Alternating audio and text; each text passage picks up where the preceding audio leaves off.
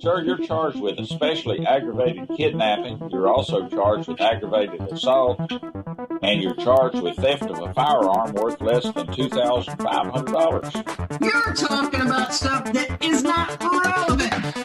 Hello and welcome to the Court of Public Opinion. I am the recovery addict, and boy, do I have a case for you today. Why is the dog chewing on this guy? I think they have got the wrong guy there. Got the wrong guy, and the dog was biting him. He roughing him up quite a bit. There's a lawsuit. 9 out of 10 judges prefer watching the Recovery Addict live stream in their courtroom. The fireworks are not done. Now we're getting commentary on the case. Dati mihi Anglican por his verbal Latinos. She had about, I don't even know how much money inside of this thing that makes her look pregnant.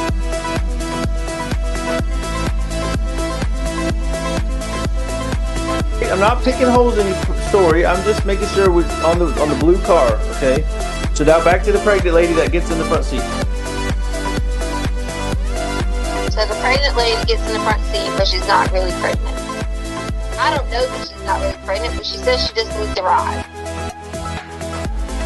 Felt bad. She had about, I don't even know how much money inside of this thing that makes her look pregnant. Oh my goodness, you guys! If you missed this morning's live stream, it was epic. It was unbelievable. Letecia came out with the whopper of all whoppers to tell Al.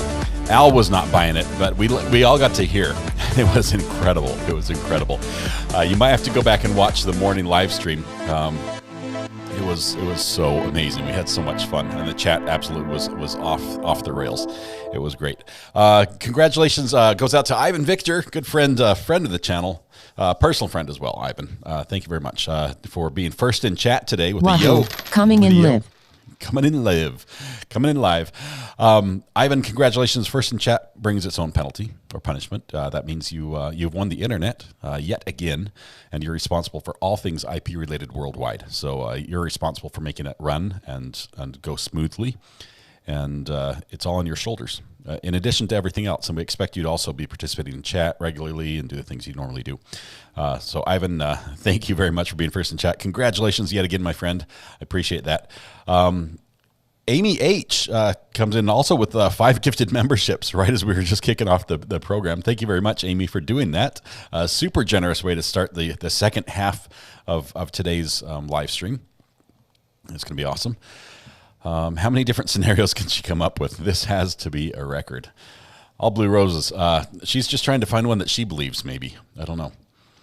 I love my kids, I do, but how do you conceive cash kids? Inquiring minds want to know. So many of you said I'm at Cash Pregger's part, nutcase. That is a funny segment. Oh my goodness, my audio's just a little hot there. Fixed it. Okay. You just saw this. It was epic. I think I'm going to clip just that part. A couple of you did. As a matter of fact, this was Phil Foss has already clipped it and put it up on Twitter. Just that little segment. Of course, he put my reaction on there with my face as I was blown away. She's like, this pregnant lady gets in the car, but she's not pregnant. But I don't know she's not pregnant. It turns out she's pregnant with cash. I was kicked back, taking good. it easy. Laura Pertutla. You've told me how to say this, and I get it wrong. Laura Pertula. I messed it up. I need another pronunciation guide, and I have to write it down somewhere. Laura, thank you so much for the gift. Love your profile as well. Looks beautiful. Alex stole it as well. Let's see who got the gift. Alex stole it. Listen, maybe it's Johnny Cash. Who's the daddy? We've heard 50 Cent, Johnny Cash, other suggestions. Looks like Charmed was the recipient of Laura's gift membership. Thank you so much, Laura. Appreciate that. Okay. We have just a few minutes. I see your lunch break was spent well. Actually, it was. We had so much fun. So much fun. I was talking to my family about it. Of course, Mrs. R.A. was watching over in the other room, and she's like, what is this? Go over this one more time, and we did. Can you imagine stating someone forced you to do something illegal with a fake pregnant belly full of cash, no gun or anything? Yeah, she never explained. She's like, Al's like, so hang on, Tisha, walk me through this because I'm clearly missing something. 8-month pregnant lady, like at 8 months pregnant, I can tell you, most women do not enjoy the latter part of pregnancy. It's not comfortable. For many, I'm not speaking like from experience, but just from my observation, from my limited perception. But I'm saying that most women probably don't enjoy being 8 months pregnant. It's not comfortable. It's difficult to. I could probably ask Mrs. R.A. to weigh in on this. Oh my goodness! Hang on. Mrs. R.A. just brought in. Look what she just brought in. Okay, look at this. Look at this roll. This thing is absolutely amazing, and it's piping hot straight out of the oven. Not a cinnamon roll, I'll mind you, not a cinnamon roll, but it's a beautiful roll. Oh my goodness. The steam, do you guys see the steam? Can you see that? I tell you, I have the best wife in the world. I'm sorry about the rest of y'all, but thank you. I'm going to snack on this when trial starts, so I don't have a mouthful of food. It smells delicious too. It's good. Yeah, we were talking about being 8 months pregnant and forcing someone to do anything at 8 months pregnant, like taking a. It sounds like it was like a. I mean, it's a car. What do they take it when you force someone to take their car, right? We watched it in the high-speed chase the other day. Hijacking, yeah, a carjacking. It sounds like a carjacking, but an 8 month pregnant lady who did it. But instead of a weapon, she has a fake belly full of cash. So, oh man, crazy.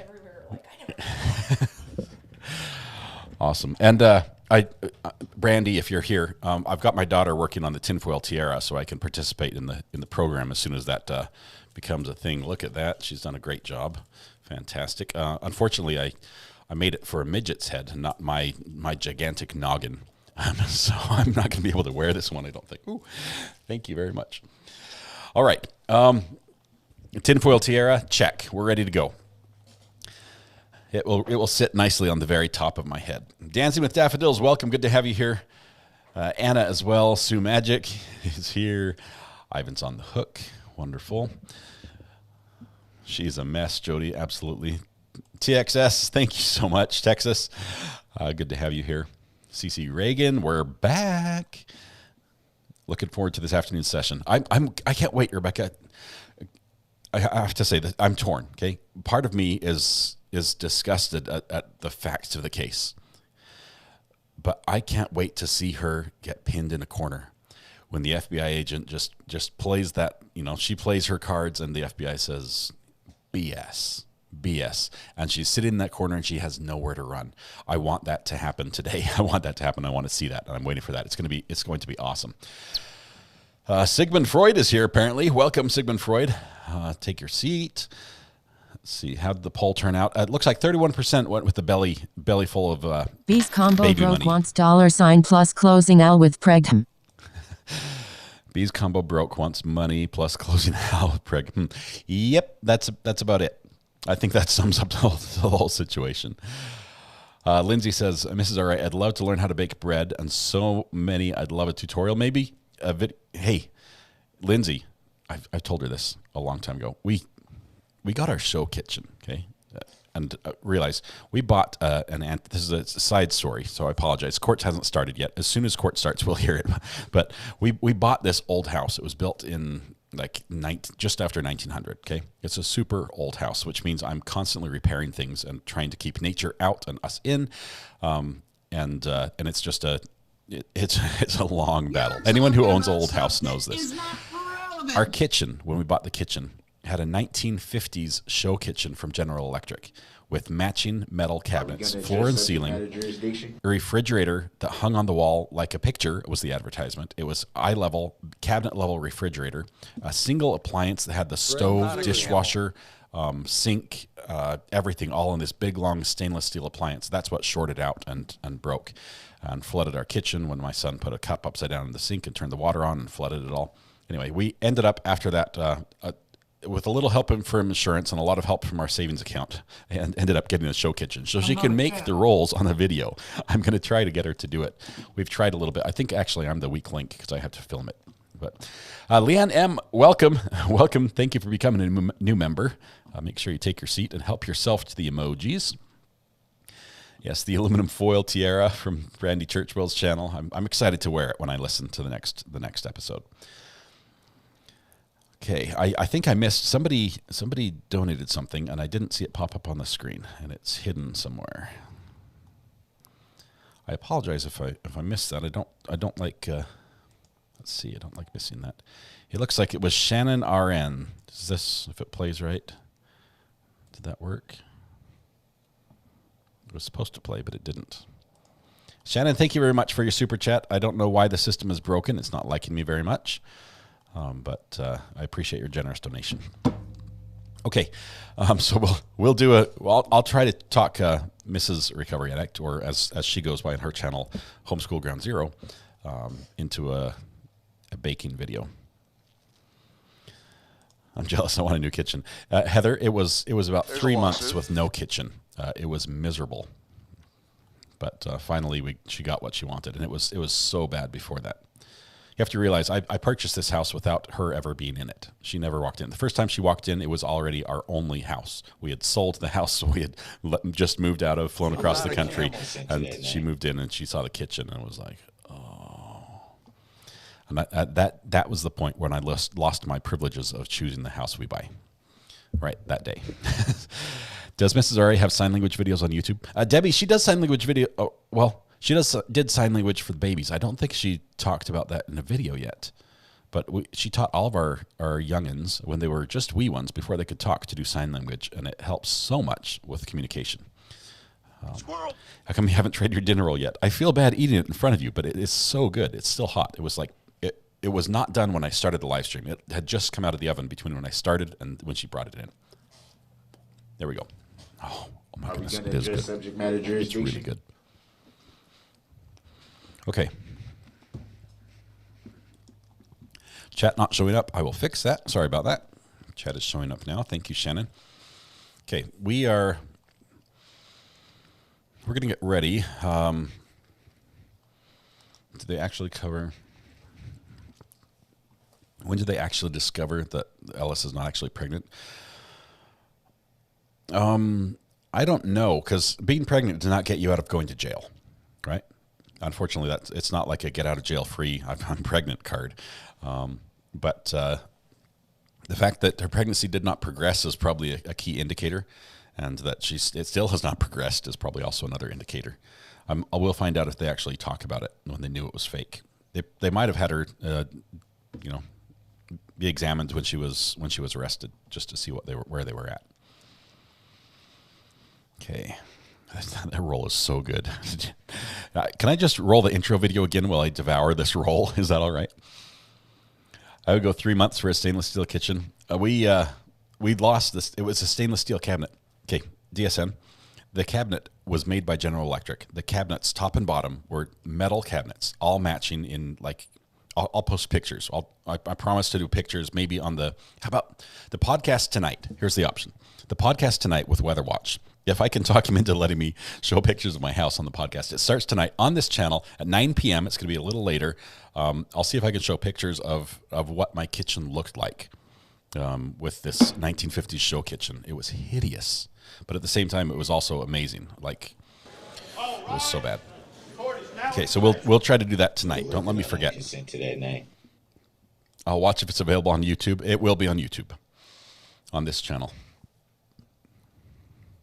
Babies can understand sign language before words. They can. And the best thing, Nan, is they don't need like the full alphabet, or, they're not making sentences. They just need to be able to say change. They need to be able to say more. They need to be able to say, they want to eat, the sign for milk is what we do that one for.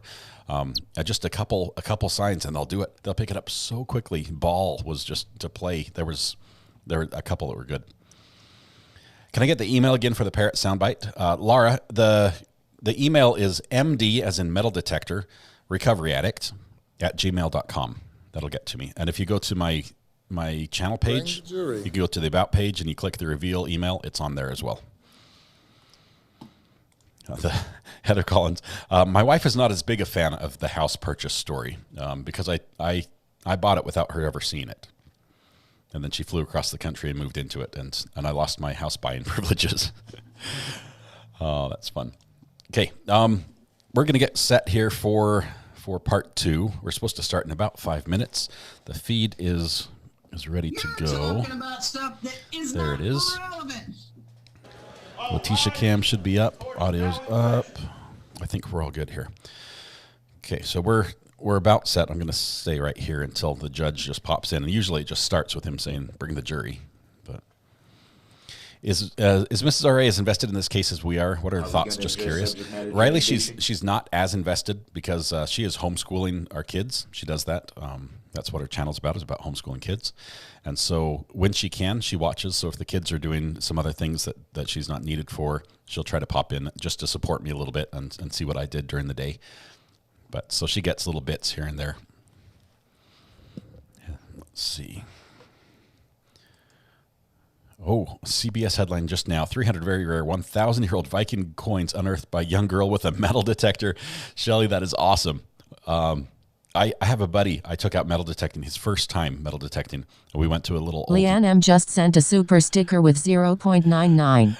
Thank you, Leanne. I took my buddy to a house to metal detect, and it wasn't very good. But right before we left, he went over, and he's like, I've got one right here. Got a target. It's pretty good. Dug it up. It's a gold ring. And that never happens on your first time metal detecting, especially in old yards and stuff. But tried to give it to the homeowner, and she's like, it's not my ring. You guys found it. You can keep it. So he got to keep the gold ring. He had it resized. I think he wears it still. Waiting on my DoorDash currently. They're being slow today. Hopefully they bring you some nice, warm, freshly cooked rolls, Tabitha, because these are heavenly. We did get Mrs. R.A.'s video fixed. That was my error. I fixed it, so now the recorder device. Let me show you. Since we have just a minute, we use these Rode wireless microphones to record her, and we use it on the live stream as well. But these little, maybe it'll be better if I show it full screen, huh?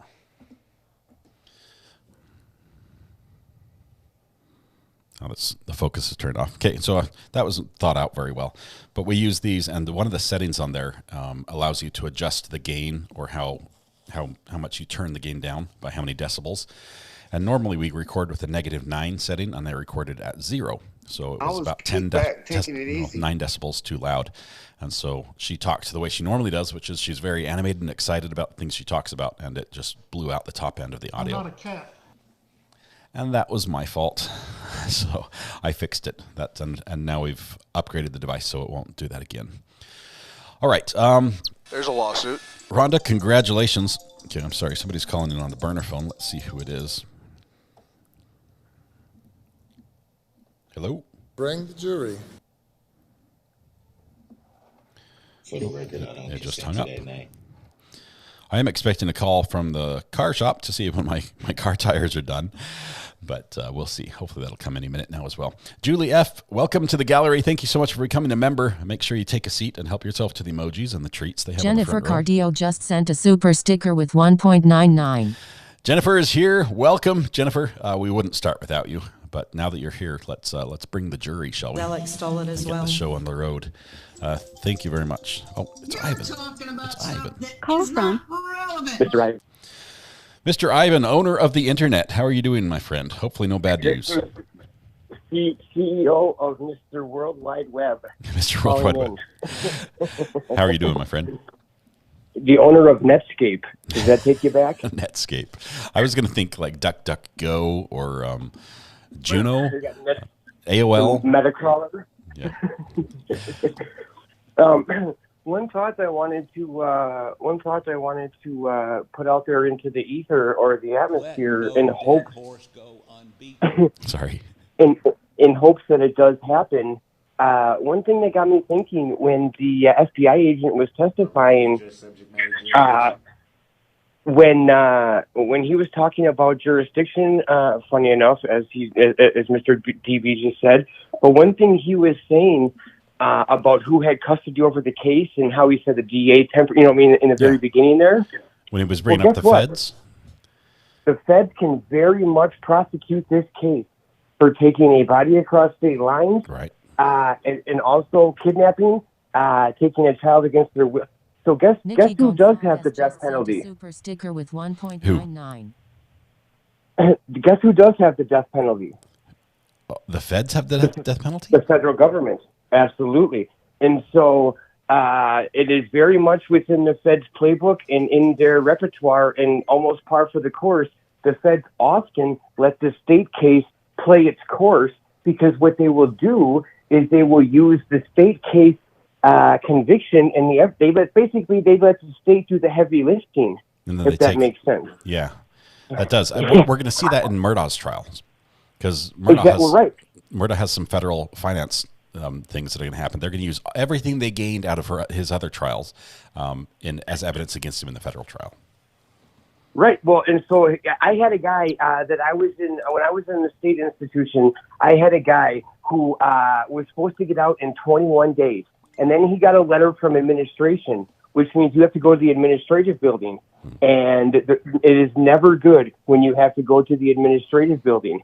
Okay, because it's here's your sign, and it was right. You have to wear full greens. You have to put your boots on. You have to wear your whole, basically your dress prison uniform, if you want to call it that. Okay. And so he got a call to the administrative building. And so he comes back. He was supposed to get out in 21 days. And they said, yeah, you know that ride you have lined up with your girlfriend? You can cancel that because the U.S. Marshals will be picking you up. You've been charged federally for the same crime he just did 7 years on. He was now getting double whipped on the back end federally for the same exact charge. Okay, so that's how the feds work. So, yeah, I really they don't have to. I'm not saying it's a guarantee, but by the facts of this case, there is plenty of evidence to make this a federal case if they want. And the feds have a much different standard of evidence than state cases do. That's why they have a 98% conviction rate. Yeah. Okay. And unfortunately, they also do it in secret. We can't watch. So Right. Yeah. And so they don't bring it unless they have it. That's why they almost never lose. The only time they ever lose is with like a clerical technicality error that nobody could predict in their wildest dreams. So anyway, I just kind of wanted to throw that out there, hoping that it actually sticks to the ether. Like, sometimes they say, don't throw that out there. It might I'm hoping, so everybody throw that out in the ether and a collective. See if it happens. Yes. Ivan, thank you very much. Appreciate it. Sharon says you should write a book with all your knowledge from on the inside. We'll think of a title here soon. But Ivan, thank you very much. Appreciate you, my friend. Amen. Have a good show. Love you guys. Bye-bye. Love you. Bye. Ivan's awesome. Thank you so much. Okay, we're getting set any second now. We're expecting the judge to start talking. We've got 23 minutes after. So between now and 1:30, let's see. There was a news story in 2019 here in COS about the cartel using fake pregnancy bellies to move cash for drug money laundering between a few Mexican restaurants here. So she saw this on late night television and was like, hey, that's the story I'm going to run with. It's true. People are doing it. That is hilarious. So unfortunately, it didn't just come from her memory. It would have been funnier if she had just thought it up on the spot, and she was just just rolling the dice. Like the kids that play I wouldn't say all kids. Some adults also play like Dungeons and Dragons, like the choose your own adventure type thing, where you're fabricating your story in the scenario. That's what happens in her head. She's got a 20-sided dice. She's like, okay, roll it. Oh, pregnancy belly showed up. Okay, roll it again. Oh, fake pregnancy. All right, roll the other one. Oh, cash. All right, we'll put those together, and that's what she did. You saw the article. Saw it myself, says Wendy. Ashley says, I don't believe Haley's innocent. She knew. At least knew they had the body with them. Your thoughts? Ashley, I will say I had questions at the beginning of the case about Harley. The way she answered and what she told us, that resolved my concerns. And the reason why is she was so much under the thumb of her mom. She could not answer the door to bring the pizza in without her mom's permission. There was nothing she would do, and it wasn't even normal for her to question her mom's decisions. I mean, you question your mom's decision, and as she said, that resulted in a backhand. You learn very quickly that that's not something you do. And so with that being her normal, and mom making all the rules and making all the decisions and controlling everything, the car AC being on the whole trip, even though she was freezing, Letecia wouldn't turn it off. The dogs being fed CBD treats. I don't think she knew. I think she was just she's like, I'm going to stay in my lane because that's how I don't get hit. I'm just going to keep my head down and not draw attention to myself because that's how I don't set Letecia off. So I originally thought, how would this be possible? How could you have that much close contact to the case and not know anything? But after hearing her and hearing how she testified, I believe her. I do believe her story. Cindy's crazy says, recovery addict, she's not clever enough to think these things up on her own. She's not. So anytime she comes up with a story, we just need to go look on like whatever's on TV, like the day before. That's probably where the story came from. You have to see her face during the call playing. Brooklyn, I looked at it on the tweet that was just posted. Actually, it was actually the audio from that tweet that I was just playing. Now, let's see who posted that one. Michelle Moise. A couple of you have posted tweets on the reactions. The funny thing is I can't see myself when I'm sitting in this position. I can see a little green screen, a little tiny picture just to see, but I'm not looking there. I'm focusing at the TV, and where I am on the TV is right behind the camera. So I don't see my own reactions until after, when you guys have screenshotted it and share it with the world. I'm sure the police felt that way also. Laura, I agree. The police did say they cleared her. They're not charging her with anything. Yes, mother kept the cold air on to stay awake on road trips. Never talked back. My parents are Italian. From Brooklyn, says Vinny's mom. Mary Gail, how do you become a member? The best way to do it. The best way to do it is to turn on the gift memberships, because we've got some very generous people here in chat that have gifted a lot of memberships, and then YouTube will just sort of choose people at random. If you want to go to on a computer, it's the easiest way to do it. You can go to this link and access it that way.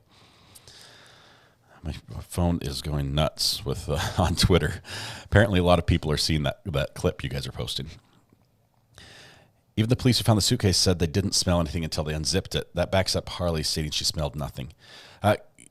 Gary, I agree. And considering the other bits of evidence, the amount of time, the weather, the way the truck was built, even the way how there was very little ventilation from back to front. There was a couple little holes, but not much else. It wasn't like an open, like a minivan with luggage in it where the air would have been circulating throughout the vehicle. Consider also it was probably covered. It was buried. It was stacked in there like Tetris. So there may have been an odor. I think a dog definitely would have found it, but I don't think Harley smelled anything. Lisa, oh no, your membership has gone away. I am so sorry. We'll see. Maybe it might change, Lisa. It might change here soon. We'll get you back in green one way or another. Missed the beginning of court this morning. Oh, you missed a lot. Just listen back to the cash pregnant belly lady. All I can say is rolling on the floor laughing. The air conditioning was running. Just got home. What clip? I missed so much today. Silly Claus.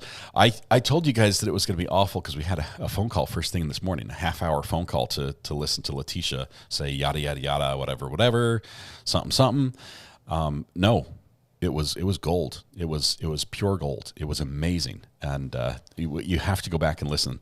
It starts 1 hour into the live stream because we start an hour early before court starts. But fast forward the first hour, that's just us doing roll call and saying hi and catching up with each other, and then that first phone call right at the beginning of court is the best. Okay. Today's been so interesting. I love it. Court cases, even ones that seem really boring at times, often have some very interesting parts. And I'm loving this interrogation video. Hey, we've got a video from the court right now. Just barely popped up. No audio quite yet. Let's see. Let's get our Letecia cam going, see if we have any new hairstyles. Not seeing anything new. There's her hairstyle. A lot of smiles, though. Some hand gestures. See the box of tissues there now? She is super giggly. Backpack lawyer, as we've taken to call him, was late this morning. Late to trial. Came running in, still straightening his tie. I'm not saying he had a hangover, but it looked like he didn't want to be there. But so Letecia is going to do some light reading. She's got a few pages. Oh, the car shop's calling. Hold on one second. We need to take up outside the presence of the jury at this point in time, prosecution. Judge, just briefly, this is really sort of just a continuation of the last conversation we had without the jury being present. Yes. And it relates to Mr. Grusing's prior testimony, at least as to his qualifications, and was part of the basis for why defense was basing their objections on. At the beginning of his testimony, we went through his background and experience and trainings and whatnot. He started talking about having trained with BAU and being trained by profilers, but he said that he's not himself a profiler. That's in testimony. And I think it's important to keep that in mind too when we're talking about the things that defense is bringing up. Well, I actually was thinking about it over, the lunch hour. And if we get to that, place in this testimony, I have an instruction that I'll be giving that essentially mirrors 16.8.109, and in addition informs the jury that Mr. Grusing is not being offered as an expert on the subject of psychiatry or psychology, and you should not accept his testimony as expert testimony. And so, and it gives them the language of 16.8.109 that he can give an opinion regarding conversations, context, those sorts of things. But that was the last sentence. So yeah, and in relation to, I think what you're talking about there, Judge, and correct me if I'm wrong, if I'm on the wrong track on this, but as it relates to that question that we've been asking some witnesses about, did you develop an opinion as to sanity? Right. Again, just further record of what Mr. Grusing's basis for any opinion would be in this interview, and we've already heard part of it, where he's asking her direct questions about mental health, and she says in her own words that she was of sound mind. He asked the question, are you of sound mind? She says, right, and then she gives an explanation. She gives explanations about having anxiety and being on lorazepam. And so any opinion that we would ask of Mr. Grusing would be based on those phone calls and this particular interview, which there's, I think, enough record being made for him to do that under that 16.8, and you just said the statute number, but I'm blanking on it right now. 16.8.109. 109, thank you. I think there is a sufficient basis already for him to do that. Obviously, we're not to that point yet that I'm going to be asking that, but there certainly is a sufficient basis for that. All right. Well, we will cross that bridge when we get there. Yep. Is there anything else that we need to address at this point in time? No, Judge. Defense. Okay. Let's go ahead and bring the jury in. I was hoping the judge would say, we'll burn that bridge when we get there. Cross the bridge works as well. Yeah. No, that's true. Yeah. No, that's true. You can't. That's over here. I don't know what it's related to, but the buttons are mine over here, so you don't have to worry about that. And Judge, when we get started, we'll need the screen turned back on. Yeah. As the jury's come in. And Mr. Grusing, if you would resume your seat in the witness stand, I remind you, sir, that you're still under oath. As the jury's coming in, Brandy Churchwell tweeted and sent me the link from the Colorado restaurants tied to Mexican drug lord El Chapo, the link to some of her story that she's telling. The baby belly cash.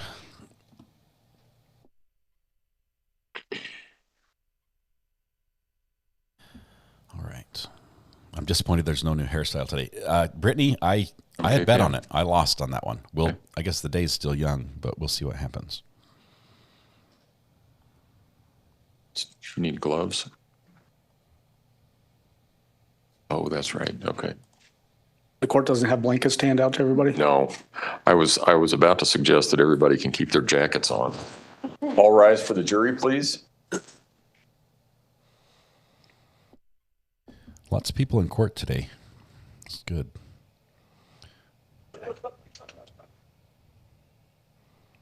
Letecia is still flipping pages. I don't know if she has earplugs or not.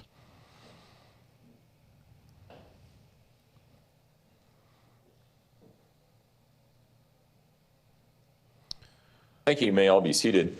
Court will recall 20 CR 1358, People versus Letecia Stauch. Record should reflect the jury has returned to the courtroom. Good afternoon, ladies and gentlemen. When we took our break, we were in the midst of testimony from Mr. Grusing. That's where we will resume.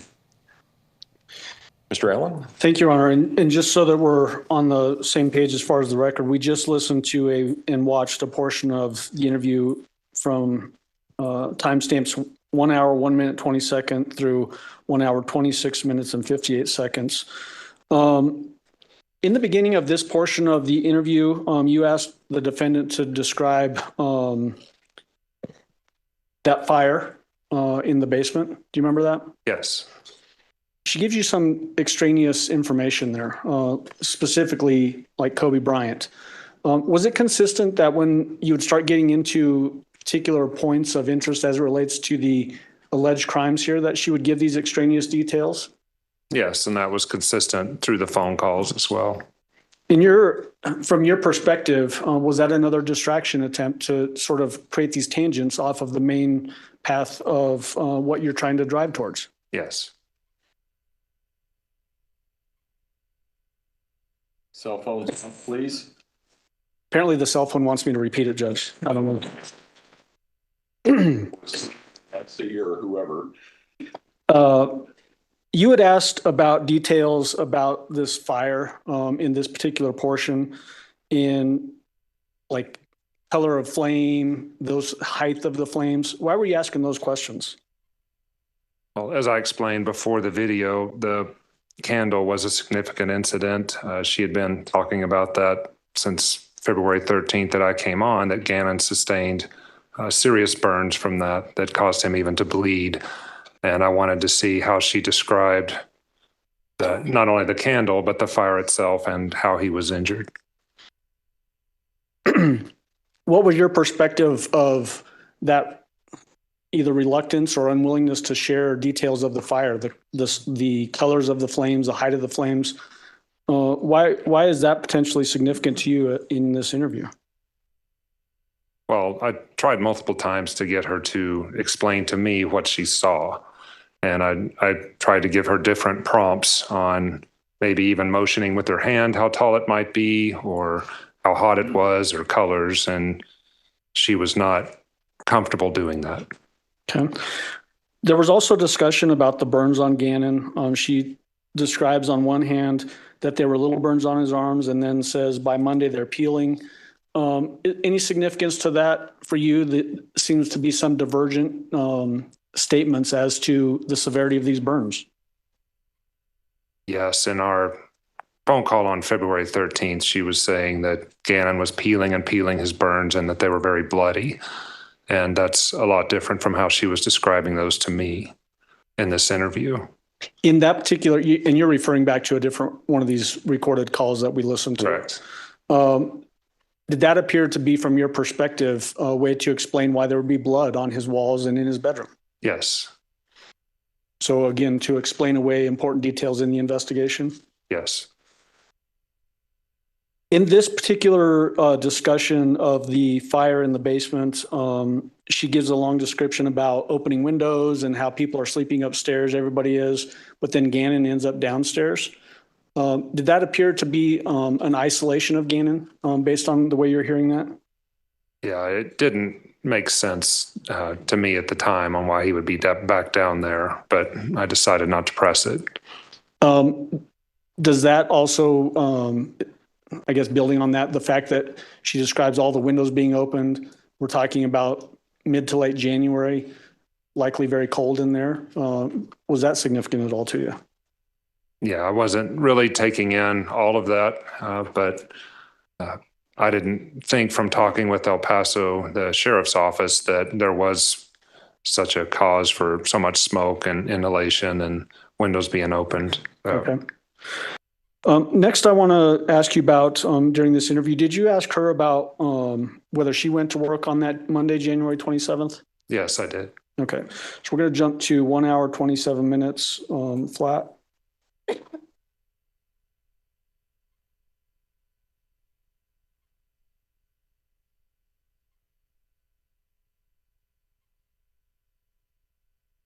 And we're going to play from 1 hour, 27 minutes to 1 hour, 29 minutes and 42 seconds.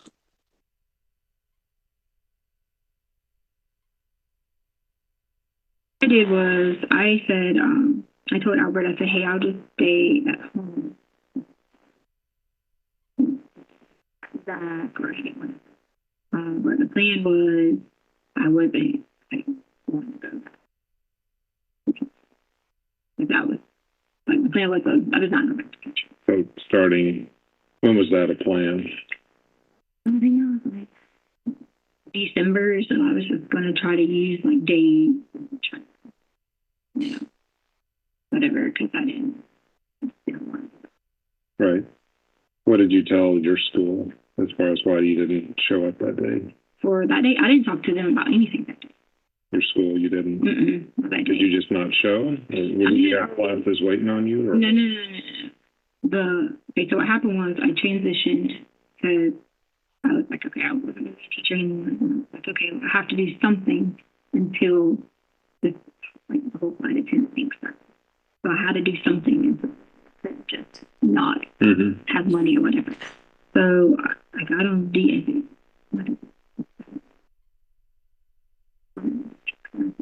I would do a long-term sub position or the regular subbing position. And then I just, at that point, was going to just call in whenever I could work. I have it in my email. Right. I could just call in whenever I worked. So were you scheduled to show up then Monday morning? From the school that I wasn't going to work at anymore. I didn't even complete paperwork with them yet. So it wasn't even, I wasn't They weren't counting on you to show up that day or what? What do you mean? But I hadn't signed any contracts. I hadn't done anything with them because the whole plan was I was not going to be teaching. Okay. Yeah, I get you didn't sign contracts, but were they planning for you to come in to do something on Monday and you had to call in? I never called it on Monday. I'd already told them. Did you text down or something? No, on Thursday or Friday, I'd already told them. Okay. On Thursday or Friday, I'd already told them that I wasn't coming in. I didn't go in Friday either. I'd already told them I wasn't.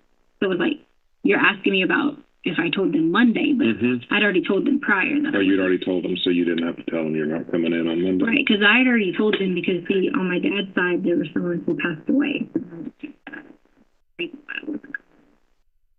The prior week. So that's. So, Mr. Grusing, when she's giving you this answer, what information did you have already about her employment on that Monday? I think in the 4:00 a.m. hour, she had texted to say one of her relatives had got hit by a car and was killed, and that's why she was not coming into work. And the way that she's describing it, it sounds like she's saying that this was a text that she sent the previous week to a different school as opposed to the one that she was now supposed to work at on Monday, January 27th. That's correct. What was significant of that to you? I was attempting to walk her through her own timeline that she had provided us on the Sunday night burn injuries and then what happened Monday morning. And that was the next logical thing that she should have been describing to me. And then, like you said, she put it back on either Thursday or Friday. Okay. The reason that she gives in that portion of the interview is that she didn't want to go back into teaching, right? Yes. Did she ever say in this part of the interview or any other part of the interview or phone calls having any sort of mental health anxiety issues as it related to teaching? Not that I listened to, no. Was it more along the lines of she was just not happy in teaching because of the current environment in schools? Yes.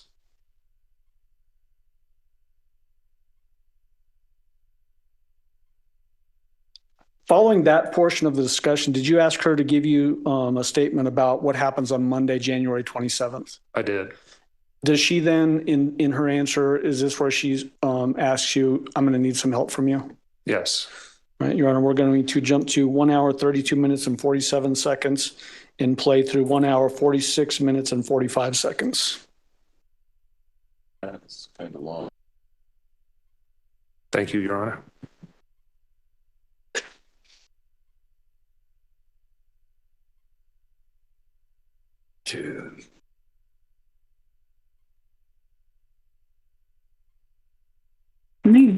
So tell me about the next morning. So now you're at home, Cannon's at home, right? Elena's at school. Tell me what happens now. Right. So this is where I need help from everybody. Yeah. And you can get help. Like I said, I've had some high-level informants that have told me some horrific things, and we've had to relocate them. We can get different names. But to do that, to kick that in motion, we need to know the story. We can't just say, right, oh, someone got really important information. Right. Well, that's where I would need someone to help guide me through this, because I want to help more than anything. But that's why I'm here, because I'm representing Denver FBI, right. And then I have the ability to pull resources from Quantico, which is our behavior analysis unit. Everything comes out of there. Right. It's called CERD, which is our incident response group. So this was a big enough case that the supervisor of the FBI asked me to come down from Denver, and I get all my training out there. So you're not going to have better resources in this room right now. And I'm not bragging. Right. I've just been doing this stuff for a long time. Right. So if you tell me what happened and then you need protection, we can do all that stuff. DEA doesn't have those capabilities. ATF doesn't. No. DEA just investigates drugs, and they're very good at it. Right. But the FBI, we're now worldwide, and we have offices Bogota to Russia to China to wherever. Right. So we get a lot more funding because when September 11th happened, that changed everything for us. We were the nation's #1 law enforcement agency before then, but they gave us so many more resources since then. Right. And so I am specialized in missing kids and unusual homicides, including serial killings and whatever else. So I didn't get in right away on your case, but I did. I have been working it for the past couple of weeks. Well, I'm here now, and whatever you tell me the worst thing I can do for people like you is if you have a story that requires your protection for the FBI, it would not be good for me to run out and say, oh, Letecia told me this, and that's not how it works. If this can help us find Gannon, we'll do whatever we can. Okay? Not I just need protection for.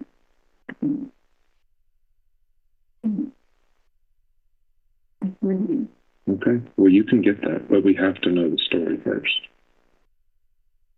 So how am I supposed to get help talking to someone first before we talk to you? Because I'm willing to do that. So here's your deal. If you need help, and if you want to go through the court process, that's fine. We leave, and then you work through the court process. But then it just becomes the whole focus of this, Letecia, right now you're the only one. You're the last one. You're the last adult with him. You're the last adult we know about with him. You have not told anybody anything else to lead us. We have been trying to work with Val to say, what does she say in that? Yeah. And the Quincy Brown thing and whatever else. I was mad at him about all that. But a lot of it was keys to help me, but it should have been. I could have just reached out to someone to be terrified for myself. And it would have been. Also, what I can help you with can also help you with something else you might already recommend. I'm just saying.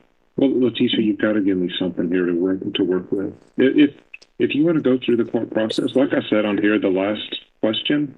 If you want to stop at any time, you are more than welcome to stop and say. But it says you can have one present to talk to you. Yep.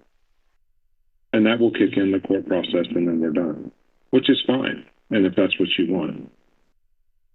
Okay, but the whole, if you need protection and that sort of thing, I can't get you there without you giving me something. So here's I listened to all the calls with Al, and I've seen the crime scene with folks. Okay, what happened in the bedroom was not Gannon slinging his blood on the wall. Well, that's totally like not even to do with anything. Yeah, that's why I'm so like upset about bedrooms and all those things, because I understand you're an expert. I know that, but I'm telling you that I'm gonna need like protection. That's it. It's not me. I'm not the person. Well, but if you're not the person, the charges won't be different. Okay, if you allowed someone else to come in and do the things to Gannon that we know happened to him, you're just as guilty. I didn't allow anyone, and I don't know of anything like you're talking about to be happening to Gannon. I do know that there's something I can tell you that can help you, or help me, help everyone. But help. Well, so let me tell you where I am. Okay. Like I said, I've been 23 years with the FBI. For the last 20, I've been working violent crime. And I've worked some of the worst cases. And it kind of messed me up a little bit, to be honest. Right. Seeing what I've seen. And I worked 20 years of bank robberies. So I always thought that you were going to have, I'm the FBI, I'm the good guy, bad people go rob banks. And that's not how it is. I've had to help arrest other FBI agents, police officers, people from the church, school resource officers. I mean, it doesn't matter what you do. And on the other side, some of the bank robbers, one of them came out after serving a 10-year sentence, and we had it off just fine, even though, we were on opposite sides of the fence.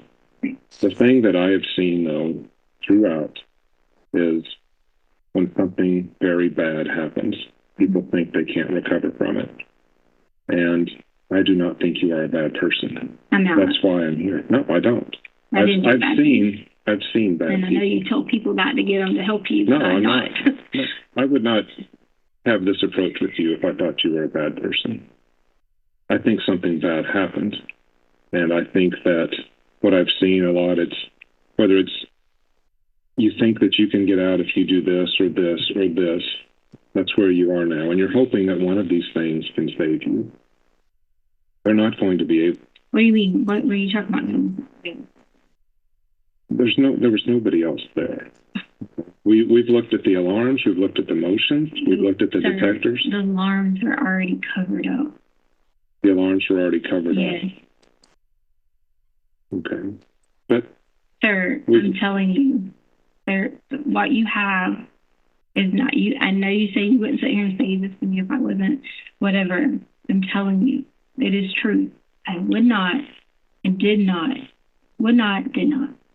And with you guys having my phone, I would have thought that you would have had some of the apps looked into. Now, I would have thought that sometimes when I talked to Albert, you might have listened to him or whatever, it could have been some help and indication. I really did. Because I couldn't come at you and just tell you if you say there's somebody not involved. I could walk you through it and prove it to you, and you guys have already had this predetermination. I don't mean you. I have the first time I spoke to you. You guys have already had this predetermination. That's what's going to happen. It's already in your mindset. Yeah, because we have no other evidence pointing us elsewhere. So if there was a shred of evidence, Letecia, that pointed us to some other person, we would be all over it. As soon as Quincy Brown came out of your mouth, it doesn't take long. So you know 100% he's in Mexico right now. Yes, we do now. All right. Because we did get our legal, we have what's called a legal attaché. Okay. Where that alone, and I get that you're saying you have someone who looked into that and knows that, that's where I know in my heart that I can't trust to get help. That very least. You're saying Quincy Brown's not in Mexico? No, that's not what I'm saying. But you would have said another word, like something in between that would have gave that off. Like, You wouldn't have said he's just in Mexico and didn't do anything. You would have said, oh, did he come back here for a reason? You wouldn't have said any of that. You would have known some other things too. Or maybe you have and you just can't tell me those things. And that's okay. But well, we don't, in a case like this, so tips will come in, the public will call in. And then, of course, you and Al are primary interest because you're the parents of the missing kid. And 90% of the time, when a kid goes missing, it has to do with one of the parents. That's it. That we work on probability. Okay. So, and especially with you, then you're there. You say he went to a neighbor's house. That's the very first thing you say. And then there's no thought that somebody took him. So there's no thought. There's no thought for law enforcement. But you don't understand what happened leading up to the days before. Nothing to do with Gannon, nothing to do with, okay, in terms of me and Gannon. I love Gannon with all my heart. And so you can sit here and say 90% parents, this. Okay. I'm not saying you don't love him. I love him. I'm saying that even I have had times when my son rolled the basketball underneath that I wanted to turn around and do something, and then I would have regretted it later. But what you're saying to me is, what you think is that I hurt Cannon. And I don't think it was intentional. Okay, but I didn't hurt Cannon. Okay, and I didn't either intentional or not intentional hurt Gannon. I did not. That's just not what happened. Okay, and I had this conversation with you just to see for a second if I could get help from you. Which you can, but how can you expect me to help you, Letecia, if you're not going to tell me what happened? You can't go, let me tell you. You can unlock the entire resources of the FBI right now. I've told you that. But then you say that you're not willing to do it, whether you don't trust me or you think that there's these But you already told me someone wasn't there based on an alarm. That's from what we can see. Yes, movement in the basement, movement upstairs. But you've already told me that based on that, okay? But what you're not realizing is there's 2 sensors on that home, okay? Two that can easily be manipulated, easily, okay? And if you even knew anything about prior, you would be thinking a lot differently now. But see, that's why I can't talk to you about these things, because you already have predetermined what you think. It doesn't matter what I predetermined. But you said intentionally, unintentionally, and that's not the case. I'm not saying I'm right 100% of the time. It doesn't. You need to just disregard whatever I think, or really whatever anybody else thinks. If you have a truth, and if you have something that will help us find him, really, to hell with me and everybody else and what we think. You should just cast that aside. All I can follow is the facts of the case as they're told to me. And so for me to go somewhere else besides the facts, I have to then go back to the facts to check it. So when I say something like... I'll in private, but you can't tell Albert about anything that led up to it or anyone else. Albert will not know anything. I understand that, but I will. But I need your help, and I need to know that you tell me those resources, you tell me whatever, okay? I know you're saying you got whatever, this, and that, and all that. But I really am going to need help. Like, a lot. Where do you? Don't base it on some alarm report, because they can easily manipulate it. Well, we're not just... They easily were. I know, I'm saying when you're saying no one else was there. So when you say that, don't base it on that, please. I'm begging you. Because that was not even remotely. Was not even. I mean, Mr. Grusin? Mr. Grusin, I just remind you that you're still under oath. At the beginning of that portion of the interview, Mr. Grusing, you go through a description of if you allowed somebody else to come into the house and do bad things to Gannon, then you're just as guilty. Why were you going down that path and explaining that to her? Well, it had to do with the numerous stories that she had told us and Al over the phone, and just whatever compliciter she was going to make with me, I was wanting to move more directly towards her involvement. So just saying that if she was going to introduce yet another person, like the last one that she introduced was the pregnant lady, and it didn't really have any legs to stand on, I didn't want her to go down that path again. So was that you trying to encourage her to talk about her actions as opposed to pointing it out to different people? Yes. Okay. What about the discussion you had where you're talking about the good guys, the bad guys dynamic and that whole thing, arresting bank robbers? What was that purpose of that? To tell Letecia basically that she was a good person and that good people can do bad things. In that portion of the interview, she says she couldn't just come at you and tell you what had happened. What was your take from that particular point of the interview? Well, I don't know if this is the same thing you're talking about, but she told me that she had keys or some type of keys she was trying to give us, but that she couldn't tell us directly what happened. And to me, that meant that she had been giving us hints along during the different phone calls through Al, because she had already told me that she knew that I and others were listening. That's exactly what I was talking about, where she's telling you basically that I've been trying to give hints throughout this whole thing. Were there, in fact, some hints in her various statements?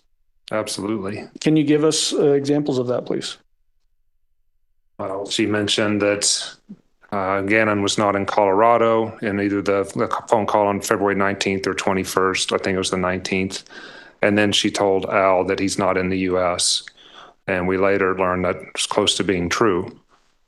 She also, as we've spoken of numerous times, described the injuries, and she was even describing time periods that we were interested in, like the night before the 2 trips to Costco and what had happened in between those 2 trips. And then when she would come home, what happened after she arrived back at the house. And yeah, so when you compile them all together, she was describing a lot of what had happened separately through the investigation being done by El Paso County Sheriff's Office. And when you talk about that it was almost true that Gannon wasn't in the United States, are you referring to where Gannon was later found on the essentially banks of a river that flows into the Gulf of Mexico? Yes. Okay, down in Florida.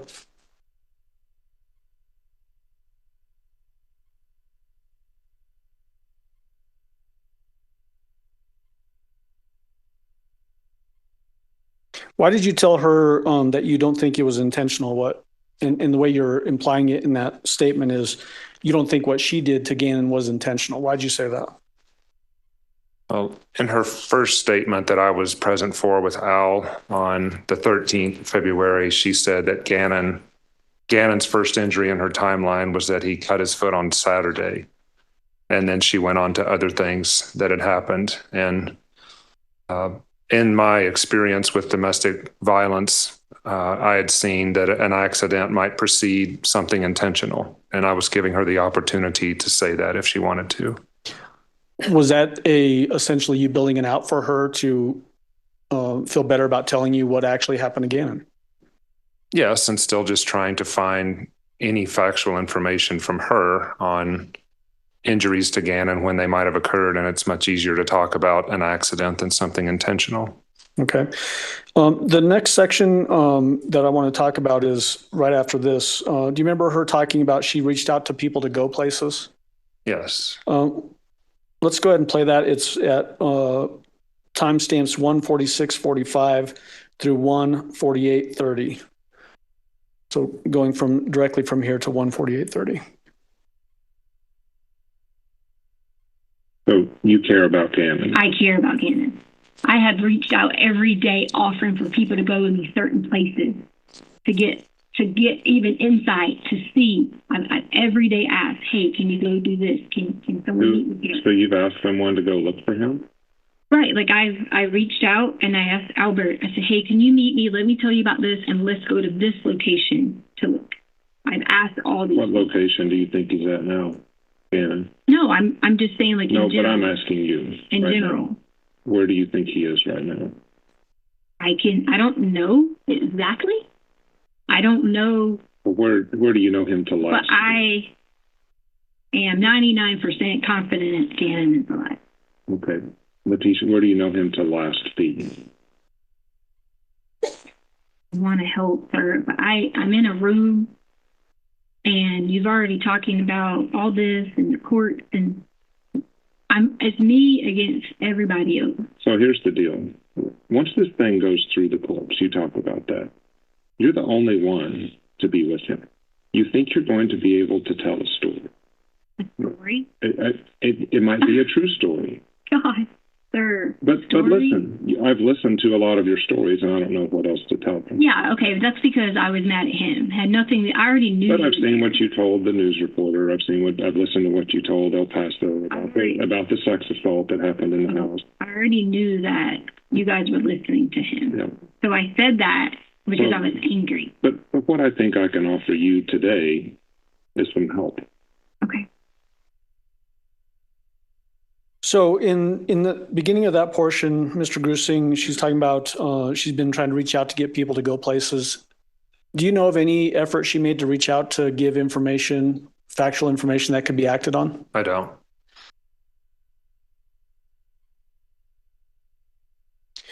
So in this,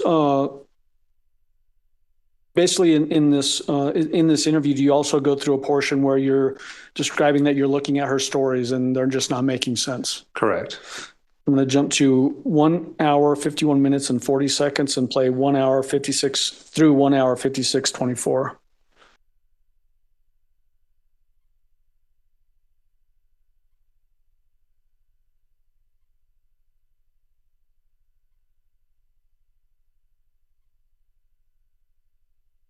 And so I'm looking at your story, the ones that you've told to Al, the ones that you've said in the media, of hitting your head.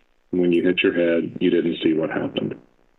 And then when someone else takes Gannon, or when he's riding a bike and he hits his head and stuff like that. Riding a bike. I just told you I was saying that to Albert because I was upset that he wasn't listening to me, that I did not hurt Gannon. I don't think you intended to hurt Gannon at all. There's no... No, I'm not saying you did, or he hurt himself. Something bad happened in his ring. No. Have you seen you helped clean it off the wall? We know that. This here, what you're talking about is completely irrelevant. About the whole thinking bad, whatever. Tell me about, if it's irrelevant, Letecia, help me. Because there's a big blood pool in the corner, there's spray on the wall. Because if I tell you anything about any of that, all you're going to say to me is, hey, da, da, da. If you didn't do it, no, I will be your advocate. Because why do we know each other? No, but why would I care? If you didn't do it and it helps me find Gannon? I didn't do it. Okay, well then help me find out who did it. Who did what? That to Gannon in his room. Done what to Gannon in his room? There's a pool of blood in the corner. Okay. That's Gannon's blood. Okay, so you're saying, now this is where I have a hard time knowing what it is. You're like, okay, I trust you or not, right? You're saying there's a pool of blood. Albert said saucer size, because I'm sure you had him say all this, because I'm sure you were there, or whatever. Okay.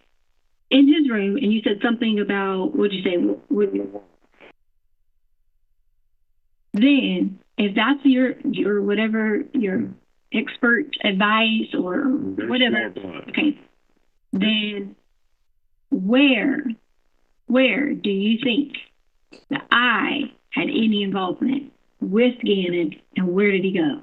That's where it has to click at some point. And that's what I listened to you do that to Al, to where you're making him guess what happened to Gannon. I don't want him to guess. Well, no, you're asking me to guess. No. I was asking the question, sir. I wasn't trying to get you. I was just saying in general, asking the question. I want help with people understanding. I tried to give any insight, help, clue, anything, but I can't because they know my daughter, everyone, my family, my mom, everyone. And you can think that. But right now, Letecia, I mean, you can go down that road, but it's not going to save you in court. Because you're the last adult with him. And nobody else, just let me try to protect you. I'm not trying to hurt you here. This is actually protecting you. If you don't tell us where to go investigate, then nobody's going to investigate for you. You're the last adult with him. You told a lot of lies about all these injuries. Not to you. I didn't tell lies to you or to any police officer. Did a sex assault happen in the house? I didn't tell any lies to you or a police officer. So we don't have anybody to chase, though, if we don't chase you. Do you understand? But if you chase me, okay, and you do this to me, people are protected because you guys aren't going to protect everybody. People are protected. We can protect people. We can protect you, family, if this is involved. Now, I've worked South American death groups. I've worked gangsters. I've worked organized crime. Mm-hmm. None of that stuff rings true with what happened here. I mean, how is a very organized gang going to come into a house in Colorado Springs? Who said it? A house? Why does it have to be in the house? See, that's where he not... last was. Oh. Are you going to make me guess where he was then? No, I'm telling you. You're not going to listen to me. You already just said that his last was in the house. But you're going back to you care what I think. You shouldn't care what I think. I do care what you think. You want to know why? Because I care about how people think of me, because I am not that kind of person. That's why. And if you can point me to a different person, then I can help you. I gave him. So it stopped at 156.26. When the discussion about the riding the bike and Quincy Brown came up, she stopped you and said, basically she gives a description of, she was just saying that to Al. Do you remember that portion? Yes. Was that her basically admitting that what she had told in that particular story, that Quincy Brown, that whole thing was not true? Correct. What about the portion of the discussion where you point out that, are you trying to make Al guess? Are you trying to make me guess?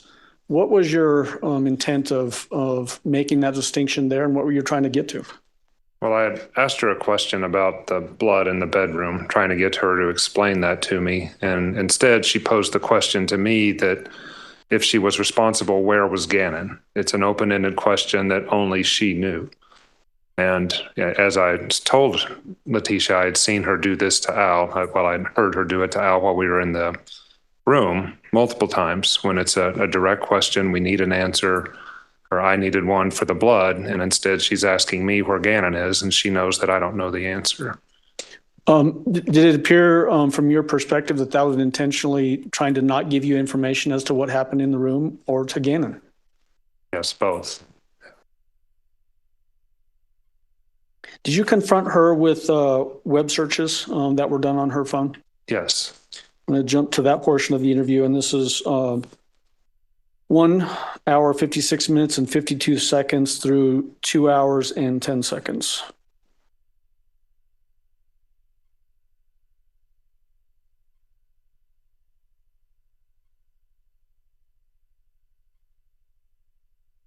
As you know, in here, I even have what you entered in your phone. The stuff that you've entered and deleted. Here it comes. Like blood is spurting from an arterial bleed, direct pressure not controlling. Do what? I didn't look this up. It's from your phone. Blood is what? Spurting from an arterial bleed. No. Somebody did from your phone. I don't like my stepson. No. I don't like my stepson. Should I get a divorce? Stalk cheating. I'll stalk Instagram. I'll stalk cheating in Colorado Springs. Catch I'll stalk cheating. How to get blood out of sheets. Out of sheets? Mm-hmm. I want immunity. The blood out of sheets was because we always had always nosebleeds. If I ever looked at blood out of sheets, it was nosebleeds. And I figured it might be something. I didn't ever look up anything about an artery or something unless it went from something else. It's on your phone. And I never looked up anything about my stepson unless someone else did. The reason I brought up gangs is you looked up, I want immunity because it was gang related. And this sounds like, find me a new husband, find me a rich guy who wants to take care of his kids. The new husband is just because Albert already knew that was about the lady Debbie Sherrill who wanted to find a new husband after 35 or something. He picked me about Amazon. And like a lot of these can have nothing to do with this. It doesn't. I get it. And Can I spray paint wood? Spray paint wood? Well, we always spray the wood. Yeah. I'm doing all the work for my stepkids and their mom doesn't help. Oh, that bothered me. Yeah. Yeah, I don't blame Oh, them. yes, because I wanted them to be mine. Like What about me it? to be their child. Hit and run? You Googled a lot on Letecia and traffic accident, hit and run. I didn't hit anybody. No? What was that? What date was it? I don't have a date on these. I was downloading stuff as I was coming on the plane. Yeah, no, I don't. My husband wants a divorce. My husband wants a baby, but I want an abortion. One day, some people will wish they treated you differently, which I get that. Parenting should be for people, not one. Quote a suicidal person might say. I mean, these make me very sad when I read them because I can see you're doing all the work at home by yourself. Which I wanted to be there. Like, I wanted to totally have the kids as my children. That's the point you're not getting. Like, I wanted those kids to be saying to me that I'm their mom. Yeah. Like, I am the person who does it, cares for them, loves them, everything. So you can think that. What do you do if you suspect a person swallowed poison? Did somebody actually swallow poison? Poison?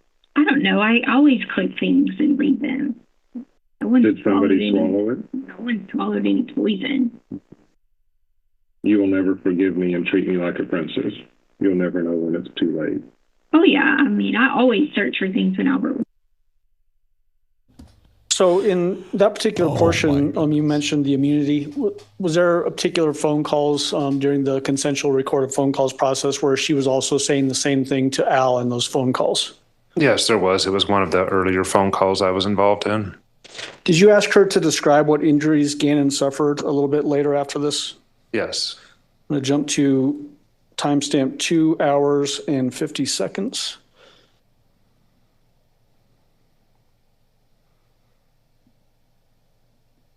And play through 2 hours, 8 minutes, and 55 seconds. If you're not willing to go with who took Gannon, can you at least tell me what injuries he suffered? The true ones. As far as the cut foot, was that a legit injury? Yes. And where did that happen? Oh, he was outside in the garage, and when he was outside in the garage, he was running to go help me take the trash out, come back and help me get stuff out of the car, and then he stepped on something, which I left the blood there. Like, I left it, like, because Albert said, don't touch that fine wood or African wood, whatever kind of wood it was. What did the piece of wood look like? Okay. And it's still there in the garage? I had to drive over them all the time.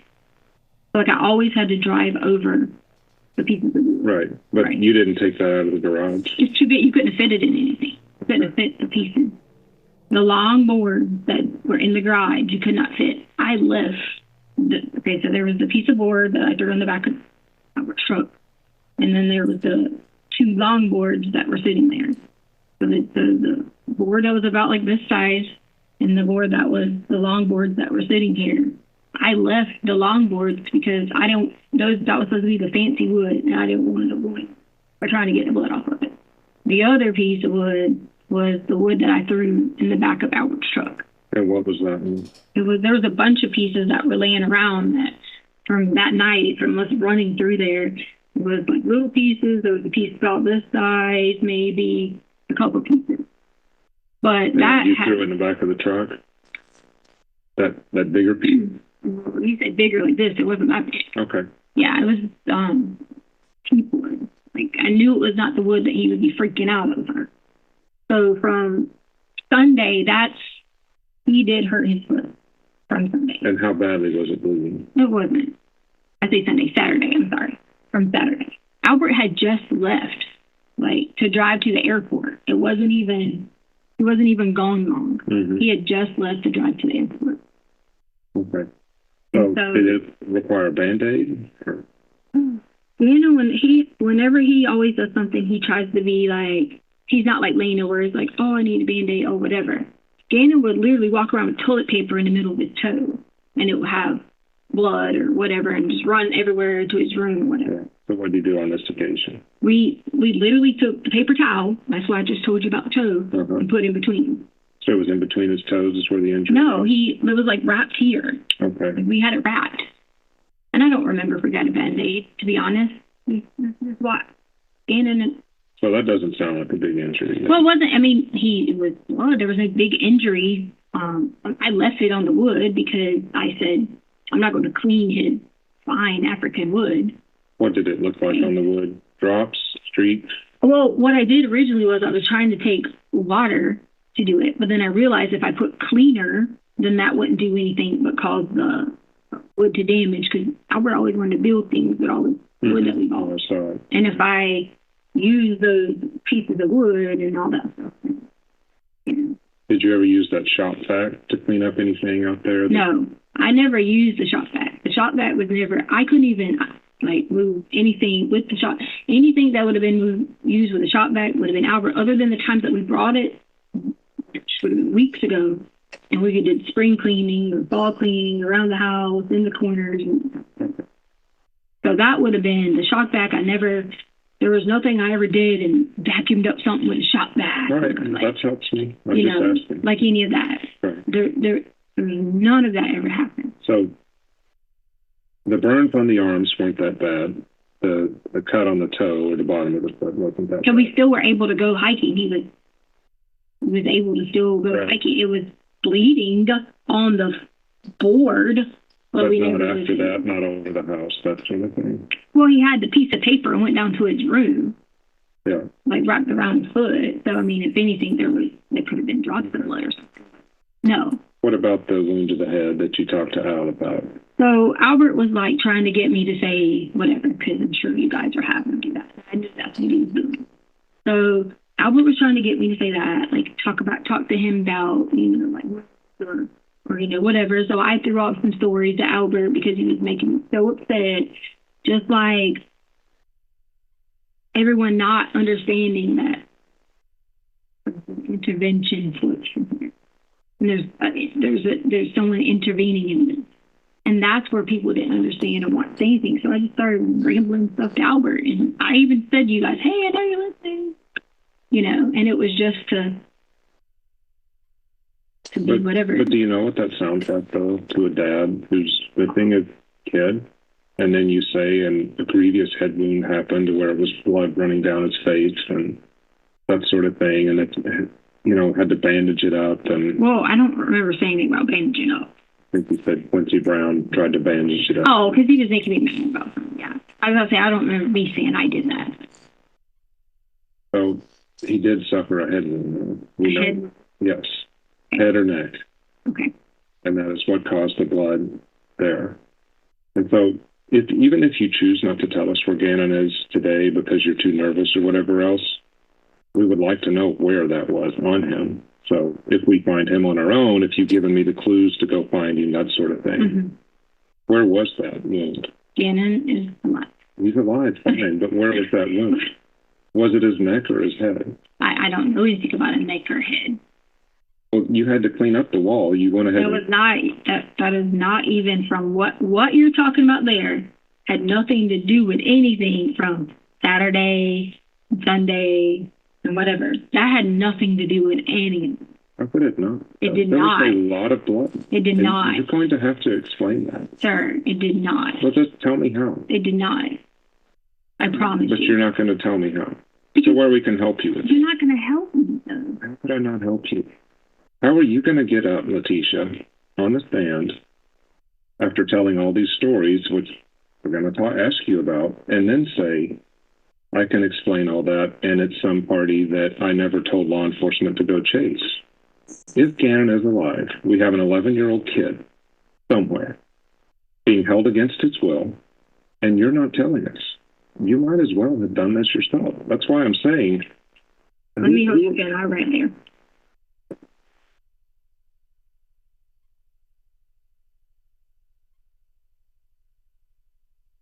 I couldn't hear what she said. She's writing something down. Is she writing out her next lie so she can keep it straight?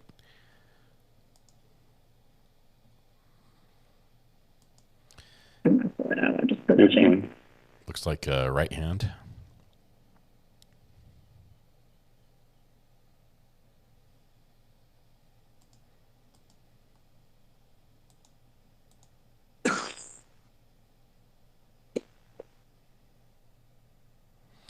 I think she has flats on, little tiny sandals, very thin sandals. If she sits just right, you can see them.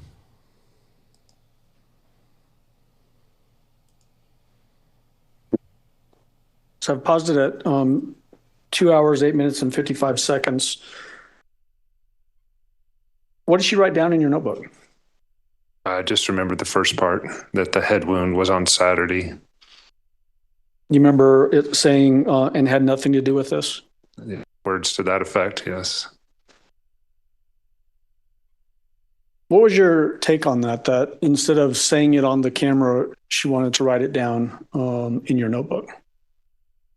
Well, whether it's by now, whether it's the argument that she didn't want to talk about the burns, and even calling Gannon in as absent, I wasn't pushing her. I would give her the opportunity to talk, and then she would not talk, so I would move on. And now that we're to the blood and what happened in the room, I think it was too difficult for her to say it out loud with the head wound. When she's going over the wound to the head, and then she actually says she just started throwing out stories because Al was making me mad.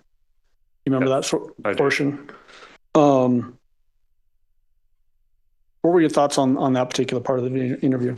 Well, that was consistent with what she was telling Al on the phone calls. And Al would continue to push her like, we need to find Gannon. And then she would say, what about our relationship? So she would move from finding out what happened to Gannon to her feelings. And that's what she was doing here again. Is this also an example of her blaming others for her behavior? Yes. Did you ask her about blood being found in the back of her Volkswagen Tiguan? Yes, I did. Okay, we're going to play that portion next. And Judge, just as I'm watching the time, is there a time that you want me to shoot for a break? 3:10. Okay. Something like that. I'll just watch the clock on that. All right. This next section picks up from here and goes through 2 hours, 10 minutes, and 57 seconds.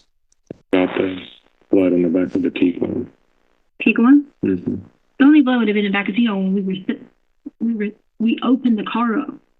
In the car, we were sitting there to do his foot. There's nothing to do with it. There's too much to be. No. No. No, sir. That is absolutely not true. That was where we were sitting on the back of the car when we were unloading the stuff. We were sitting in the back of the car. There is no, no, sir. Mm-mm. There's plenty in the garage, though. But there was nothing in the garage. There was plenty of times that everybody worked in the garage. Had nothing to do with. Not everybody. Gannon's not working in the garage and bleeding all over the place. There was nothing about bleeding all over the place in the garage that had to do with anything. I'm telling you, what you're asking me was completely, totally different than anything has to do. Do you know what this looks like? Say you're telling me the truth. Again, please don't care what I think. Say you're telling me the truth right now. That Saturday had nothing to do with him disappearing and being gone for over a month.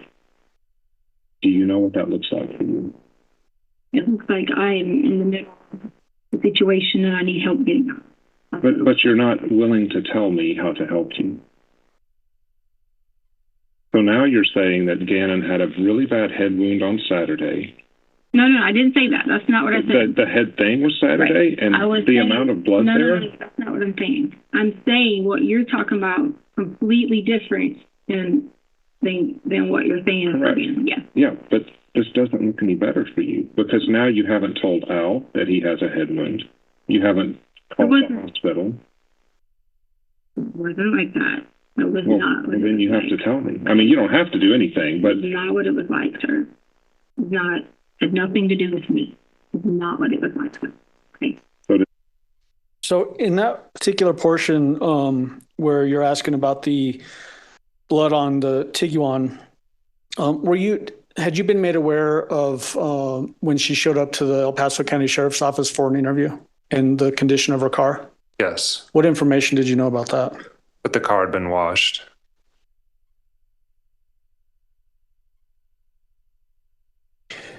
Did you ask her if someone else injured Gannon during Yes. this interview? Okay. We're going to jump to that portion. It picks up here and goes through 2 hours and 20 minutes and 06 seconds. Someone else injured him on Saturday. That's an easy question. You don't even have to tell me a name. Did someone else injure him on Saturday? I wanted to meet friends, but I didn't have friends. Okay. So I wanted to meet friends. Albert ever tell you about any of these apps we had to go on? Mm-hmm. See, that's where this is going to be whatever, because you're not going to take my version and my side of right, what really happened. Letecia, let me stop. If you help us, I will take whatever version you tell me, and I will actually plead it. That's all I do. Is I don't chase. I am wrong most of the time. You have a way to pull up apps. You have a way to pull up stuff on apps. Do you have that? We can do that while you're here. Yes. Okay. Well, I'm saying you said you have this. Yes, we have ways to pull up apps. Okay. What app? How do you have ways to pull up apps? We have technical people. I'm not a tech person, but we have plenty of tech people that are super smart to do it. If you tell me what to do, we can do that while we're talking, take a break, you can go to the restroom, whatever else. We can solve this thing right now. Why come I just can't talk to you without a bunch of people watching me? Then we can talk right now. Yeah, but come on, there's people here. Yeah. What do you want me to do? You tell me what you want to do, and I will have you. I want to talk to you to tell you about leading up to anything. I want to talk to you because I want you to find Gannon, and I believe in all my heart you will help me. Not lie to me. I will help you. Not try to say, oh, you're telling the story and throw me somewhere. Okay. So is he alive? I understand. Let me finish this and I'll answer the question. I understand what you're saying about federal versus local, whatever. Okay. So the first thing I'm going to want to talk to you is that I don't want anything said before held against me if I provide you with 100% the truth to help you. That'll work. This is the first time we're talking, and it's for a reason. You haven't talked to the feds yet. Right. So if I can, I don't want to be sitting here with all these people watching because I want you to listen to exactly what happened and go from there. Okay? Okay. And that's not, I know you're trained to do this and interrogate people and all this. I want nothing more. Nothing more. And for Gannon to be okay. That's all I want. I promise you. That's all I want. Mm-hmm. It. And I will take whatever resources, whatever help you want me to go do, even if it means take myself in the middle of somewhere where someone wants me to go to get him. Make sure he's okay. I would do it. Because I love Gannon. And I love my family. And I love the ground that everybody walks on. Albert, Harley, Lena, Gannon. That is my family. And I know in the end, you might think you got whatever by this and forensics and whatever. And I'm not arguing any of that. Very smart to know that you're a smart man and not stupid. But I need the help, the resources to not be attacked anymore. To know that something on stupid app was a silly mistake. Okay? So you brought someone in. So I'm not. I know, I get it. So I'm representing law enforcement from Colorado. Okay.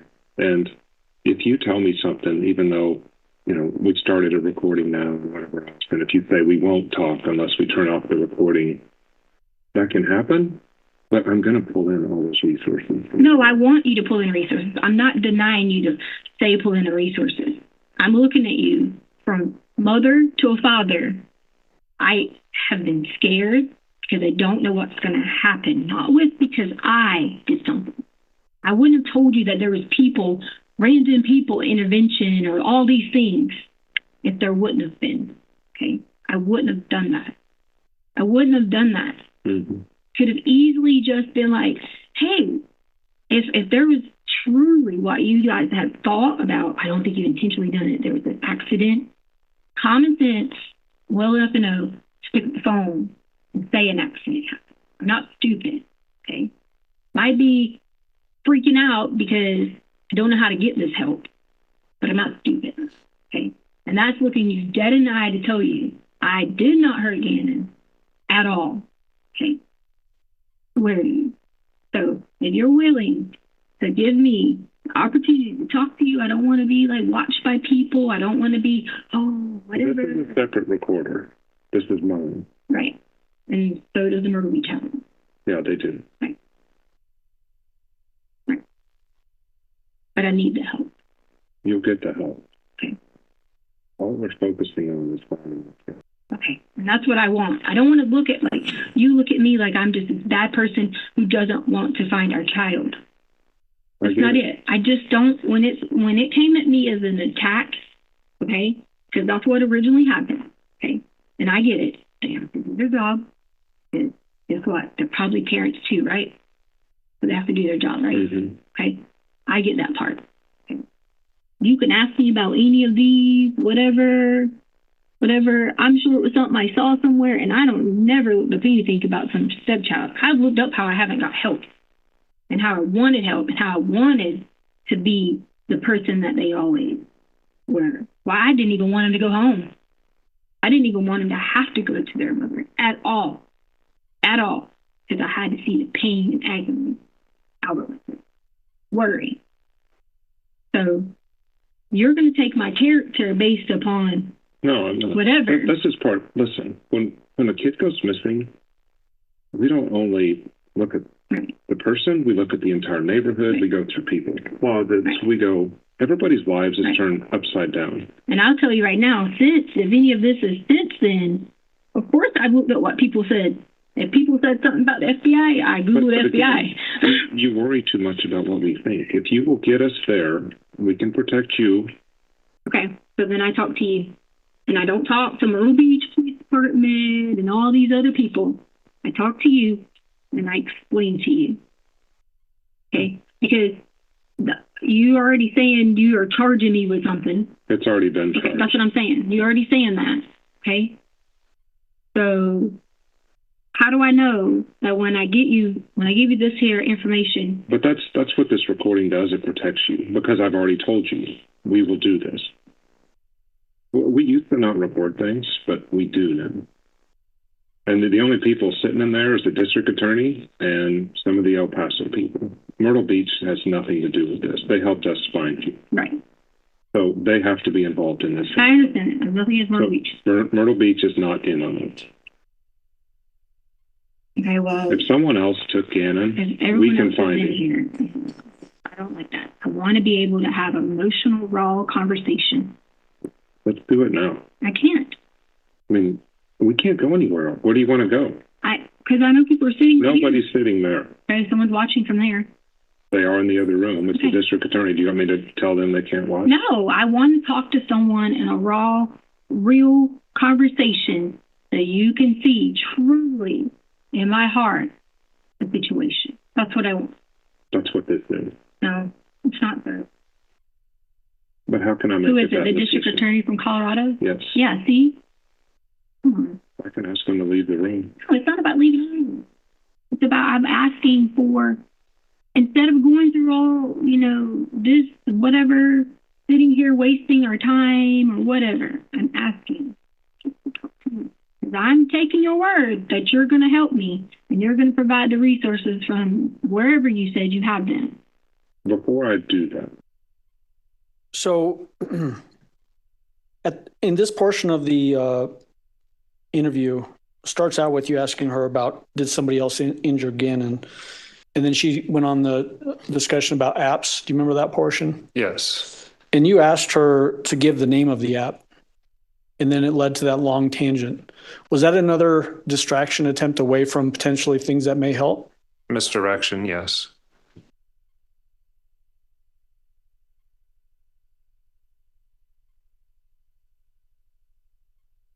Did you ask her about trips that she may have made to Palmer Lake area, so northern El Paso County? I did. So we're going to watch that next, and this is short. It's from 2 hours, 20 minutes and 10 seconds through 2 hours, 21 minutes and 20 seconds. Let me ask you some questions, okay? Because this is our investigation. Right. You're taking all these trips up to Palmer Lake, multiple trips, different cars, renting a car. Okay. How are you not involved in this? First off, I didn't ever get the drive to rental car anywhere because immediately once we, let me go and correct on this now. Once we got the rental car or whatever, the National Guard was there. Everybody was in the house. We went in Albert's truck the whole entire day going to Come and Go and all these places. So I never drove the rental car anywhere. And it's already been corrected from budget about the rental car situation. I had to get that corrected yesterday. I never even drove it anywhere because I didn't get to. So whatever GPS you get from the rental car, it never was driven by me anywhere but literally up the street back. I didn't hardly drive it anywhere. So there was no rental car driven to any kind of places at all.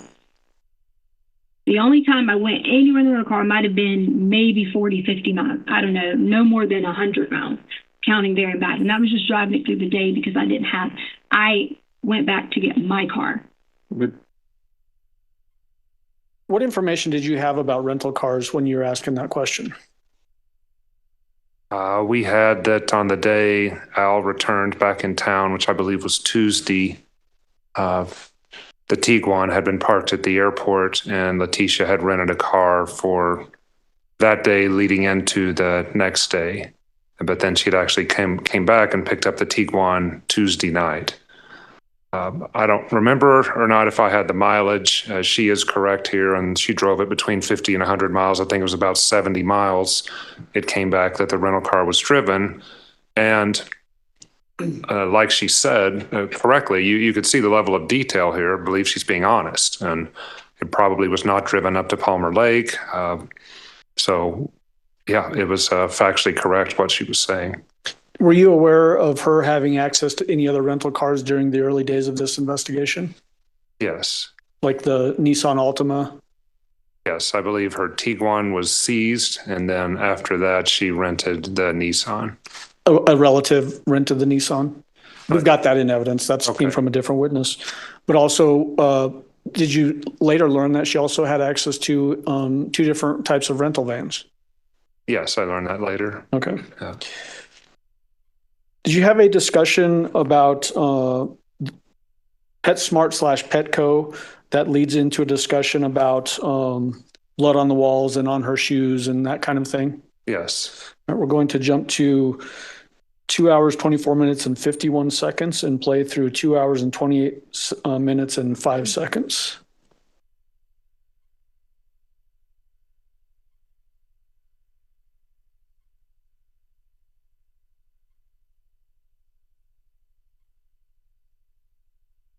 Because everything that I've looked at in this case, when you see the blood spatter on the wall, you see a big pool in the corner. Okay. You see your shoes that we collected with Gannon's blood on the bottom of them. Okay.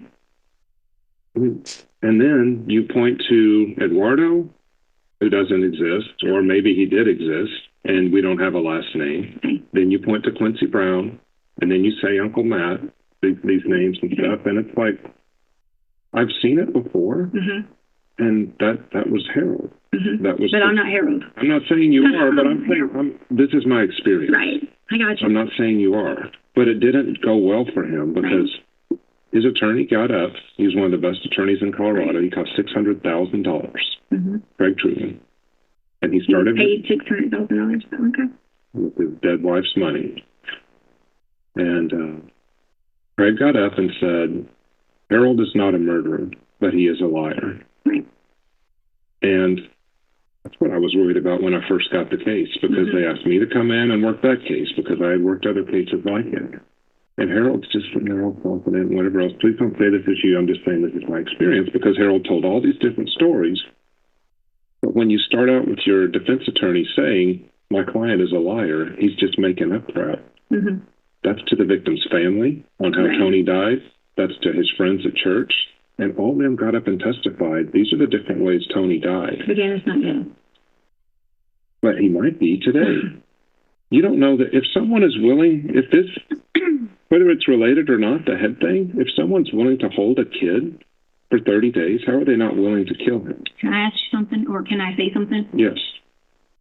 Even if the scenario would have been me just going to go talk to the lady here and telling them, hey, this is what happened. This is who did it. I know that he was hurt by someone.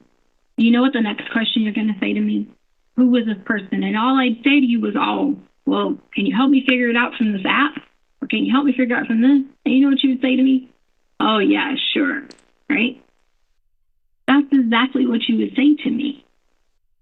So finding unless I can take you directly to where Gannon is, safe and sound, that is the only way that you're going to be like, oh, okay, she was telling the truth about something. So this person is telling you that he's safe. So that's the only thing.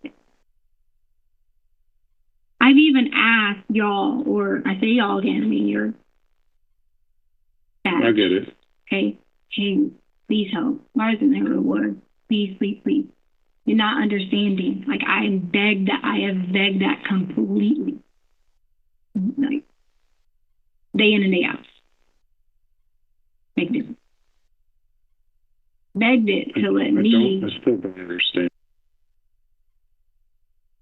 So in this discussion where you're trying to find information about how could there be blood in these places and on walls and Eduardo and Quincy and all that kind of thing, is this consistent approach from her in that she then doesn't want to give you any answers? Yes. When either in the recorded consensual phone calls with Mr. Stauch or this interview, did she ever give you any explanation like, you know what, I just woke up and Gannon was hurt and I don't know what happened? No. Did she ever say that she blacked out and Gannon was just gone and didn't know what happened? She said once that her head was hit and she was unconscious during part of this period, but not that she didn't know what happened. Okay. Did she ever say she woke up in some other place and didn't know what happened? No. Some point, there's been a couple of references now where she's wanting to go off camera, and she does it here again as well. Some point, does one of the DAs that was with you out in South Carolina actually come into the room and have a discussion with her about going off camera? Yes. Was that Martha McKinney? Yes, it was. Who was the other DA that was with you out in South Carolina? Do you remember? I don't. Was it the young lady sitting here with us, Angelina Gratiano? Hi. She look familiar? Yes, she does. I'm going to jump to that section. So jumping to 2 hours, 34 minutes and 20 seconds through 2 hours, 44 minutes and 54 seconds.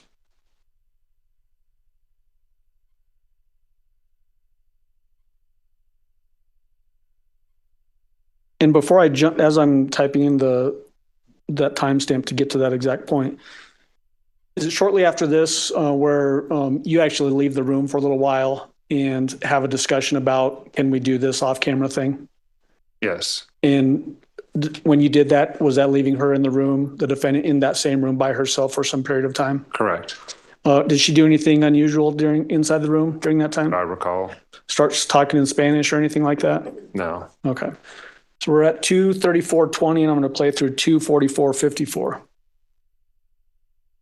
It's about like 20 minutes. Yeah, it is, Judge. And Mr. Grusing, you can step down. Thank you. I think going forward, how many more of these do you have to play?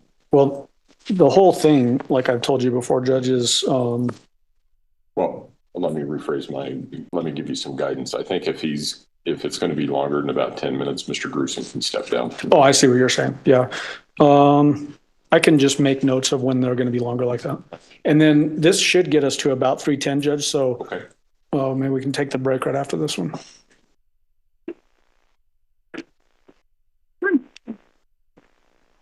I'm with the district attorney about this.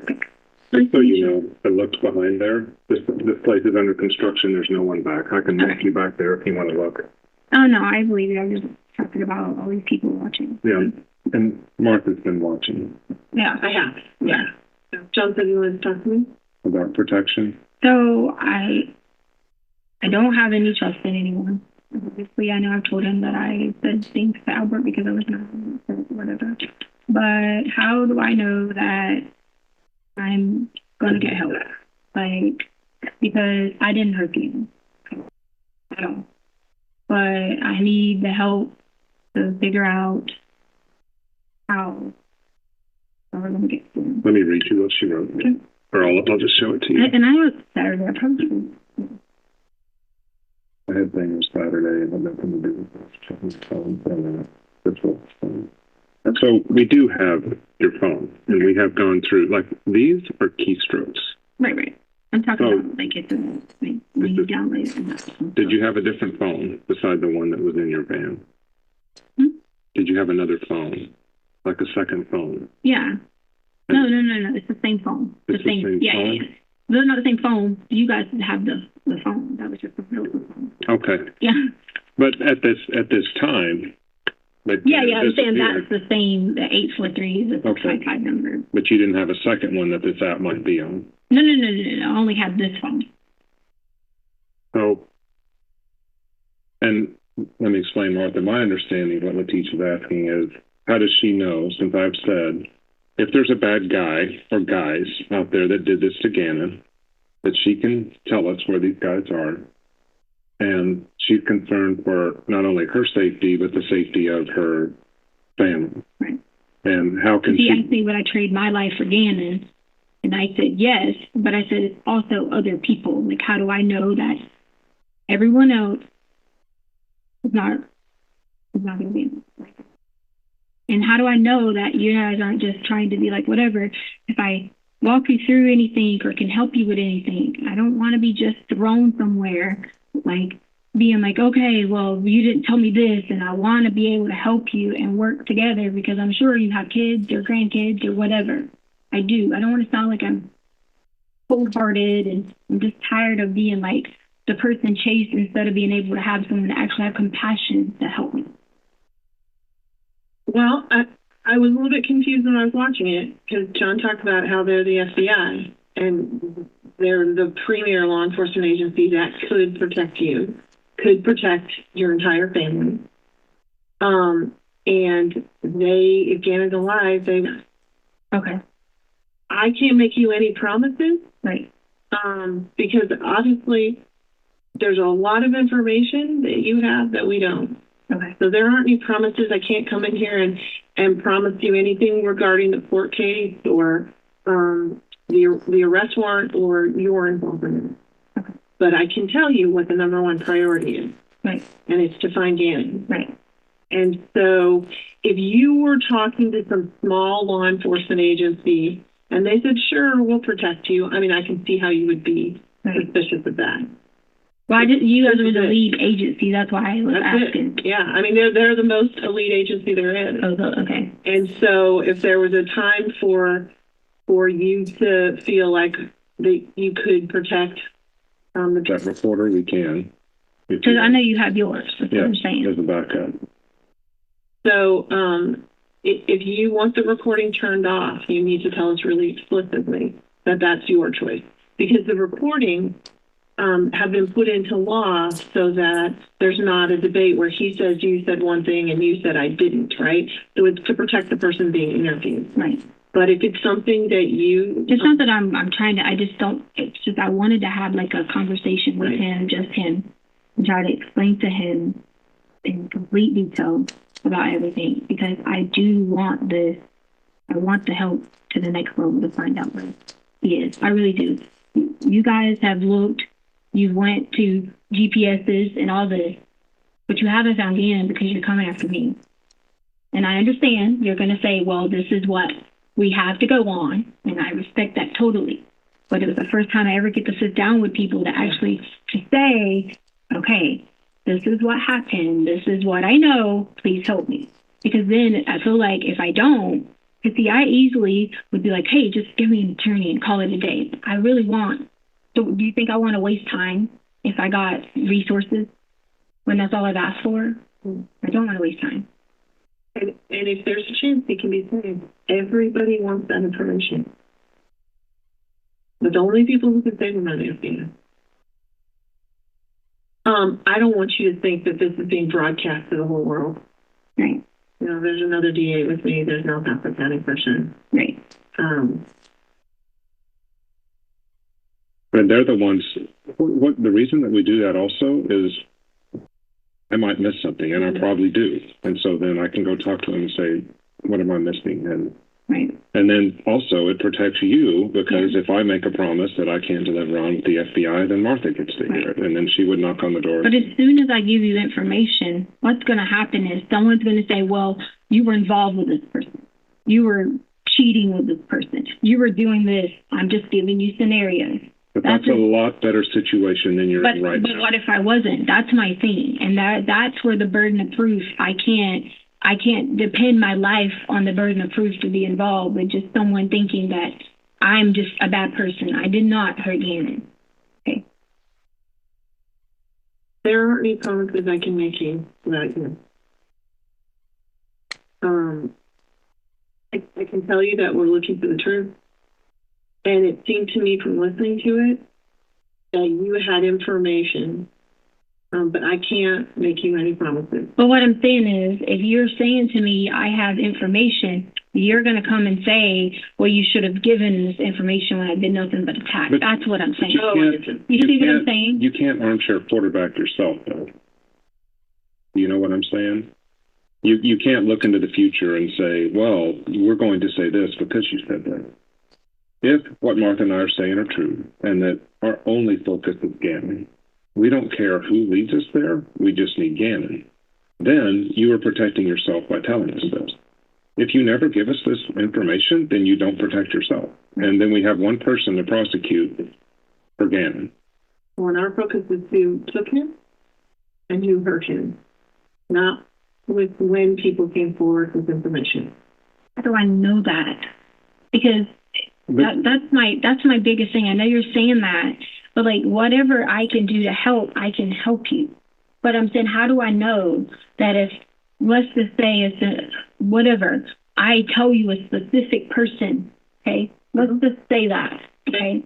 Then my thing is, well, your thing is going to be like, well, you held this information from me and I'm having to utilize my resources, okay, and do all those things, not understanding that maybe sometimes there are people who are afraid of any other things going on. Every day in my work, there are people who report things later than some people think they should. Every day. And we try to focus on the violent crime. And we certainly try to focus on the kids. I know that you want assurances and you want me to be able to say, you know, I will or won't do this. And I can't make you promises because I'm in the dark, right? It would be foolish for me to make you promises, but I have people who late report sex assault all the time. We have people who come forward years later. Our interest is in the truth about the crime. This is really all conversation I have. And I know that you wanted to have a frank conversation with them where you could really tell them. Well, unless you need me, I'm going to step out. But you're still going back in the room. Would you like to turn it off? Yes. Okay. Yes, we'll turn it off. How do I know that? Not that I don't want you to know anything. I want to be able to like really talk to them. Know that I can sincerely see in your heart you're going to help me. I can bring you back there and you can see us turn it off. But the truth is, I could just turn it back on again. I know. I mean, there's a point where no one can verify everything you want. Well, plus, that's her life. She has to tell the truth, just like I to you, when you don't want her to listen to you. You kind of have to look at logic here. Okay. I don't think Martha would throw away. I don't want you to know. I want you to have all the information. Yeah. That's it. So are you okay with the reporting continuing? We just won't be monitoring. No, I didn't. He said that we You wanted to turn off? He said I could just talk to him. Okay. So we're just going to turn off the reporting, and that's your choice. That's what you want, right? Yes. And so he controls the turning it off from here, or are they? No, you'll have to ask. Okay, I'll have to. Someone. And so it's just going to get turned off. Okay. And then once it's done, then I'll come back out and we'll turn it back on. And it'll be a conversation between the two of you, and it'll be like the way law enforcement. All right. Anything else for me? No. I'm gonna go get him. Turn it on. No, it's fine. So that's that portion, Judge. Do you want to take the break now or go a little bit more? Let's go a little bit longer. Okay. We all want to know what happens next. Okay. Yeah, let's go a little bit longer.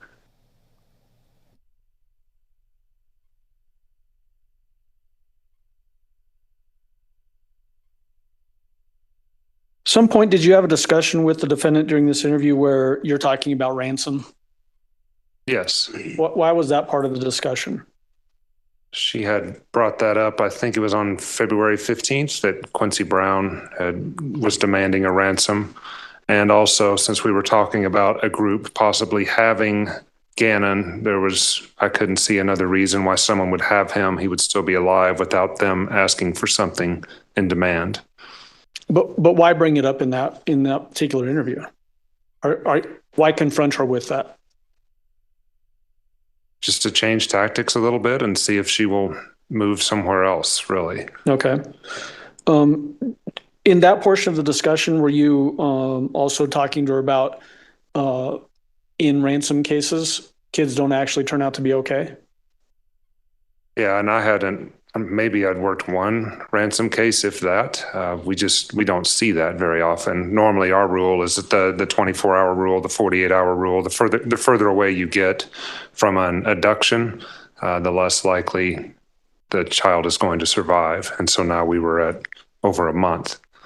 Does that same hold true for a missing kid? So the longer you get away from the point that a kid goes missing, the chances of survival go down as well? Correct. Did the defendant bring up who she describes as an FBI agent named Barbara? Yes. What was your take on that portion of the discussion? I did not know a Barbara who was involved, and I asked the Colorado Springs office if there was a Barbara working in the case, and they said no as well. Okay.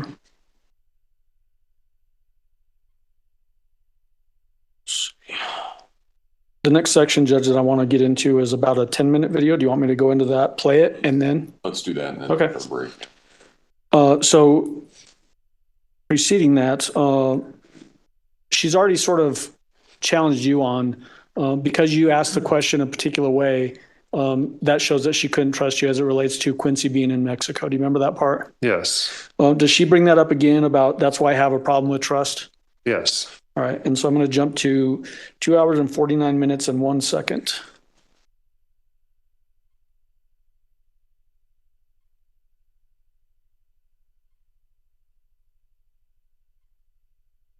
So this is a 10-minute section, Judge. And then if we're going to go directly to break, maybe he can come down. That's fine. You can step down. Thank you, sir.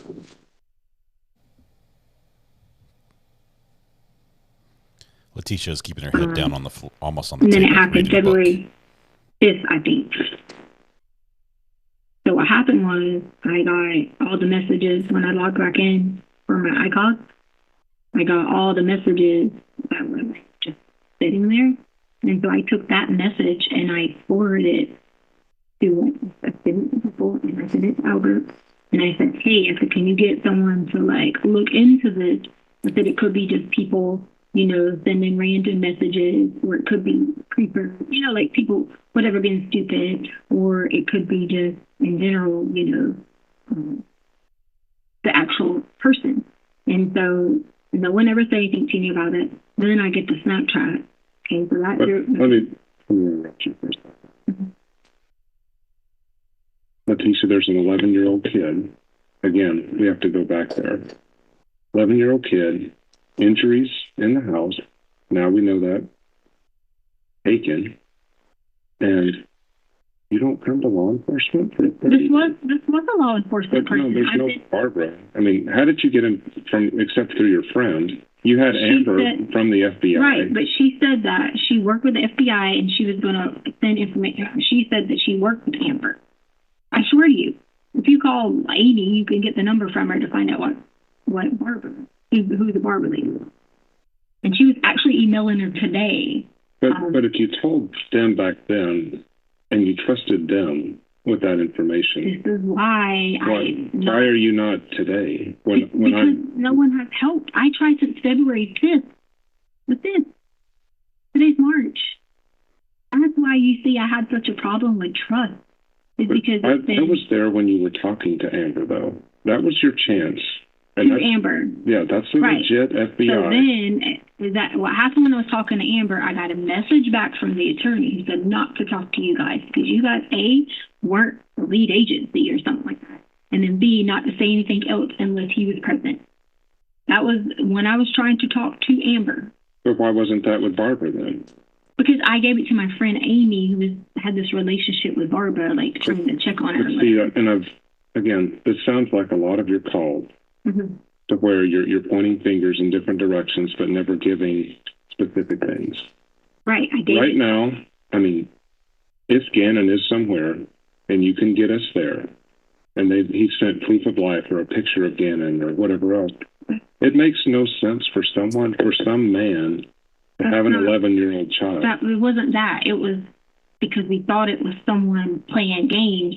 And if someone was playing games, we were trying to say that person would have been like obstructing or whatever. That was the whole point. Not somebody had him and they were like, here, come get it. My point was that we thought it was someone, hey, here's someone playing games. Could you find out who this person is? Yeah, but do you see where that's going? And all your talks with Al. Those are distractions. Those take up time. Yeah. And Gannon's over here. Somewhere. Yeah. And you are misleading law enforcement. No, I didn't mislead them. No. Well, you're misleading anybody who would report to us. No, I didn't mislead any of them. Who did I mislead? With all these other stories. That was to Albert. It wasn't misleading law enforcement. But you knew we were in the room. Yeah, because I wouldn't have said stuff like that if I was trying to mislead. I was just being whatever to Albert because he was making me upset. That's all. The dad of a kid is not finding his son. Because I'm also the stepmother who helped him get the kids, and he wouldn't have gotten them without me. So, yes, he wouldn't have. You're willing to do that to Al, though? No, I already had apologized to him and said that was awful to say that to him out of anger. I had already done that. But before we kick this thing in motion about all this protection and whatever, why haven't you said one thing, though? Today, how in the world would he suffer a head wound on Saturday that required... I didn't say it was a head wound that required anything. I said the head thing you're talking about when I said something to Albert. I said the head thing you're talking about. That's what I said. So the bike accident thing? You already trying... A bike accident? No, the head thing talking to Albert. Never mind. I'll just wait until you are ready to talk to me from beginning to the end. Because I already said that is completely irrelevant to anything of what you're talking about. Completely irrelevant. I told Albert something else that was just story, to be whatever to him. And it was wrong, and I already had apologized So to the Albert. things that you told Albert were that he was peeling these burns. Was that happening? I'm not going to answer any more questions because you're asking me about things telling Albert out of being upset. There was nothing happening that I was telling Albert. Nothing. I was literally just saying that to Albert because I was upset for him not standing by me and figuring this out. This had nothing to do with me wanting to purposefully do whatever or tell you guys anything. That was not what it was. It was me being upset with Albert. Let me go back to a kid missing is about as bad as it gets. Oh, yeah. I had a bank robbery 15 years ago to where a female went in the bank, she robbed the bank, she got the money, she came back to the car, and she drove away. Mm-hmm. She was prosecuted for that. There were guys in the car with guns. Mm-hmm. Okay, but she could have gone into the bank, said, lock those doors, those guys are making me do this. Right. Yeah. Yours is now, we have 30-some days of Gannon missing, and you haven't talked to one law enforcement officer to say, I know where he is and he's safe. I never did not try to talk to you guys. I never did not. No one ever, when I felt like I was getting a completely bam, bam, bam, bam party, by the El Paso. No one ever reached out to me from FBI to like have a conversation like you did. No one ever did. And you don't feel comfortable talking to El Paso, why? It's not that I don't feel comfortable talking to them. I just feel like from point A to point B, they have taken this approach, and you made even a comment about Lake and about this. Right. Because that's the approach that they've taken, as if it's just a person who is not alive. And that bothers me because I don't want we're actually the ones that told them that. And that's statistically true. What? You statistically told what? From Gannon's age and from the amount of time that he's been missing, he is most likely dead. But what I'm saying is, as a parent, is that maybe because you're like used to saying that or something, but is that something like as a parent you would want to hear? No. But would you rather hear a lie? Would you rather hear statistically he's probably alive? When it's about I would say it's less than a 1% chance at this point. But why? Him being 11, they would have asked for something. But why? Kidnappings don't happen without a demand or without it being a parental deal. Parental deal or a demand. Yeah. So you're saying that nothing else, nobody intervenes ever. Ever. I've seen one other time, and again, I've worked violent crime in Denver for 20 years, a little over. And I saw one kid wander down the street. He had autism, and this was up in Brighton. And a guy took him in the house. He had him for a day. The guy was mentally disabled as well. So we had two things happening at once. We had a kid with autism who just started wandering. And then we had a developmentally delayed adult who was just playing video games with him for 24 hours. But we ended up, the public said, there. And I remember knocking on the door. He had made little blankets for the kid in there. The kid was playing video games, and nothing bad had happened. Right. That's the exception. I've been to where kids have been dismembered, 10-year-olds. That's awful. And from the blood in the house, that's what I'm thinking happened. I'm not saying he just got dismembered in the house, but there's enough blood in there that we don't think he survived. How could you have, like, possibly say that when you clearly began walking, leaving on Monday? See, that's leaving on Monday at 10, yes. Right. Correct. Right. Walking, okay? But he comes back. Walking. Correct. Okay? Walking. Not walking well. Totally fine. Stomach hurts, walk with like this, yeah. But he's back at 2. Back at 2. Okay.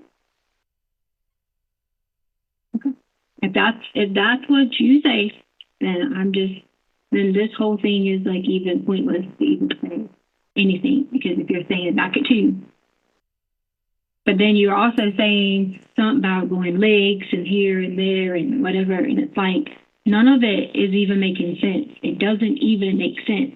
So between the two Petco trips is when he disappeared then? It doesn't make sense to me, Letecia, to say. So let me tell you. I've been working for 14 years with a guy named Scott Kimball. He's our informant that went around killing the girls. You remember me telling you about him before? Oh, yeah. When we first started. Not our best day, because I have dads out there who still wonder if their daughters are alive. Scott taught me one thing very well. There's only 2 people that can tell a story when someone either goes missing. Because one of these girls, Jennifer, is still missing. Like I said, we're pretty sure she's dead because it's been 14 years since anybody's seen her. But Scott told me, John, only 2 people can testify to what happened between me and Jennifer. And that's me, and that's Jennifer. And you're never going to find her. He said that to you? He did. Wow.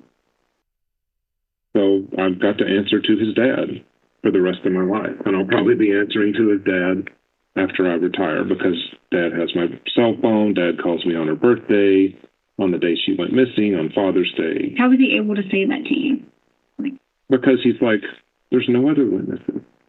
So when I take a guess, and that's a guess that he came back home, that's because people that looked on the video said he probably did, or, I don't have the information you have. And I hear you do that to Al by saying, oh, so that's what you think. Well, none of us know. You know. Because I have. That's 3 hours. Oh, wait a minute. Did I stop at a minute too early? I think I did. My eyes are getting bad. We got one more minute. All right. That way. If I don't be that way, then no one's going to help me. I didn't hurt Gannon. I didn't. That's fine, but right now you're the only one who was with him. But I didn't hurt Gannon. But how are you going to get past these charges without help? How does that work? Without help? Without you telling me.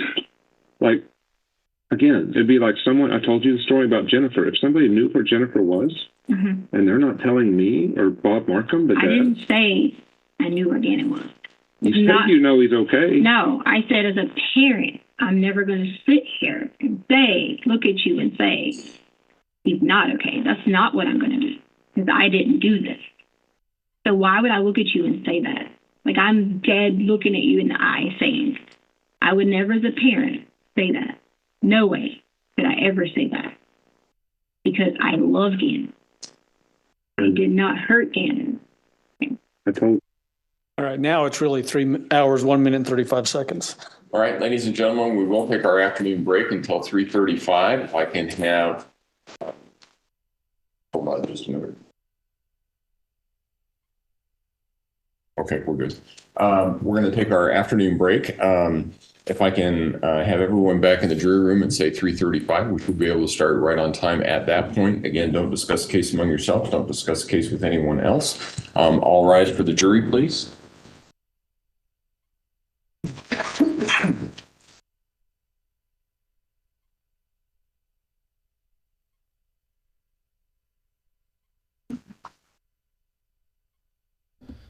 Let's see if they have any business to conduct before we wrap up. 10:45. Or what was something 45? We got how many minutes? I thought he said 10:45. 3:45. What's that in Hall? Thank you. You may all be seated. Record should reflect the jury has left the courtroom. With that, court will be in recess until 3:35. Okay, so we're going to wait right here. They've shuffled the cameras around on me. They've turned on another camera, which is messes with our layout just a little bit. We'll have to play with that and see if we can get that sorted out. I'm not sure why we have an extra black camera going, but all right. This is infuriating. She's the moment that Letecia is like, okay, I'm trying to help you, but you're not ready to listen. So I'm going to sit here in the corner and I'm going to count, and it's just like, oh my goodness. Oh, waste of time. Yeah. She's stalling for time. She's trying to get her answer straight. I do honestly believe that she wanted to be alone with him so she could have something to threaten him with, similar to something she's done previously in some other situations. Looks like they might be killing the court feed completely. Now that we're down to one camera. Okay, I'll keep an eye on that. We'll get it when it comes back. All right. And thoughts. We have who did we have that called earlier this morning that we missed out on that needed to call back? Don't remember. I don't remember the name. Who was it that called right after the break, right as the judge was coming back and starting? You know who you are. Now would be a good time to give the burner phone a call if you want to do that. Let's see. Thinking next week, but after hearing this past week's testimonies or recent witnesses, what are your thoughts on closing arguments, closing of the case? I think the very soonest would be the end of next week. I think we still have several expert witnesses to go. I'd say more likely to be the week after that is my take right now. We get an 18-minute break. How long after this was Gannon's body found? About 2 weeks after this interview, roughly. Maybe a little bit over 2 weeks. GK, yes. You have to rewatch this morning, especially. How much more video? We are less than halfway through the video. Well, we're about halfway through the video right now. So 2.5 hours in. We're not watching all of it, though. We are skipping segments. We're not, for completeness, I guess they could request that we watch the whole thing, but we're not seeing everything. Anything new on the interview? Kevin, the latest that's happened in the interview is that Letecia has requested to have a one-on-one heart-to-heart with Detective Grusing, and wants people to not be watching in the other room through the windows. She wants the cameras turned off just so she can really just focus on telling the truth and making sure they believe her. They have said, we'll do that. We'll go ahead and do that. We'll take you around. We can show you the other room. There's nobody there. They've done all this, but and she believes them, I think. Lisa Meanie Banana. Lisa Meanie Banana, how are you doing today? I'm doing good. How are you? I'm doing great. How are you liking the interrogation video here, the 5-hour video? I'm loving it. The one point I wanted to make is I worked in a psych ER, and I was told that doctors never go into a female's room without a female escort, because there's crazy females will say it like the doctor assaulted them or anything, so they're liable to make up some crazy claim, and sometimes that does work. Yep. In different programs, you have Too Deep Leadership with youth programs. You always have that. That's smart. I agree. Awesome. Thank you very much. Yeah. Appreciate the comment. We've got another one calling in. I'm going to do a speed dial here. Or a speed run. Thank you so much. All right. Okay. Bye. Call from. Hey, this is Recovery Addict. Who am I speaking with? Hi, this is Riley. I was the one who Riley. Suggested the poll. Yes, the poll on which story she was going to tell. We're not quite there, right? We're still trying to drag it out of her and say what happened. Yeah, I'm still wondering, is it going to be Cash Belly or no? Oh, I can you imagine her trying to sell that story to this guy? He's like, okay, Again? I mean, she might be better off with the guy laying in the road, with Quincy. Yeah, Quincy Brown. That's actually the one I voted for. But I wanted to point out that when during the interview, she got really nervous when he was saying that, like there with all that blood that he probably didn't survive, and she tried to say, oh well, you saw in the video he walked away and. He left the house, and he was like, well, no, but he came back at 2. And she was like, okay, like her voice pitched up. Yeah. She's feeling the pressure. The thumb screws are tightening. She's not liking it. Every time they start to trap her, she's like, okay, wait, so, and then let me misdirect, squirrel type thing. Yeah. He's doing a good job gray rocking her for sure. Yeah, and he is so good at this. He's just so mellow and just like, look, I've done this long enough. I know a murderer when I see one, and Letecia, it's you. that's basically what she's doing. Like, you're the problem. It's you. Oh wow. Yep, it's fun. I don't know what she's going to give up here. I have not heard this video before. I'm not sure if it's been released before, but I have not heard this. There were even some of the Google searches that I hadn't heard before. I'm not sure if they weren't on the list or if they were on a different page, but holy cow. What I know, it was the Google searches. I was in the Discord talking about it. I was like, oh my gosh, like some of those we didn't see in the affidavit. Mm-hmm. And so you've got those, and she still thinks, she's like, oh, I just click on stuff all the time. And he started to go back to this and tell her, no, these are keystrokes. This is you typing in Google. This is you typing in. Holy cow! Are they back from break already? What are they doing? Oh, they're just playing with the cameras. Okay. It's a different view right here. I think they're fixing it because they had an extra camera turned on. But okay, so we're still good. The way she used Google is just so strange. She was using Google like a diary. It was very strange. Yeah, and then she's like, "What? Who searched for that? My phone? Oh wait, that one's mine. Me? Yeah, I do that one. All the ones that don't look bad on me, those were me. All the ones that look bad, those were not me." He's not buying it. Must have been someone else. Yeah. It's I must have somebody borrowed my phone. Quincy used my phone to search for things. Absolutely crazy. Do we know what witnesses the defense is going to call, like other than the mental health professionals? Like, are they going to try to do character witnesses for her, like people seeing that she's acted, crazy or insane? I've only seen the one list that only had the one witness. Wow. I think that's pretty much their whole defense. They're putting all their eggs in one basket, spending $10,000 on one witness to say she's insane, and throw it at the wall and see if it sticks, type thing. Not going to work in my book. But oh, wow. What else can you do? How else can you defend this case? No, that was my question, because I was like, I wonder if like literally anyone would be a witness for her at this point. And I don't think so. I think everyone in her life pretty much at this point knows she's guilty. Yeah. Well, thank you very much for the poll suggestion. That was a lot of fun. I am still hoping that the Cash Baby is the story she goes with. The Cash Baby. Yeah, thank you so much. I'll let you get back to your podcast. Thank you so much. I'll keep watching. Thank you. We'll talk to you later. Bye. Bye. All right. Jesse P says she obviously loves to talk. Do you think she'll testify? I think, Jesse, if you compare her to like Sarah Boone, I'm saying she will 100% get on that stand. She's going to talk. She's going to sing like a canary and tell her story about how unintentional this was. That's going to happen. Letecia's different. Letecia's never wanted to run down to the police and just announce all and say all. Sarah Boone has this desire to just talk to anyone who will listen. And I don't see that here. I think we see Letecia hiding. We see her not wanting to. You can see she's not comfortable. She's tried to run. She's tried to escape before. I don't think she wants to be on the stand. That for her would be uncomfortable. So I don't think she will. And thankfully, I think her lawyers are very grateful as well that she probably won't testify.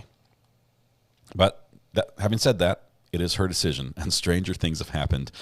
There will be a point in the trial where the judge just might turn to her and say, "Have you made a decision?" We'll see. We'll turn the camera off as soon as you start telling the truth, the actual truth. Yes, and the investigators are allowed to lie. I think at one point he even said that they can't. We have to tell the truth. We have to tell the truth. No, they don't. No, they don't. I've been interrogated. I've been there. I've had an investigator right in my face lying to me and trying to get me to confess to something in my case that I had not done. Yeah, they do not have to tell the truth. Do not have to tell the truth. That story we'll save for another day. Mr. Robert Torso says, Recovery Addict, there were witnesses lists from a month earlier on the court docket, so I don't know if any of the last entry was final or cumulative. We'll see. I've heard they added 4 witnesses to the list, but I thought it was on the state side. Like 4 expert witnesses. I thought it was on the state side. I'm not sure for sure. Goodman Law Firm gifted 1 Recovery Addict membership. You can't quite read it because she has this amazing font in her name. That just doesn't play well with my message tool. But thank you very much, Nicole. Good to have you here. Thank you for gifting a membership. You were amazing. Let's see, Girl in Texas. Every time there is another podcast, it reminds me how fast the week goes by. We have a podcast tonight. Thomas Weatherwatch in chat, one of our great mods. He's away right now because he's out on the road. I think he's listening, but he's not active in chat. We have our podcast tonight. It will start at 9 p.m. Eastern time. It's not true crime focused, although we sometimes bring up something like this. It's more like a podcast you would watch just to relax and get ready for the weekend and have some laughs. It is live. It is on this channel. It has interaction with chat, a lot like we have here. And I think you'll love it. I think we're on podcast episode 10, I think, right now. So if I've done my math correctly. I think that a character witness for Letecia is the last thing defense would want. People who have known her long enough to testify for her probably have experienced her true character. Well said, KQD. I agree. There might have a very shallow pool to draw from for character witnesses there. Let's see. I don't think she will take the stand. You're right. She's hiding. What's the name of the podcast? We've been calling it Scott and Thomas Talks, but we might change the name. We have to just finalize the name change, and I think you're going to like it. It's quite relevant to how the podcast operates. Nicole says, I hate this stupid font. 3 more days and I can finally fix it. I posted a couple videos to my channel at the internet searches and the lie detector questions and answers. Nicole's channel, if you want it, it can be linked. I believe I've got a link set up in chat, so you can go to Nicole's channel to follow that. Nicole's one of our great legal minds, friends of the channel that weigh in as issues arise and we need clarification from a lawyer. Nicole, I think what happened with her name is some app changed her font. And YouTube doesn't let you change your name too often, and so she's stuck with it just like this for 3 more days before she can change it back. I look forward to seeing you in regular, just plain boring font. Kat Langton, welcome to the gallery. Thank you so much for becoming a new member. Welcome. Please take your seat. And tonight you'll also get to see pictures of my old kitchen, the story I was telling before. Yes, the 1950s show kitchen. I will tell you, on the wall of this show kitchen was a huge poster, like movie-size poster, of an advertisement for the kitchen, like from an old magazine that advertised that show kitchen when it was first for sale. I'll tell you more about that. We'll see if Thomas will let me spend a little time talking about this crazy kitchen we had. Do you think the defense expert will be specific when testifying, or will say things like, people with this do XYZ, much like Letecia did? Valerie, this is, I think they will be specific, okay? Here's what I think. First of all, you have someone who did something that appears to be just absolutely crazy, just off the rocker crazy. And she hid a lot of her behavior from other people. So I think you'll be able to have a witness that will say, based on what I've reviewed, yes, she is. Very different from Sarah Boone's case. They are having a heck of a time trying to find any witness who for $10,000 will say that Sarah Boone did what she did because she was a battered wife, or or anything else. I think you will have a witness that will testify that they honestly believe, with their expert analysis, that she was insane at the time she did this. I'm a little behind. Leticia's asking for compassion. I think she's asking for immunity, Brooklyn, is what she wants. But she doesn't want to say the word. She's talking about, she keeps saying protection. She wants them to bring up immunity so she can then latch onto it. Anytime they bring something up. There was one point where Agent Grusing said, these other things, these other routes, the ways to help. She's like, what are those? What are those other things? Tell me. She's clamoring for anything she can grab hold of. Please make Money Belly pregnant belt jokes. That's funny, says Richard. Thanks, On a Globe. Is there a reason this is not a death penalty case? Yes, there is. Colorado, at the time the crime was committed, they were just doing away with the death penalty. So technically, the death penalty existed, I believe, when Gannon was killed.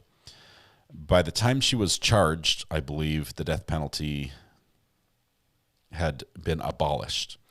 And a lot of times when you see a state change the law like that, anything in the works sort of gets wrapped under the new law. But I think they knew that it was going away. And they chose not to pursue it that way, and now it's no longer an option. Carol says, what is your Discord link? Discord, if you type !Discord in chat, that will pop up. Let's see, there's Katrina. You typed in Nicole for us. That's Nicole's channels where she posted a couple videos that might give us some insight into this. Thank you, Nicole. Is court coming back? Yes, they are. Probably in just a couple minutes, we'll be back. And they fixed the cameras back to 3 cameras. That helps with my layout for our screen. Yes, my wife's absolutely amazing. She was not happy with that kitchen, and once you see it, you'll see why. It was so bad. It was so bad. Although we did find one other version of that kitchen, that same all-in-one kitchen appliance center, for sale online for $50,000 for that one kitchen appliance, that all-in-one 12-foot stainless steel kitchen appliance. And ours went to the dump. So nobody wanted it. I tried to sell it. No one would take it. The witness could lose their career. You're talking about expert witnesses that testify. Basically, they sell out. You buy their words. Once you've testified and you just sound completely wacky, you sort of lose. No one wants you to testify again because of it. Okay, let's see the dates. Regardless of when they changed the law, this time it's not legal to impose the death penalty in Colorado. Yes. Death penalty was abolished for crimes charged starting 7/1. Oh, here we go. Is there anything we need to take up outside the presence of the jury at this point in time? Prosecution? There you are. Defense? All right, let's go ahead and move this on then. It would have been commuted anyway. Yep. Might as well bring Mr. Grusing back up while they're coming in. Fine. Shares of powers. Yep. Co-host rights. Oh. So that's what was going on. Yeah, she couldn't. I told her I said, that's okay. Yeah. Not a problem. Hey, Mr. Allen, Yes, if sir. we could stop 10 till 10 till? 10 to 5, something like that. Yeah. Yeah. Are you doing it? If you wanted a little bit of cushion, I could stop at even quarter till if you want, just to give us that extra. No, it's just going to be a longer instruction for them because since it's the weekend, Yeah. I read them the whole thing, and I want to go over exhibits. Okay. Let's see what other camera is. See if we get a witness cam. There we go. That has been a constant problem, hasn't it? What's that? It's a good one. It's okay. It's just an extra step. Right. No, but I mean, it just is. I remember it. Is it just happened to be that way? The extra step when they're transporting. Oh, We don't want that's what that's. right? Oh, It's because it undid itself one time. okay. I thought about, oh, I can't. All rise for the jury, please. So it's just an extra step. Yeah. One section. Yes. I did that. I did Because transporting. Ramon's, Yeah. R.A. Marin speaks. I have some ability to let you guys control the cameras, but it would be If I crazy forget it. if I He takes it instigated off. it. I briefly considered that, but think of 4,000 people trying to control one camera. Yeah, we'd get like the Zoom effect of Thank you. the May all be Jensen seated. sentencing case. Recall 20 CR 1358, People versus Letecia Stauch. Record should reflect return to the courtroom. Mr. Allen? Thank you, Aaron. We'll just need the screens turned back on again. Thank you, Judge. In that last section, and also in the section where the other DA was in the room, appears that defendant used misdirection again. Again, was that fairly common throughout this whole thing? Yes, and she was very effective at doing it when we brought the district attorney in, and she couldn't promise Letecia something. That was yet just another obstacle that we had to overcome to get to the questions we were asking. Similar to the idea that if she would put conditions out there that maybe even be difficult for you to meet? Yeah, the witness protection, the DEA involving other federal agencies. You know, she had a very organized way of thinking about how I might not be able to do the things she's asking, and thus she might not have to answer the questions. When the misdirection would be employed by the defendant, was it around specific points of interest in the story of what happened to Gannon? Yes. Such as what? Well, right now we were trying to figure out who had him to get at the identity of that. And that was where we were focused. And then instead of giving a name, she would give conditions. But looking back at the phone calls, she would do the same thing with Al. It was a condition of their relationship status first before she would give the location of Gannon. Do you remember her making a statement right after what we just watched where she says, "I'm not the one"? Yes. And you then go through a description of extradition to Colorado and being in jail. Yes. Okay. We're going to play that next. And that starts at 3 hours, 1 minute, 41 seconds through 3 hours, 3 minutes, and 33 seconds. I'll just play it directly from here, actually, because it's only 6 seconds later. Most of these happen. They happen in the house with parents who love their kids. I get what you're saying. Okay. I understand. I appreciate what you're saying. I appreciate all the work and time and dedication you put into all of these things to have this statistic. But I am not the one. But then if you're not the one, you're going, so do you know what happens from here? What? You go to a local holding cell. Okay. They hold you for 24 up to 2 weeks until you get extradited back to Colorado. Okay.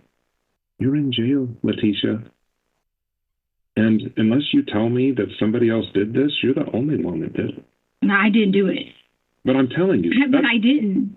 But that's what would be horrible, is if someone else did this, and you're going to let them skate because you're scared? Not letting someone skate. What could you possibly be scared of at this point? I'm not letting. Do you think I would sit here and let someone skate if I could take you directly to the person right now? Why do you think I would need resources? You don't need resources. Right now, what you need is that if someone took my son, yeah, and I know who it is, am I going to go to jail for the rest of my life because someone else took my son? No, absolutely not. No. And would I be afraid of my own protection going to jail when I could be free and that person could go to jail? That Yeah, but doesn't she make any just sit sense. there. Even if I walked you to the person, she just sit there and said, "Oh, I can't make any promises." You can't make promises. What's it better? To go to jail for the rest of your life and hope that we find the person, or to point us to a person? If I'm in your position, it makes no sense. Right. What could you be scared of at this point?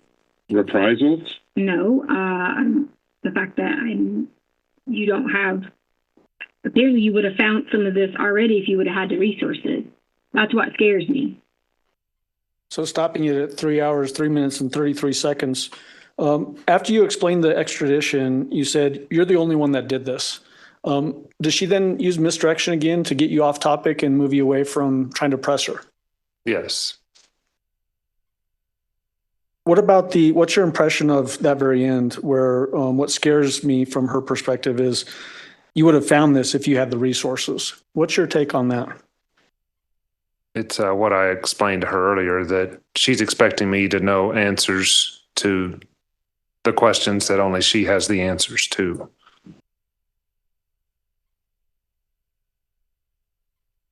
Is she also, in a sense, challenging whether you even have the ability as an FBI agency to provide her the things that she's putting down as conditions? Yes. Did you confront her by saying right after this, her story makes no sense? I did.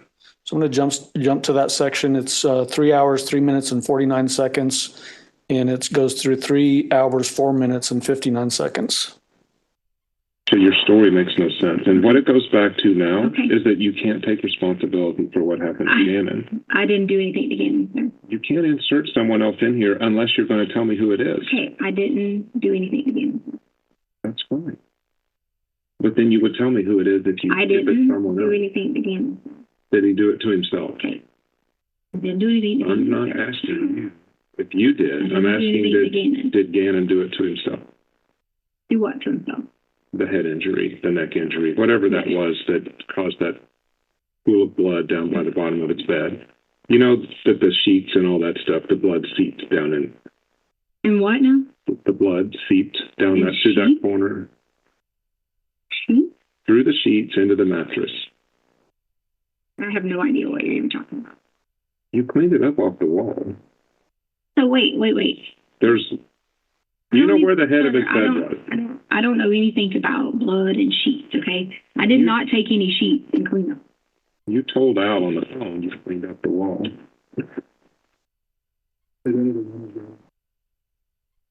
So now paused at 3 hours, 4 minutes, and 59 seconds. You start to confront her about the head injury and the blood and all that sort of thing. Did she use misdirection there again, directing away from the head injury?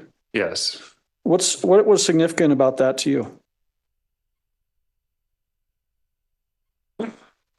By this point, none of my questioning was effective with her. So every time we would go to one of these and she would misdirect, the significance just was that I was going to have to change course yet again.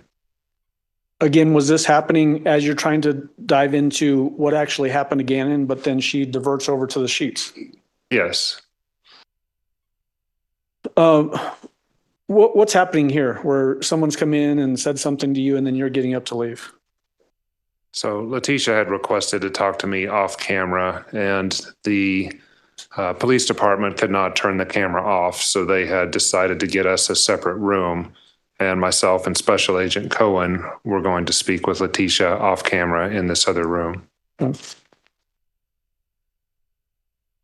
And so is there a period of time where the room is just empty while you're off with the defendant in some other room? Yes. Okay.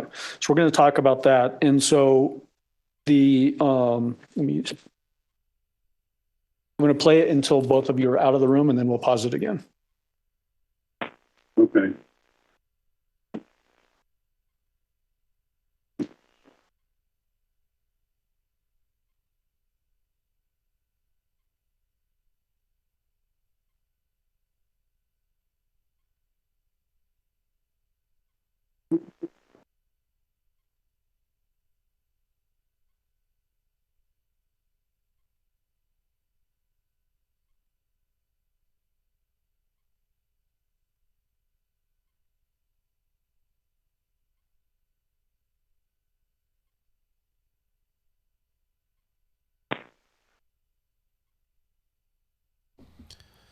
There's nothing happening there, so we're just going to watch Letecia in court while we wait for her to leave and go to the other room.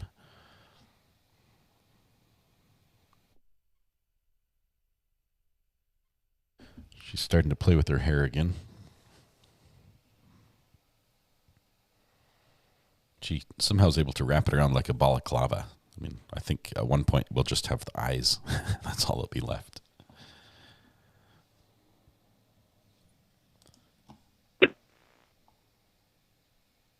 Hey, Letecia, for your request, you can leave that recorder in there. We're going to a room that doesn't record.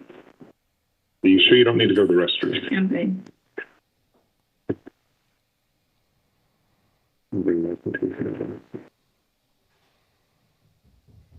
You need anything to eat? Take your water with you just in case. Hot Pocket? Anybody?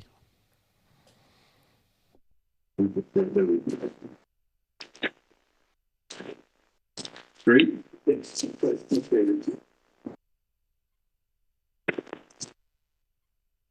So before we get into this off-camera discussion that you had with the defendant, that little portion where she was inside the room by just herself, did you see anything in there that caused you concern as to her mental faculties? No. Did she appear to be acting normal to you? Yes. Okay. This off-camera discussion, let's talk about first just the process that was undertaken here. Who was involved with it, first of all? Well, Myrtle Beach arranged for us to have another room to talk with her in. I believe chairs were already put out. It was a lot bigger room than this one, from what I recall. And myself, I introduced, or I guess Special Agent Cohen introduced himself, and we just sat in the middle of the room to see what she had to say. And when you say Special Agent Cohen, you're talking about the guy sitting here? That guy, yes. That guy? Should we call him that guy from now on?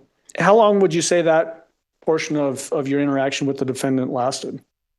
I recall about 30 or 40 minutes, maybe. Was she talking to you in that room much the same way we've been seeing in this recorded interview? Yes. Can you give the jury some idea as to what that means? It was more of needing protection that I recall.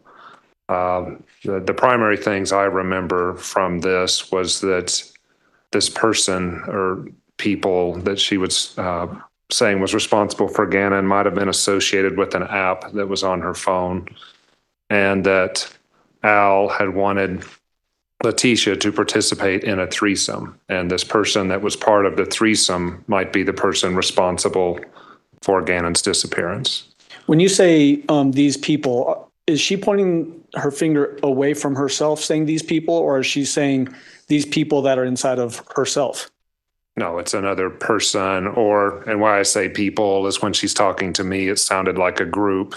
So I'm leaving that just kind of open, but she was referring to this threesome as like it was another female who was involved, that if we find who's in this app, we might find the person who abducted Gannon. And when you're saying app, you're talking about, was she saying an app on a phone? That's correct. Okay. And when we're talking about these other people, just to be very clear, is she saying that these other personalities that are inside of her own self, other persons or personalities? No. Okay. Did she describe in that portion of your interview, this off camera, a different way in which Gannon suffered a head injury? Yes. What was that? I believe it was the pushing the beds together. Okay.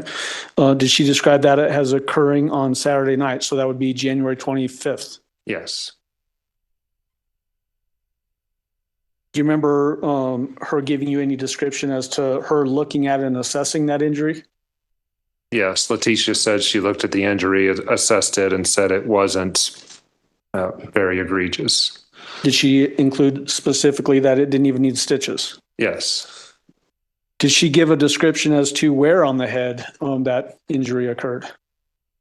I don't recall at this point. Okay. If you saw your report, would that refresh your memory? Yes. Okay. Hold on just a second. 117219.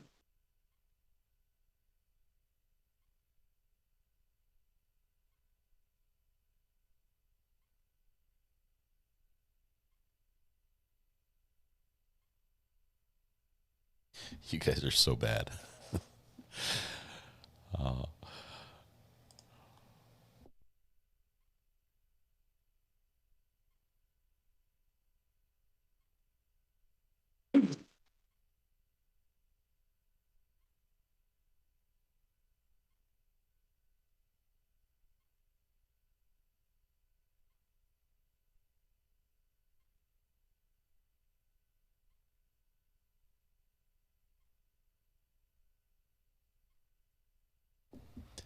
Not sure what they're searching for here.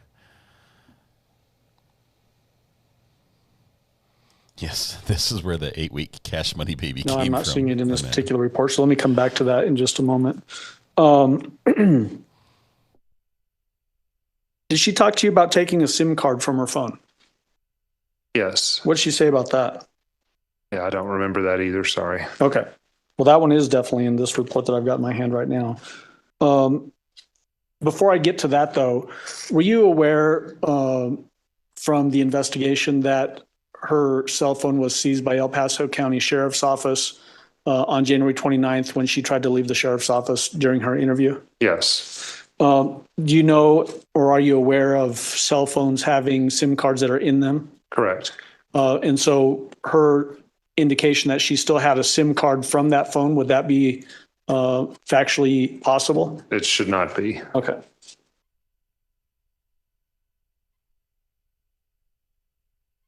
I'm going to show you again. This is 7218. I'm sorry, 7219.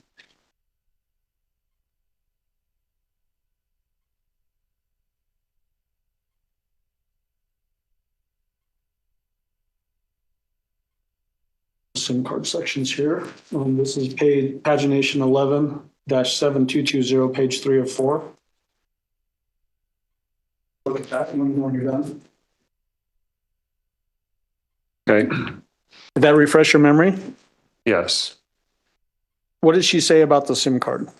She said that it was the SIM card she had previously, but she had placed it in her friend's phone. Okay. Did she describe getting a bunch of messages then at that time? Yes. Was this another distraction in your mind? Yes, it was nothing that we thought was possible. I don't even know if the investigation was able to verify it or not, because that happened after my involvement. Okay. And then going back to that head injury issue that we were talking about earlier, where I asked if it would refresh your memory to see the report. I just didn't pick up this one page. It's 11-7218. May I approach and have him review that page? Okay, go ahead.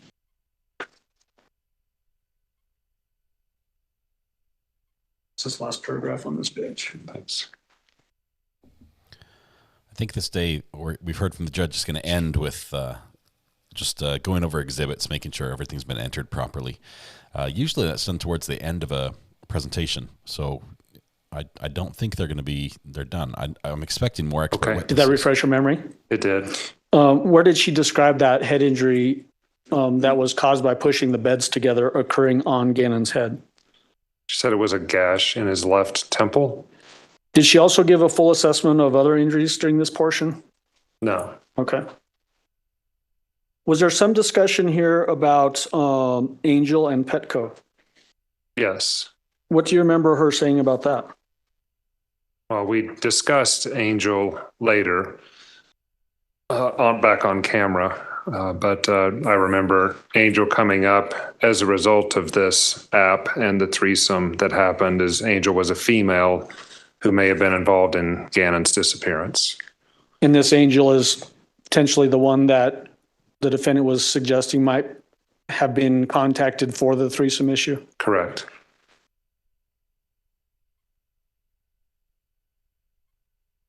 Shortly after that portion of the discussion, do you come back on camera with the defendant? Yes. All right. I'm going to retrieve that page of the report from you.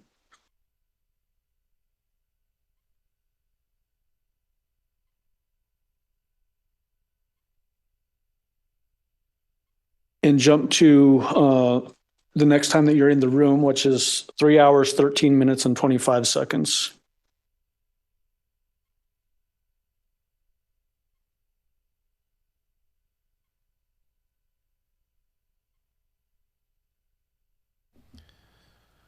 Is this immediately after you get out of that separate room that's not recorded, do you then discuss Angel on camera?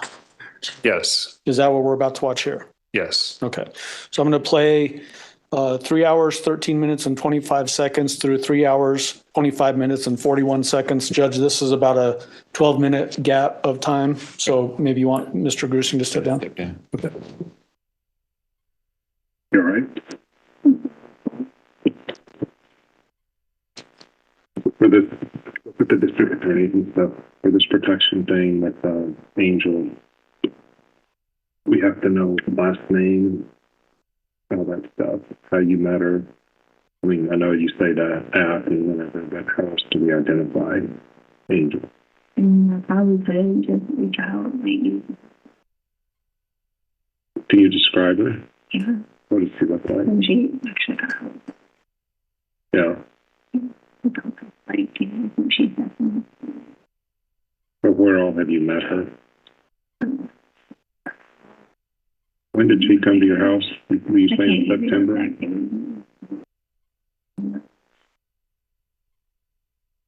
And then who all did she babysit? Uh-huh. Okay. We had a bunch of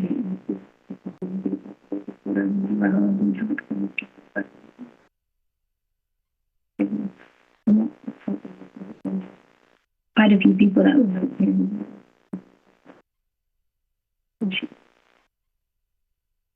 So these messages that are coming through to your phone, the, you know, threats or whatever they are they coming from her? We can get on the YouTube. Sorry, the court just showed the jury on the other feed. Again, I did not. What is her Snapchat name? I would need to have my phone. But do you remember? Did it have her name in it? Was it a numbers? That's why I asked for help, but he's not willing to help.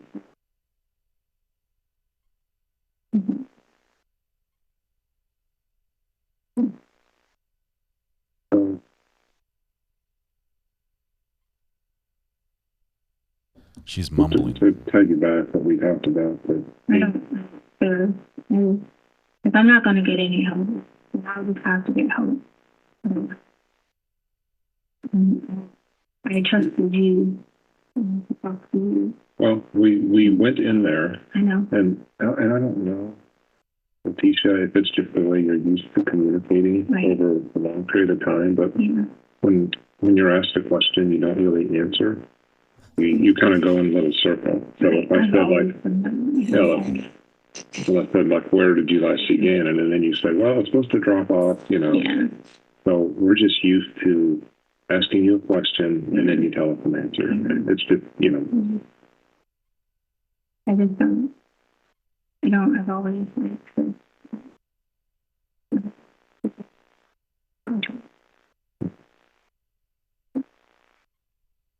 So, are you? That's just how you've always done for like the last, what, 5-10 years? I mean, most of the time, I just Newton right was on home. Like, you know. It's going to look bad. No, I'm not. That's not what I'm talking about.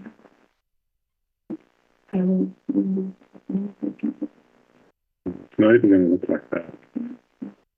Here's what it's going to look like: is that you were the last one with Gannon. Nothing on this Angel thing we can't authenticate any of that. When you say it's all off camera, like with the black Impala in the parking lot, we have cameras for that whole place, and we don't see you meet with anybody. Well, can you like show me that so that I can show you what direction? But you would know where it is. Where did you meet? What direction? Because I'm not from Colorado. So I can show you. That you're talking about what direction? Like where it would be at, then maybe you could put like if you wanted to pull a camera off another place. I mean, there's lots of places you could pull the camera off of. That's all I'm asking for. That's offering help. Yeah, it's well, but Gannon goes into this car. I mean, this is a person that you trust. I do. Right? That's the thing. What am I supposed to do? So then why would you go home and say that he's here, that he's now gone away? You're leading. I never said he was here, not gone away. Well, that he was at the house. Yeah, but do you see where I'm going with that? Why would you make up that story to law enforcement? That he was going to a friend's house? Because if her nephew was a friend. I mean, I don't understand how that's a problem. Angel's nephew was a friend. Oh, that's right, that they had played together. But did she live in your area? Mm-hmm. Where did she live? Mm-hmm. The thing is, I'm like constantly, if stuff will come through, and there will be people sending stuff, saying stuff. But the people, are they different people from Angel? I mean, are they acting on her behalf? Because that doesn't sound like a friend to me. Obviously, if they're not helping with your child, they're not friends. But how do you think that makes them trusting people? If he doesn't make them look like they're irresponsible, not trusting people, trusting someone. Do you know who tells the story from here on out? Your story? I asked for help. But do you know who tells the story? How this works out from here?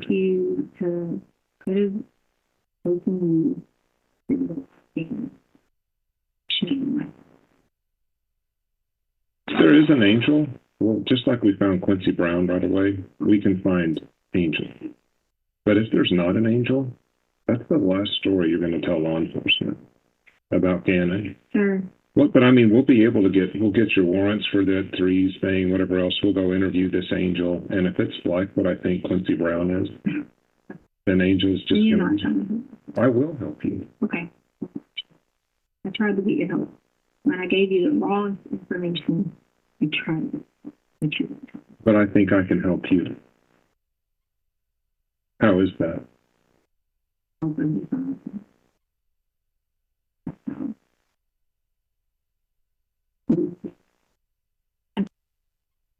But just like they did. I'm happy to chase down anything You did just like they did.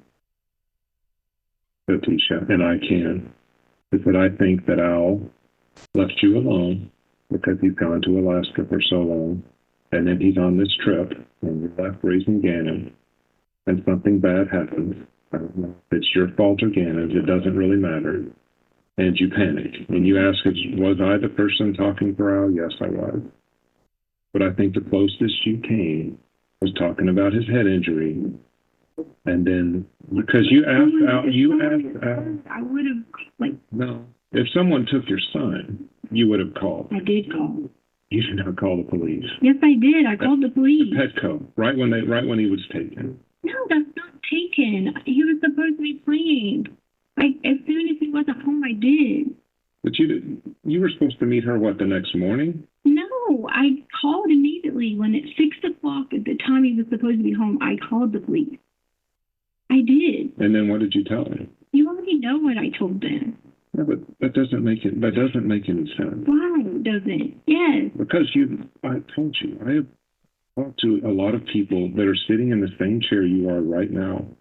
And I've seen them, and I'm sorry if it offends you if I say story, but that's the only way you're coping with this right now. Coping? Yes. Yeah. We all cope. Okay. Sure. We did. I'm not saying you did. I'm just saying that you're unwilling to come to the truth because it's going to be painful. I gave you the truth. I didn't hurt him. That's the truth. So the last truth you want to tell me, I'm just not to going make to say sure, anything else, though. is the Angel story. I'm not going to say anything else, though, because you didn't help me. I will help you if you will tell me one concrete way to find Gannon. Okay. Letecia. You're not trying to help me. Yes, I am. I'm not trying to help me. You can be a hero here. You can. I'm far from a hero. But you can be. Because I'm a parent. You're a parent. Do not hurt a child. You're a parent who was left behind to deal with his stepson and stepkid. Isn't a problem? No, it's a problem when something like this happens in the house. It's not a problem to take care of our children. Then what happened? That's not a problem.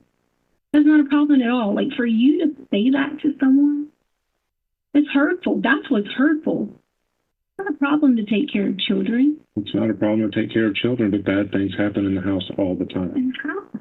No. Yeah. No, sir. I mean, John, no. No. Do you want me to walk through where all the blood was, or do you know it already? Listen, sir, I don't. Hmm? I know for a fact that I did not hurt him. How was the bottom of your shoe have And cannons as blood? long as I can live with that and know that God knows I did not hurt Gannon, then I'm okay with that. Well, you can convince yourself of that all day. Okay. But, sir, that's not helping me, sir. but is there a way for me to help you? Even if you're trying to convince yourself it didn't happen, is there some way for you to say through a third party? Whatever you think. I don't know what else to tell you, but I did not hurt him. Did not. Then you won't tell me who did. Would not. All that blood would not be in the house if Angel just met him at a Petco. Like, that's far beyond what you're even talking about.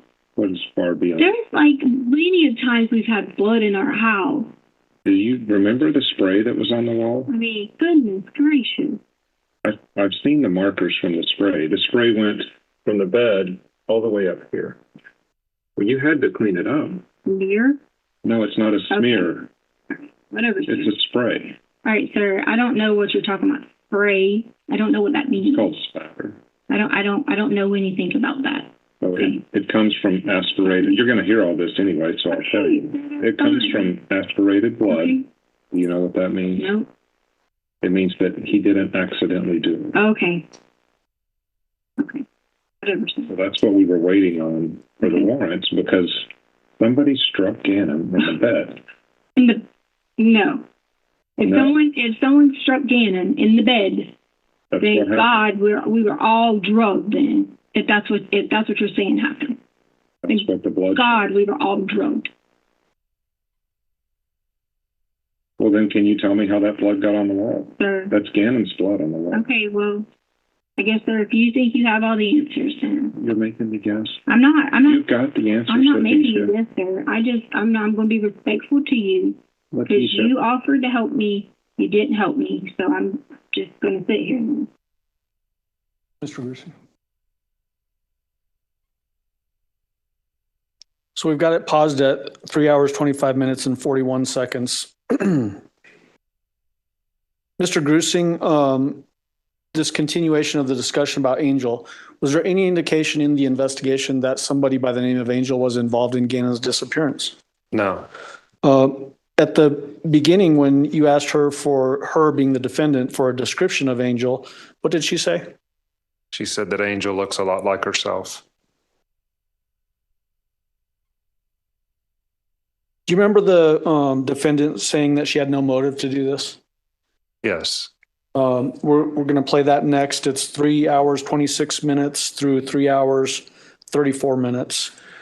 So about 8 minutes, Judge. I don't know if you want him to stay up for 8 minutes or not, on the stand or not. Give me just a minute. Okay. Where's it?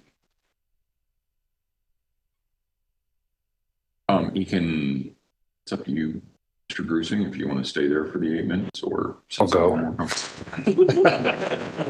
It's a very. He's got a step uncomfortable stool, chair. I think.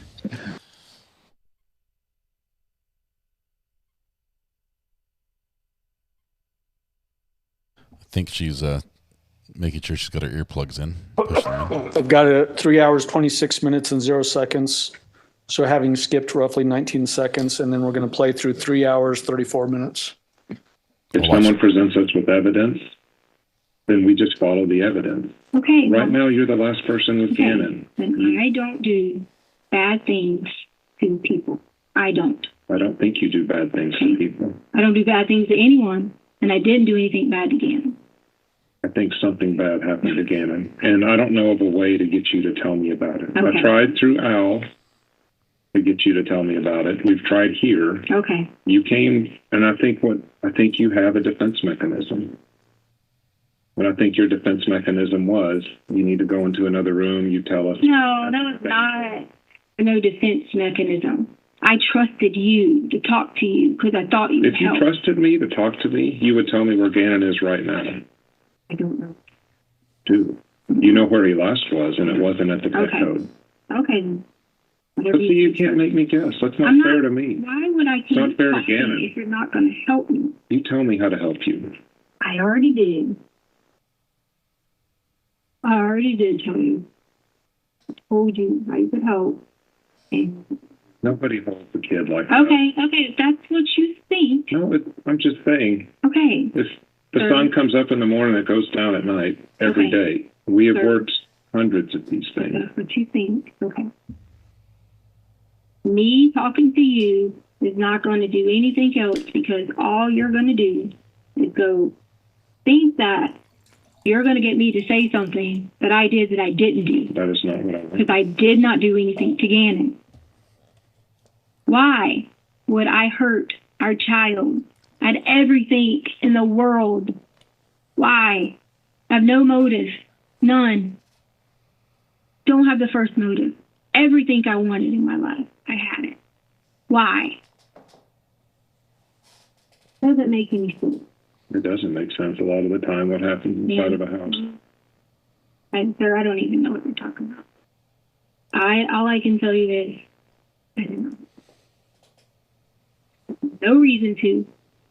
In fact, to go on the record, I had a way better relationship with Gannon than I did with Lana. Way better. So much alike. We always like the same thing. We always have problems with our stomach. We always do all these things. Do you know that there's almost a correlation sometimes between how much you get along with someone and how bad things happen in the house? I'm telling you that. I don't. Well, maybe bad things happen in your house. They happen in the house a lot more than they do out in public. Maybe bad things happen in your house. But would it help if we showed you pictures of what we saw on the wall and by the bed? When you say nothing bad happened, you can't get around. Yes, Al, but we did not show Al that on purpose. He had to come get stuff out of the house. And he looked and saw the blood pool was about this big on the concrete. Okay. And that is not from a little gash like that. Okay, and then what? And then you showed this to him, or how did he see this? He had to come get stuff out of the house. I wasn't even there that day. After you allowed people to stay in this house for a week. I did not allow anybody to do anything. Someone did. Okay, that's not my call. Okay. So what I'm saying, though, is the wounds that you're describing to him, even when you're saying it doesn't... Sir, I'm going to tell you now. When you say the head thing was Saturday... What I'm going to tell you now is people were inside of a home living, and it was not me. So maybe you can talk to whoever allowed people to live in the home. Okay? Whatever you're saying that was done extra or whatever, maybe you can talk to those people who were allowed to stay in a home during this supposedly, okay? That's what I think. Maybe you can talk to people who were... You're saying that the injury to Gannon happened... I'm not saying anything except I know you're telling me this stuff, and you're saying this about, how bad these were and these things were. All I can tell you is maybe you can talk to the people that were allowed to stay in the home during this time. During this time that you have this supposed evidence, people that were allowed to stay in the home and people that were allowed to walk in and out to see it, supposedly. Okay? So Gannon was in, all these wounds happened after he went. I'm not saying anything other than, sir, you are telling me, you just sit here on record and telling me that Albert went inside somewhere that you were supposed to have as a supposed crime scene. Wasn't there for that. If you want to get an answer for you about who was with him. That's not what I'm asking you. I'm saying for you. You as a professional, you would have allowed that, supposedly? If he has to go get stuff, okay. Yes. Yeah, I'm sure that's as long as the scene had been processed. Okay, processed, sure. Okay. I'm sure that's how not do that? I'm sure that's how it works in this country. Doesn't it sound a little bit weird to you? If the scene has been processed, no. I had a girl that was burned alive in a house in Bailey. We got realized. The scene was processed. supposedly when people were still there day 1, day 2, day 3, and the scene was processed. Day 4, day 5, day 6, and the scene was processed. You're saying that people were going in and out of the house, civilians, while they were processing the scene. I'm asking you that because apparently you said the scene was processed, and then you want me to talk to you when I know that how shady that whole situation is. And you want me to give you answers for how shady that is. So you need to tell me in the scene that was processed, day 1, day 2, day 3, day 4, there was nobody going in and out. There was people living there. Right. Okay. When they thought Gannon was still alive. Okay. Living there. Okay. But you're saying the scene is processed because you, not you, but people surely were there. It's all on camera that there was crime scene people there while people were living there. Of course, because they didn't know the severity of the scene. They just thought Gannon ran away, like you said, to go see a neighbor. So the point is, how am I supposed to put my trust and faith in any bit of the system like that when that was going on? How? So you're trying to put faith in the system? No, I'm talking to you. I'm talking to you. I'm saying if you would have told police the very first night that he was taken forcibly, everything would have been different. That's not forcibly, okay? I said exactly what I said, which was he didn't come back at 6 o'clock. If you would have said other people have him and they should not have him, it would have been different. You controlled the way that law enforcement responded. I did. So now it's my fault that they... Yes, by you saying he's walking in to play with a friend. Had people in there doing a supposed crime scene, and now you have all this stuff after you let people live there. And now you want to look at me and say something. Sir, I did not hurt Gannon. Okay? Okay, well, who did? Did not. Who did? Did not. Just like all of these things. Why are you telling me you did not? I don't care if you did or not. I'm just telling you. Yes, you do care. No, I don't. Your father, you would care. I care about Gannon. I don't care if you did it or not. Sir, I didn't, okay? But you're saying you did it, but that doesn't help us find you. Okay, well, I didn't do it.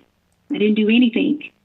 I would not have no motive, no reason I'm not asking you about to hurt a child. No reason. Who did? No reason. So we paused it at 3 hours, 34 minutes, Mr. Grusin.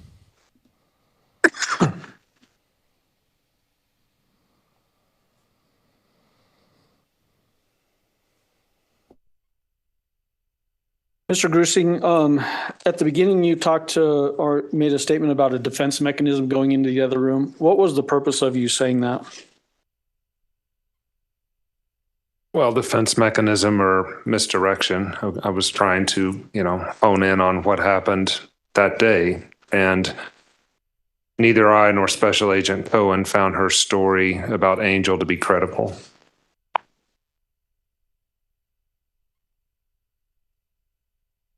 This tangent that we just witnessed happening where you're trying to get her to give who hurt Gannon, right? That challenge of that. And then she's talking about the scene instead. What was your impression of that? It was yet another attempt to knock me off my line of questioning, another misdirection. As you can see, she's very effective at doing it. And I was telling her that the whole reason that law enforcement responded like they did was based on her initial report. But as she continues to talk over me and saying that because of the way she created Gannon just being at a friend's house, now that is a problem. It's yet another big hurdle that I've got to overcome to get to what happened to Gannon. In that last clip that we played where it's the discussion about Angel, in some respects, did she actually revert back to Gannon is with a friend and didn't come home on time? Yes. So reverting back to the very original story that she told the police on January 27th. Right. That statement that she makes in this particular portion, she likes Gannon way more than Lena. You remember that? Yes.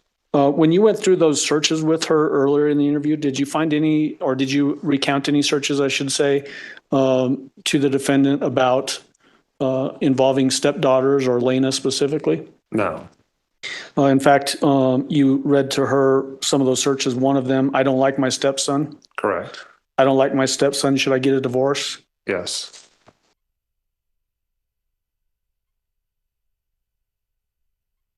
Did you ask her after this portion of the discussion about Quincy and Eduardo and the mountains?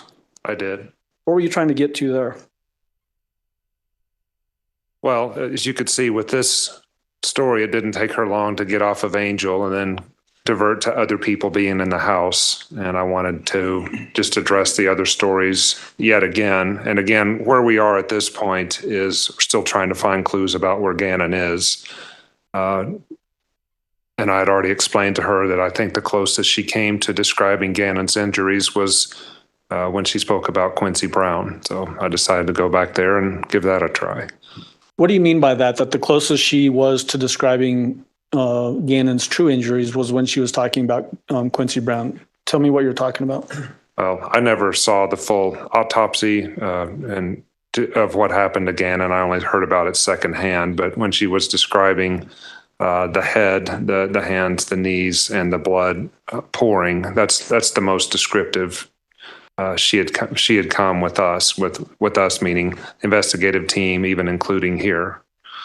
So that was the most descriptive as far as any potential injuries that she was willing to tell the investigation. Correct. So we're at 3 hours, 34 minutes, and 50 seconds. We're going to play a 5-minute clip, 3 hours, 39 minutes, and 50 seconds. If you give me another name, I will chase that person.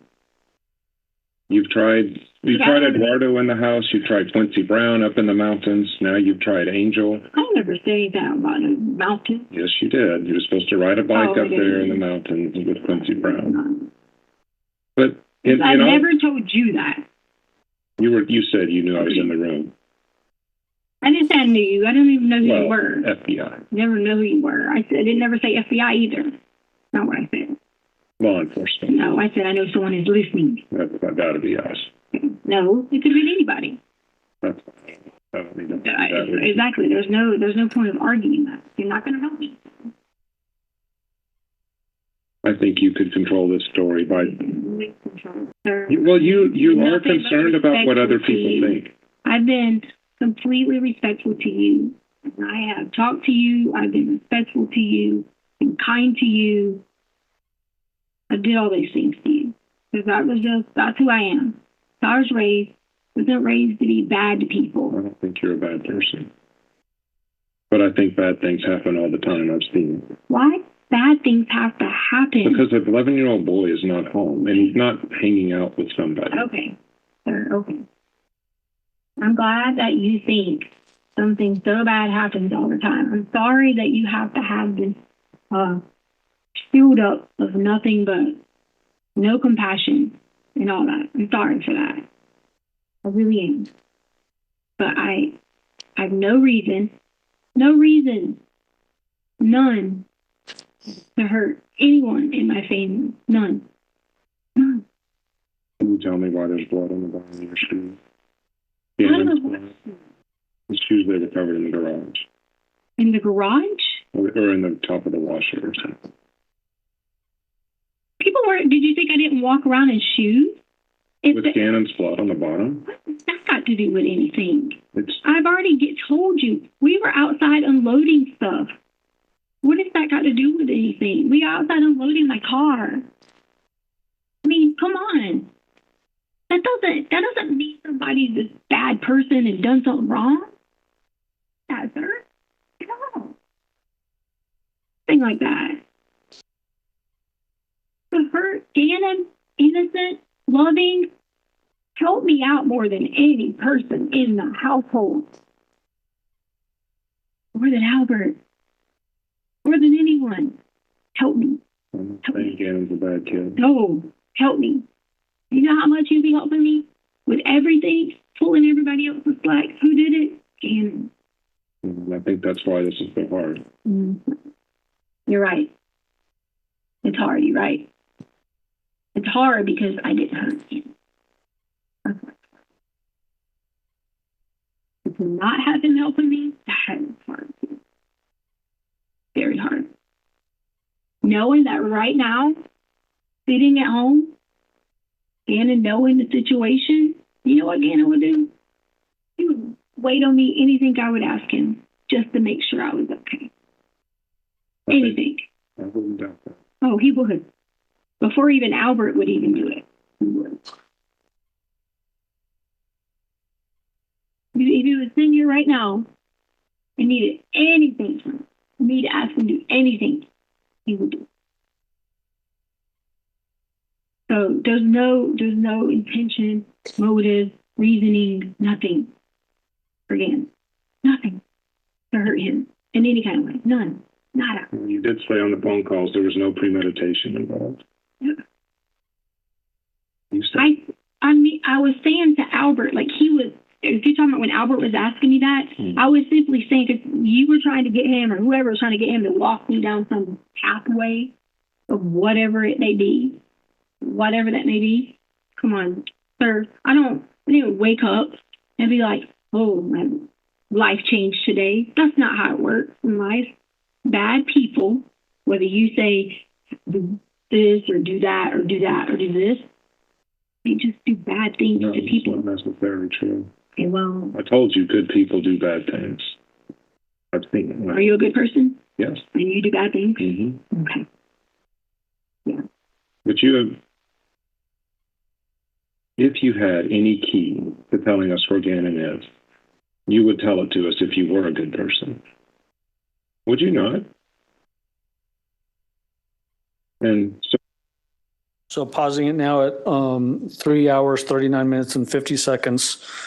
At the very beginning of this, you said, if you give me another name, we'll chase that down. Have you ever tried to go back and count the number of different versions of stories this defendant gave during the pendency of this investigation? No, I have not.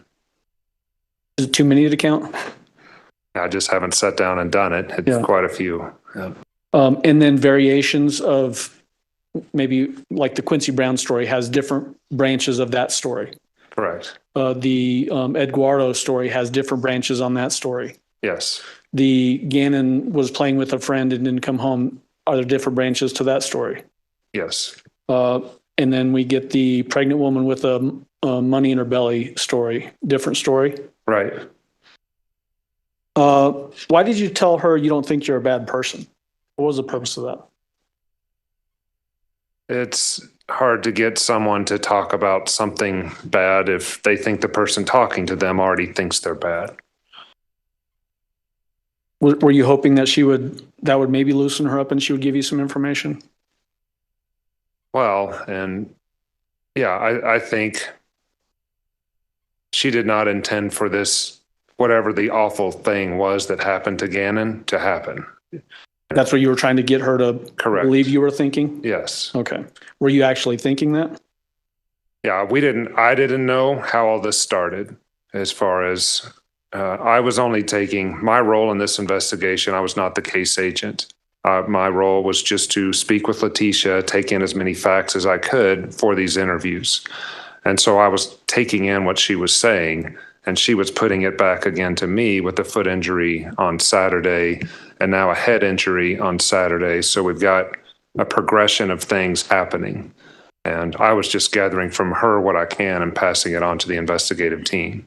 When you said those things, you obviously didn't have Gannon's body had not been recovered yet. That's correct. Hadn't heard anything about an autopsy and the number of injuries that he had suffered. Yes. Okay. Do you remember asking her right after this clip that we just saw about where did you last see Gannon? Yes. Why did you want to go down that path? In my experience, especially if you have a close relationship with someone who has disappeared, you are clearly able to articulate the last time that you saw that person. And so far in the phone calls with Al, and even with my time, she has not said what that very last sighting of him was.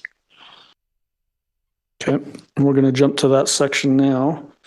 3 hours, 40 minutes, and 59 seconds.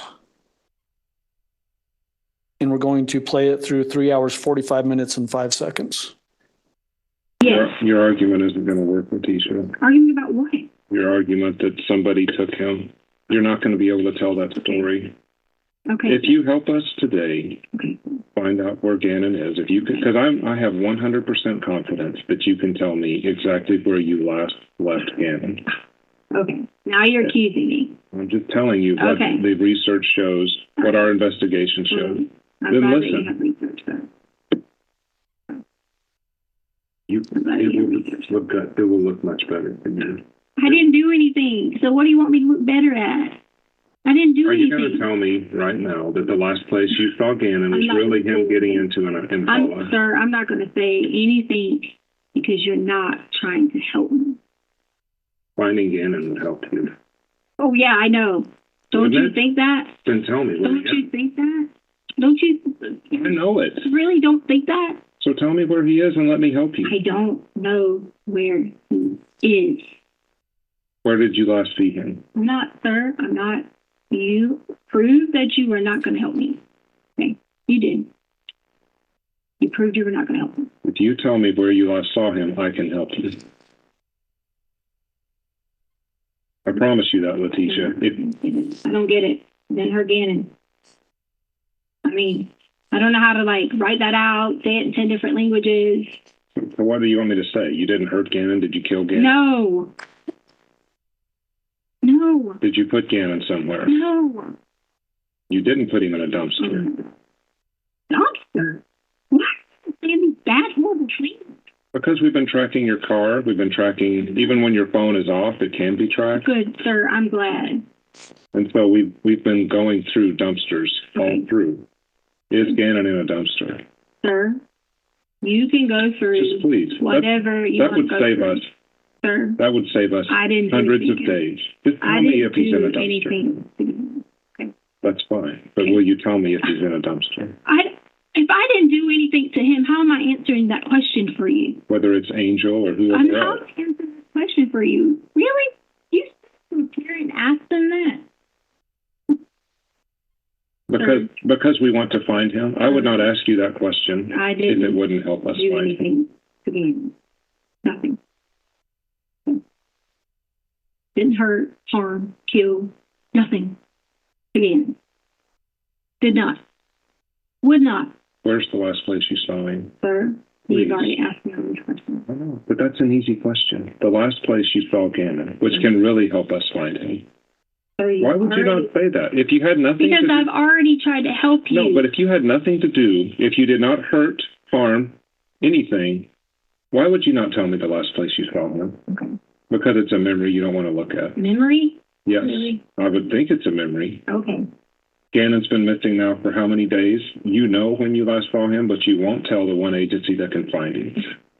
You already said, you already basically lost my whole ability. That's not a true story. That's worse than Quincy Brown. All right. Okay. What about the pregnant lady with the money in her stomach? Sure. Okay. Letecia, tell me the last place you saw him, and we can find Gannon, and you can, that will help you so much in this case. Oh. Yes, it will. What do you think is going to help you now? If I walk out of here and we haven't got a lead on how to find Gannon, all you've got is the story of the stuff on the wall. You've got the blood. You've got blood all over the house. You've got blood on the bottom of your shoes, and you've got about 7 lies. Okay. If you help us find Gannon, that will help you tremendously. And yet you won't tell me. Why? Yes, I will. I've just. So we've got it now paused at the end of that section, 3 hours, 45 minutes and 5 seconds. Why'd you throw out the dumpster? There had been searches in dumpsters. And at that point, since we had no leads, I was hoping maybe she could at least, I was being truthful there, saying, can you at least narrow our world on what we're searching at this point? Because we didn't have a lead on where Gannon was. And you were just trying to get that from her at that particular point? Yes. Do you remember going from that discussion into asking her about any mental health issues that she was dealing with? Yes, I believe I asked her a second time after asking her initially. Right. And so that's what we're going to get into next, and that's at timestamp 3 hours, 50 minutes and 20 seconds, and it lasts for almost 2 minutes. So it goes to 3 hours, 52 minutes and 18 seconds.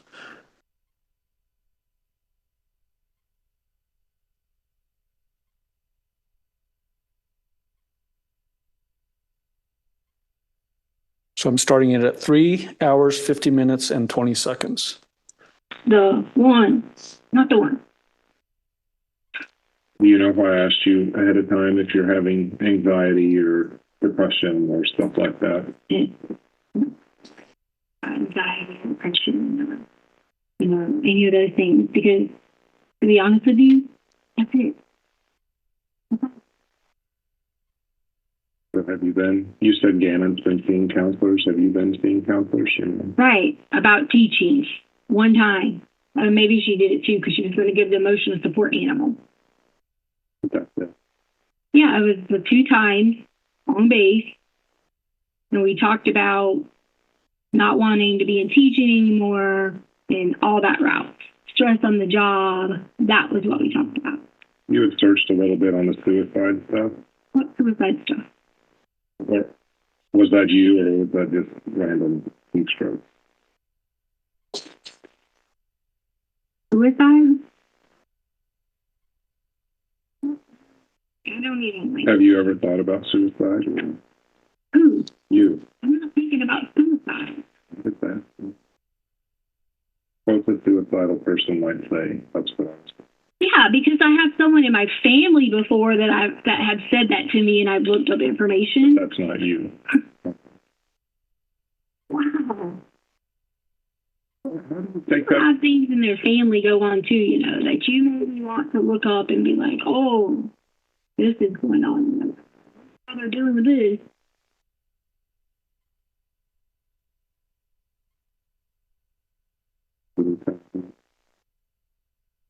No. Okay.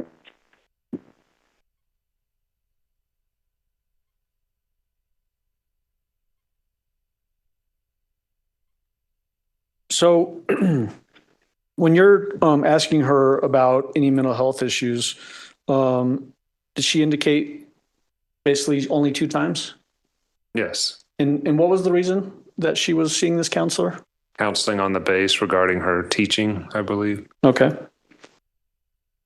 When you left the room here, what were you doing? I believe she asked if she could make a phone call, and plus I wanted to check with our team, so I wanted to see, what was going on with them. Okay. When you came back in the room, did you start to ask her about the board that was found with blood on it? Yes. Okay, we're going to jump to that.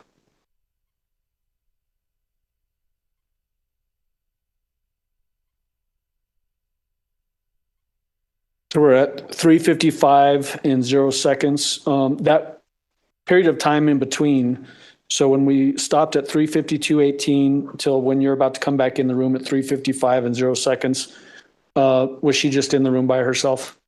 Yes. Was she acting normal? Yes. Any concerning behavior from her? No. Okay, we're going to start it at 3:55 and go through 4 hours, 6 minutes, and 11 seconds. So a little over 11 minutes. Thank you. At some point, we'll ask you how many steps it takes to get back and forth. Thank you, Eli. Ellie. Sorry, Ellie.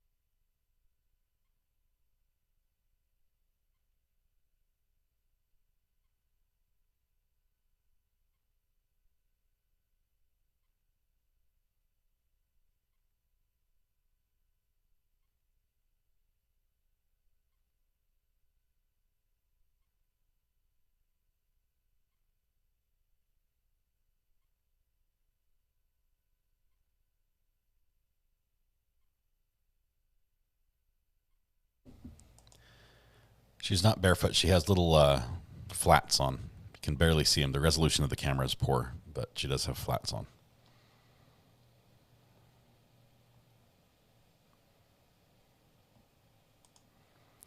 Yeah, no crying has happened in this video. She's got the hand signals going. Maybe the bird's coming next.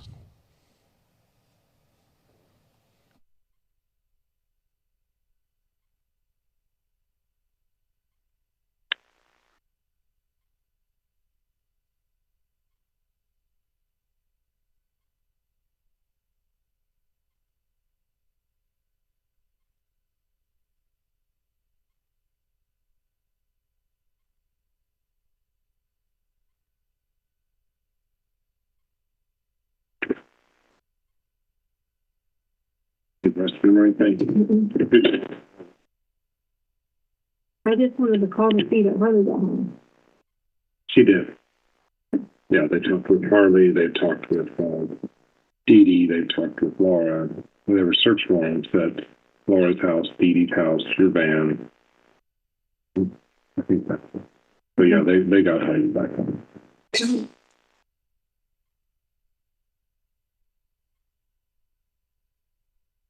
Harley Dee Dee?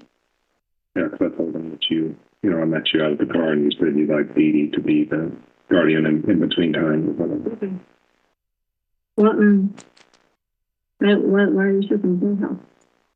I mean, because you stayed there. I'm saying like they're not in trouble, are they? No, neither Lauren nor Dee Dee in trouble.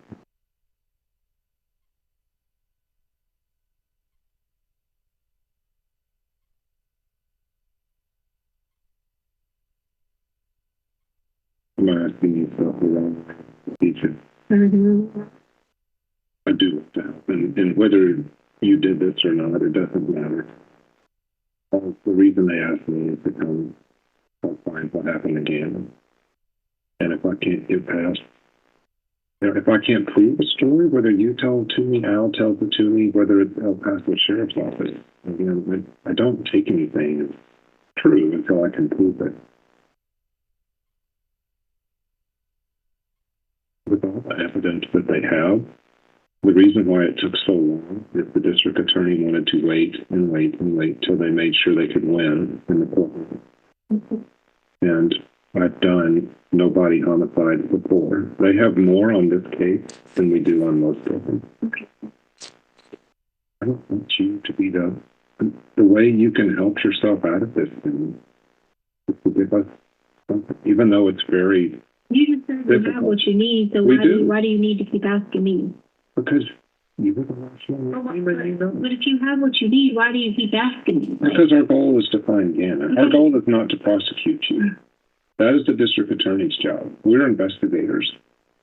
And like you've just seen, I do a poor job about half the time because I have to guess.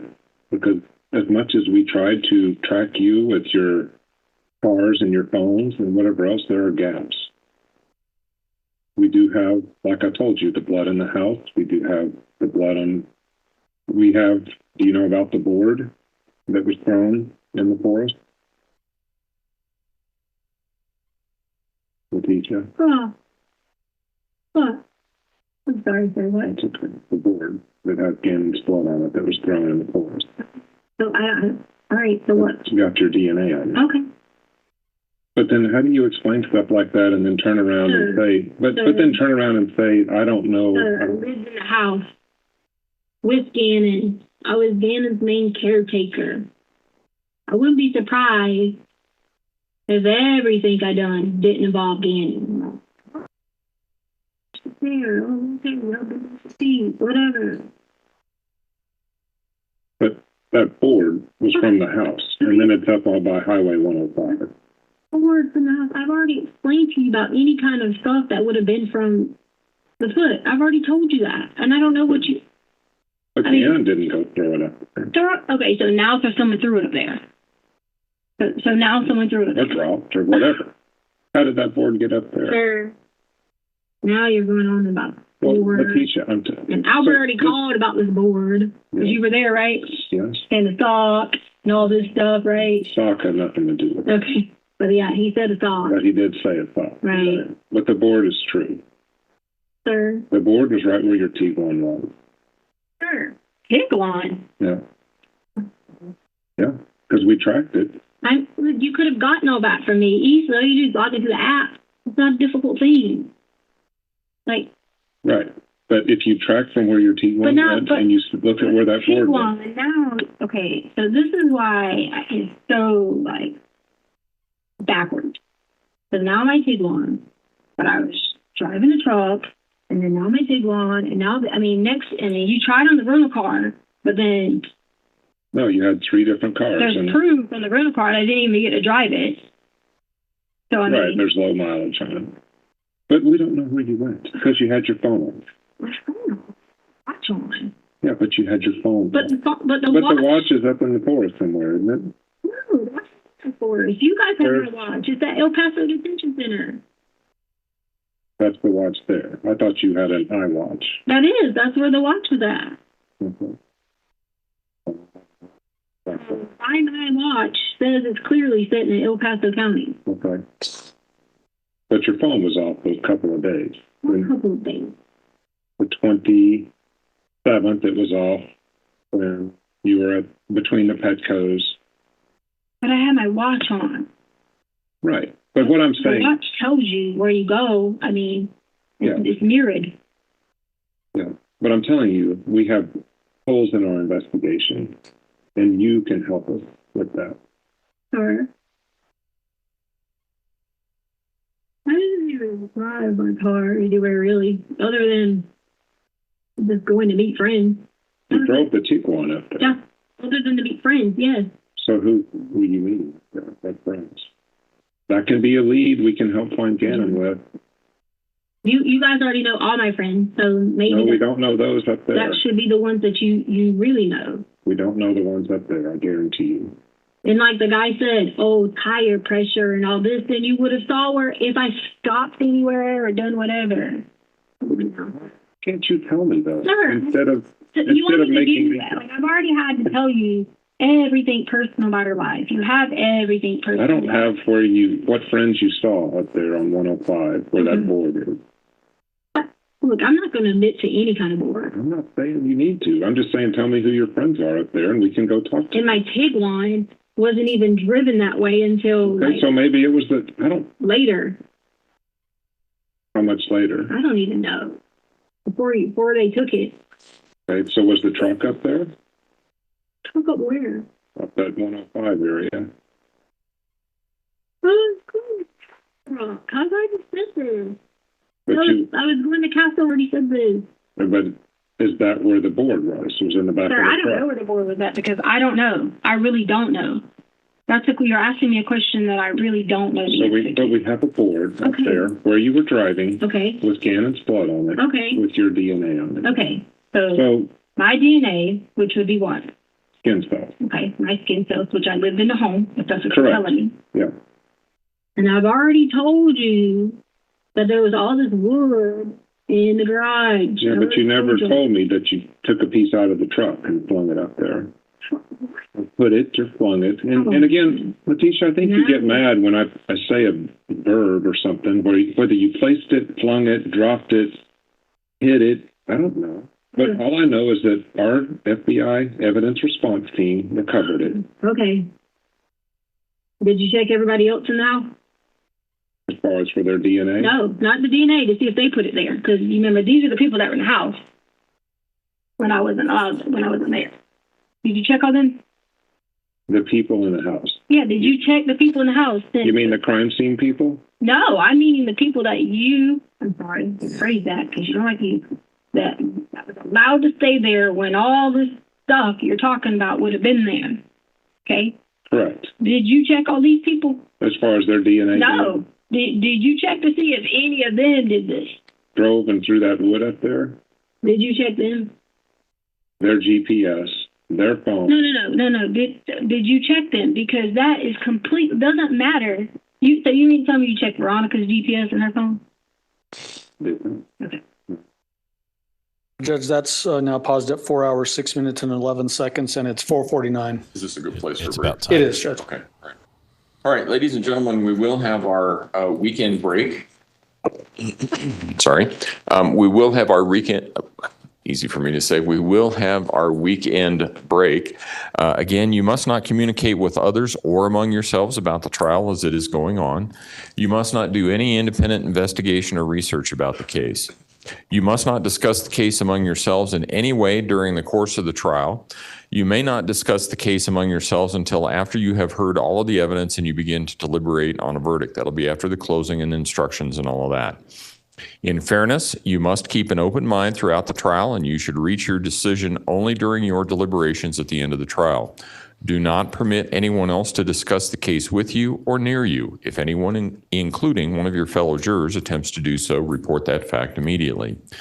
Do not talk with any witnesses or with the defendant or with the attorneys in the case. You cannot talk to them, and they cannot talk to you, even casually.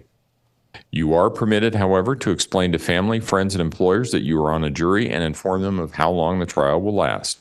You cannot say anything else about any aspect of your experience until you are released from jury service. Do not communicate about the case with anyone else in any way, including in person, by telephone, cell phone, computer, the internet, or any internet service. This means you must not email, text, instant message, tweet, blog, or post any information about this case or about your experience as a juror on this case on any website, list server, chat room, blog, or website. You must not read, review, or accept any communications in any form from anyone regarding this case or cases like this. This applies whether you are here, at home, or anywhere else. Do not read about this case in the newspapers or on the internet, or listen to any radio or television broadcasts about the trial. The law even prohibits you from consulting a dictionary to clarify terms that may be used in this case. With that, have a good weekend. Enjoy the weekend. I don't think it's going to be as nice as it was last weekend, but it's Colorado. Just love it. Embrace it. So we'll see you on Monday morning, 9 o'clock. All rise for the jury, please. It's never a bad weekend in Colorado, right, Judge? It is a beautiful state. For those who have not been there, it is a beautiful state. Great skiing as well, if you ski. At least so I hear. I'm not seeing any birds from her today. A couple people said there might have been a quick one. I didn't catch it if there was. We'll have to watch for screenshots or something. Just checking to see if her backpack lawyer is loaded up and ready to go. He's got his laptop folded up. Oh, that's the garbage. I thought he had his backpack down by his feet. Thank you. May all be seated. Record should reflect the jury has left the courtroom. There's the bag. He's getting out of here. Let's go through the the exhibit list for a moment. I have exhibits 1. Lots of yawns there on the defense table. Through 43. Oh, nope, sorry. 1 through, yeah, that's right. 1 through 43. 46.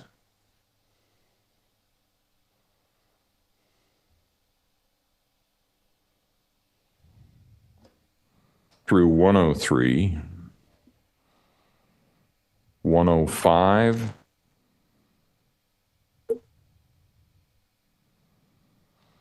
They're just making sure. The judge is just cleaning up. I think he does this at the end of every week, if I remember correctly. He wants to clean up and make sure he's got all the paperwork done for all the exhibits. Through 198. 201 through 211. 220. To stop you, we don't have Yep. 206 in. What? I'm sorry, 206 was, it is in. It was introduced through Mr. Stauch and then was brought in through actually Harley Hunt, I think. So let's go, let's see, 206 to 211, 220, 222 through 224. Our podcast starts in an hour. 226, 27, 28, 230 through 237, 239. 2 hours. Sorry, 2 hours. 7 right now. It feels like it feels later. Have Maybe what we should do, and the easier way to do this might be, I can show you what I have, because it's, 40 pages? 50 pages, sorry, 49. I can show you what I have. You guys can take a look at it, see where you agree or disagree. And we also have Defendant's Exhibit A. That's the only exhibit I have so far from defense. Does that sound right? That's right. Okay. Look at and defense. then, Look at his knee. so you can take He a look so at wants what to it get out is of that I have, who it is that I admitted it through, because I tried to take accurate notes on that. And then we'll see where there's a disagreement. Is there anything else that we need to take up at this point in time? Prosecution? Oh, Your Honor. Defense? What does next week look like? And I suppose primarily, when are we anticipating Dr. Gray's testimony? So obviously it's going to depend on witnesses ahead of that, but he's halfway out the door already. I didn't know if you were going to try and sandwich him in somewhere, or if he was last or what. well, the debate for us is either Dr. Gray or Torres, Judge. So it'd be one of those two. And it's, at least as we're tentatively looking at that, it'd be Wednesday morning. Okay. We do have, just so the court's aware, we do have some witnesses that are going to be flying in from the East Coast. 3 of them, as a matter of fact, and that's going to require some massaging of our presentation of these witnesses. Okay. And we've also got a witness flying in from Hawaii as well. So that's our agreement. Okay, well, we will work around whatever it is that we need to work around. I was just trying to get some idea then. Okay. All right, well, we'll see everybody on Monday morning then. Okay, thank you. Court will be in recess. All right, as they kill the stream, there it goes. Court's in recess. Thank you all for being here. We do have a podcast tonight, this same YouTube channel. If you hit the subscribe button, Thomas Weatherwatch, who's normally one of our mods in here, he's out on the road. He'll be coming to us remotely. But we've got a podcast tonight. It is a fun podcast. Anyone who's been there knows. I will tell you a little bit about my kitchen tonight. I think I'll even have some pictures to show you. So I won't leave you hanging on that story there. Thank you so much for all the new subscribers today. We have had quite a few, quite honestly. We're 15,718 subscribers. You guys are incredible. Thank you so much for that. It's Andy puts a super chat in for the tip jar. Thank you, Andy. Much appreciated. You guys are absolutely incredible. Let's see. We obviously are not done with a five-hour interview. We have about an hour of that left. It will probably be Monday, but with what the attorneys said, with flying people in, I don't know if somebody flies in early in the week, we might take some witnesses out of order and then finish with this witness, finish with the hour later. It sounds like we'll probably finish it first thing in the morning. I will say, I don't think she breaks. I don't think she gives them anything. It's very frustrating on that front, and the patience of Agent Grusing is just patience of Job, really. So he's just going to be amazing for one more hour. It will be broken up into little clips like it was earlier, so that's going to be good. We're going to finish that up. We'll see if we can get some Cash Baby merch going, or something similar to that. I'll have to see what's available out there. We'll look at that. Let's see what else we have. Any questions? Kiki, thank you very much for being here. Love that you all could be here. The Queen of Deflection, she is good. Somebody, who was it in the chat that said, just FYI, many hardened criminals have broken under less pressure than what she's holding under. She will not budge. She is stubborn. Man, she's stubborn. Awesome show today and all week. Really, thanks, RA. Thank you, Diet Coke Mama, for being here. Thank you very much. Toodles, y'all get some rest.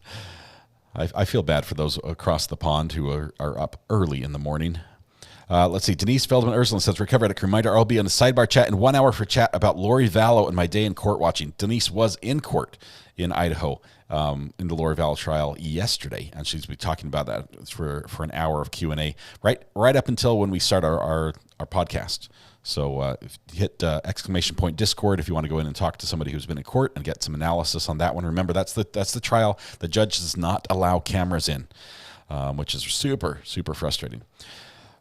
Yes, we are over 1,000 likes. You guys are amazing for doing that. Thank you. Let's see. Laura, you sent me new parrot sound bites. I will listen for those possibly this weekend. I've got a few things to do for the podcast before we get started there. Brandy better sport Tisha hair and a cash baby tonight. I don't know, Brandy, are you on for tonight? JT, are you around? Are you guys doing a podcast tonight? 13th Juror podcast? Do you save your podcasts? I do. They're here on the YouTube channel. If you go to my channel, you can go to the playlist page and you can see all the podcasts that we've done. I think my personal favorite was the week I talked about the FU trees. And if you were there, if you know, you know. I tend to share a few stories about my life there, and some of them are pretty funny. Lainey, thanks for clicking the subscribe button. Welcome. Any other questions we can answer before we go? I know it's a long weekend. I don't want to leave you hanging until Monday. If there's a question I can answer today. How many weeks has this been going on so far? This is day 12. But we take every Thursday off. So we've gone through a little over 3 weeks. So this is the 4th week of trial. Is that right? Been through 3 weeks. We're over halfway through. They originally said 6 to 8 weeks of trial is what we expected, but then went faster because defense cross-examinations were very short. As a matter of fact, for many witnesses, they were non-existent. They said no questions. And so we're ahead of things, 7 weeks. It feels like 7. Tara Lally, what is your question that I can answer? May Gould says, this is unbelievable. OMG, new subscriber. Thank you so much, May. Thanks for being here. If you guys have questions, when can we do polls? Richard, I don't know. I hesitate to do polls about guilt and innocence until the jury has all the evidence. I like to wait until that point. I realize lots of people are used to doing polls early on. I like to sort of wait until I can hear everything and get a complete picture, like the jury does, because the jury is not supposed to really deliberate until they're not supposed to deliberate at all until they have all the information that they're charged. So I like to approach it from that standpoint. Some of the other polls that we can do, obviously we did the poll about which story she was going to tell the FBI agent, who I'm going to go ahead and clear that pin right now. He was fantastic, by the way. So we can do some polls like that. If you do have a poll, make a suggestion. I do miss a couple of them, so tagging them helps. But let me know specifically what you want entered. We can do multiple choice up to 4 guesses or 4 multiple guess questions. How many more prosecution witnesses? So done with it. They have 147 on their list, and we've been through, I think we're close in the mid to upper 40s, but they are not necessarily calling all of them. We know that there are 2 experts that are debating which one to call right now, and we heard that tonight. So they're not necessarily going through all that list. They could be nearly done with their list. They don't have to call everyone just because they have them on the list.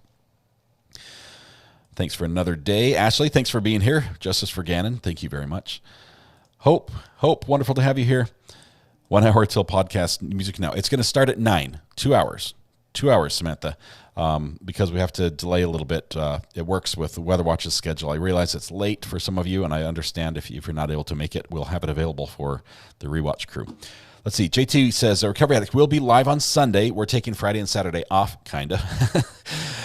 May drop a surprise stream on an unrelated case. JT, thank you. JT is Brandy's podcast partner for the 13th Juror podcast, and they do a fantastic job covering the Lori Vallow case right now and maybe something else.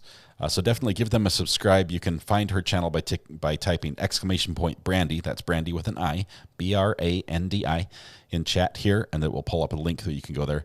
You'll definitely want to subscribe and ring the bell so you don't miss the surprise stream. They are amazing. Just you will laugh until you cry. They're so good. Let's see. I want to see the look on Letecia's face when they tell her they found Gannon's body. I hope they have that on video and show it. I don't know if there's another interrogation after they find his body. She may lawyer up. And if she does, there probably is not a video of that. What about a poll on has your opinion changed since it started? Yes or no? That we can do that. We'll probably save it for Monday. Does that work? Need to add Angel from the 30s. Oh my goodness, the thruple. We need the thruple. Ratto Rules 60. Thank you very much from Colorado Springs. Good to have you here. You can probably confirm there's never a bad weekend in Colorado with what the judge said. Thank you very much. Let's see, any other questions? Could it be the reason it's taking 4 to 6 because of the 4 days a week? That's probably part of it. The judge's schedule is a problem with having one day where he has to do other court business. Let's see. Love to all you true crime addicts. Mug. Thank you, CG. Yes, if you like the mugs we drink out of. I have the pink mug today. This is, hang on. There we go. As I'm probably going to dump water on my laptop doing this. This takes us all the way back to where we started with Daryl Brooks. It says true crime addict on one side, and the other side says objection, overruled grounds. And look, no spill on the laptop. That's pretty good. I'm going to count that as a win. Brandy, I found you on Twitter. Brandy's awesome on Twitter. Definitely follow her there. Missing people. Shout out missing people. Missing people, thank you so much. Here we go. Where's the sound? Shout out missing people. There it is. I got it just in time. I forgot to have the sound on, but I saw it and turned it on. Let's see. I must follow Brandy. You must. You definitely must. The chat is phenomenal. You guys, the humor you guys bring to this is absolutely incredible. These trials can be very heavy. They can be very hard to watch and listen to. And the levity with which we can sort of lift each other up and support each other through this is incredible. Thank you so much for doing that. Bring the jury. Chilugi, thank you for ordering a mug. Appreciate it. With cocoa in it. Oh my goodness. I will tell you, I don't promote a lot of products, but the Stevens Hot Cocoa is one. There is another one. There's another product I was debating telling you about because yesterday I had nachos. And I like to make my nachos like my grated cheese over the top. And I sprinkled the amazing pepper on top. Crushed pepper. You're talking about stuff that is not relevant. It is amazing. Hang on. Let's see. To accept, press 1. Hey, Joellen, this is Recovery Addict. How are you doing? Hi, I'm doing fine. Let me mute my thing and wait a minute, let me mute my phone. Okay, just one sec. If I can remember how to do it. Or just turn down the music, the sound on your TV. That'll be all you need to do. No, I'm kidding. Okay. I'm kidding. I don't know my name after this. Oh man, it's been. I need to go to a psychiatrist after this. No, there was a question I wanted to ask you and I forgot. Oh, and thank you for answering my question. I appreciate it because I didn't know there was going to be another interrogation. I don't know if there will. Honestly, I do wonder. No, but you answered yes. Yeah. I think if they're, I mean, they'll try to get as much information out of her as possible. But once they have his body, it's pretty much the case is closed as far as investigation. They don't need anything else more out of her. She won't confess. My favorite channel. No, sorry. I'm sorry. I thought maybe there was going to be another one in Colorado after she tried to kill the cop. I don't know. I don't know that. That was a fun video. Okay, that's why I put the question mark at the end. Sorry, I missed the question mark. I no apologize. problem. And I can't remember the question, so it'll have to wait until Monday because this is just. See, I lost my son 4 years ago. Oh, I'm sorry. And so this is killing me. And it was at a very bad time. He died in April of 2020, right at the height of the COVID. Oh, so there was no sorry, funeral Joelle. or anything, and you don't get over it ever. Yeah. I'm It's so something sorry. you don't get over because I'm thinking, I should have been over it already. But No, thank God no. for a good, yeah. No, you should not. When you love someone, you don't just forget. It doesn't just go away. No. Oh yeah, and he was 57. Yeah. And I'm a strong opponent of drugs. Yeah. Because he died. He died because of the side effects of drugs, not from the drugs. He died from his heart gave way because of them. Oh man. So anyway, but no, I'm fine. Well, I don't need pity. Well, you need to have a good weekend. You need to relax a little bit, rest up for what's coming up on Monday, because we have a little bit more. Yeah. No, I'm getting through it, but every once in a while I have to turn to something happy for about 15 minutes. Yeah. Hopefully we can provide that for you. Thank you so much for calling, Joellen. I appreciate it so much. Oh, and you do make it easier. Oh, and by the way, I have to say one more thing because I know it's late. Yeah. You are, and I don't say this lightly. I don't throw compliments out. But your channel is the best one on YouTube with the way you handle it. You are so not informative. So you know your stuff. Well, I've been trained by some really smart people. Don't do drugs. Trophy Red Heart goes. Sorry, there's. You know what you're doing, and it's amazing. I tell everybody everything I know about law I learned from Matthew Harris. I'm talking about the technical part of it. Oh, I did go to school for this. This is in my career path. So I have worked in TV and stuff like that, so it helps to have that. It's amazing how you're able to go from one thing to another so quickly. I've never seen anybody do this before. And like I said, I am not one to throw compliments out because then they're worthless. Well, Joellen, thank you so much. I appreciate the compliment. Have yourself a fabulous weekend, all right? And you too. Enjoy your babies. All right. Cash babies. Yep. We'll see you. Even the 20. I have 3 cash babies. Wonderful. Where were they cash babies? Thank you, Joellen. We'll catch you later, all right? Bye-bye. Okay, good night. Thank you. Bye. Oh, man, that's wonderful. Let's see. Thank the entire chat today from Excited Utterance for the laughs. You guys were on point. It was wonderful. It was wonderful, and we needed that. Honestly, we needed that. Tommy, I did not see the question, and I'm looking frantically for it. Missing people, thank you for the don't do drugs reminder. I'm looking for my when chat's really busy, it's hard to find some of the comments. Let me go ahead and turn the slow mode off. Sorry, mods. I'm going to turn the slow mode off just so I can see what's happening here. Okay, don't punish them here. Oh, we've got another phone call. Just one second.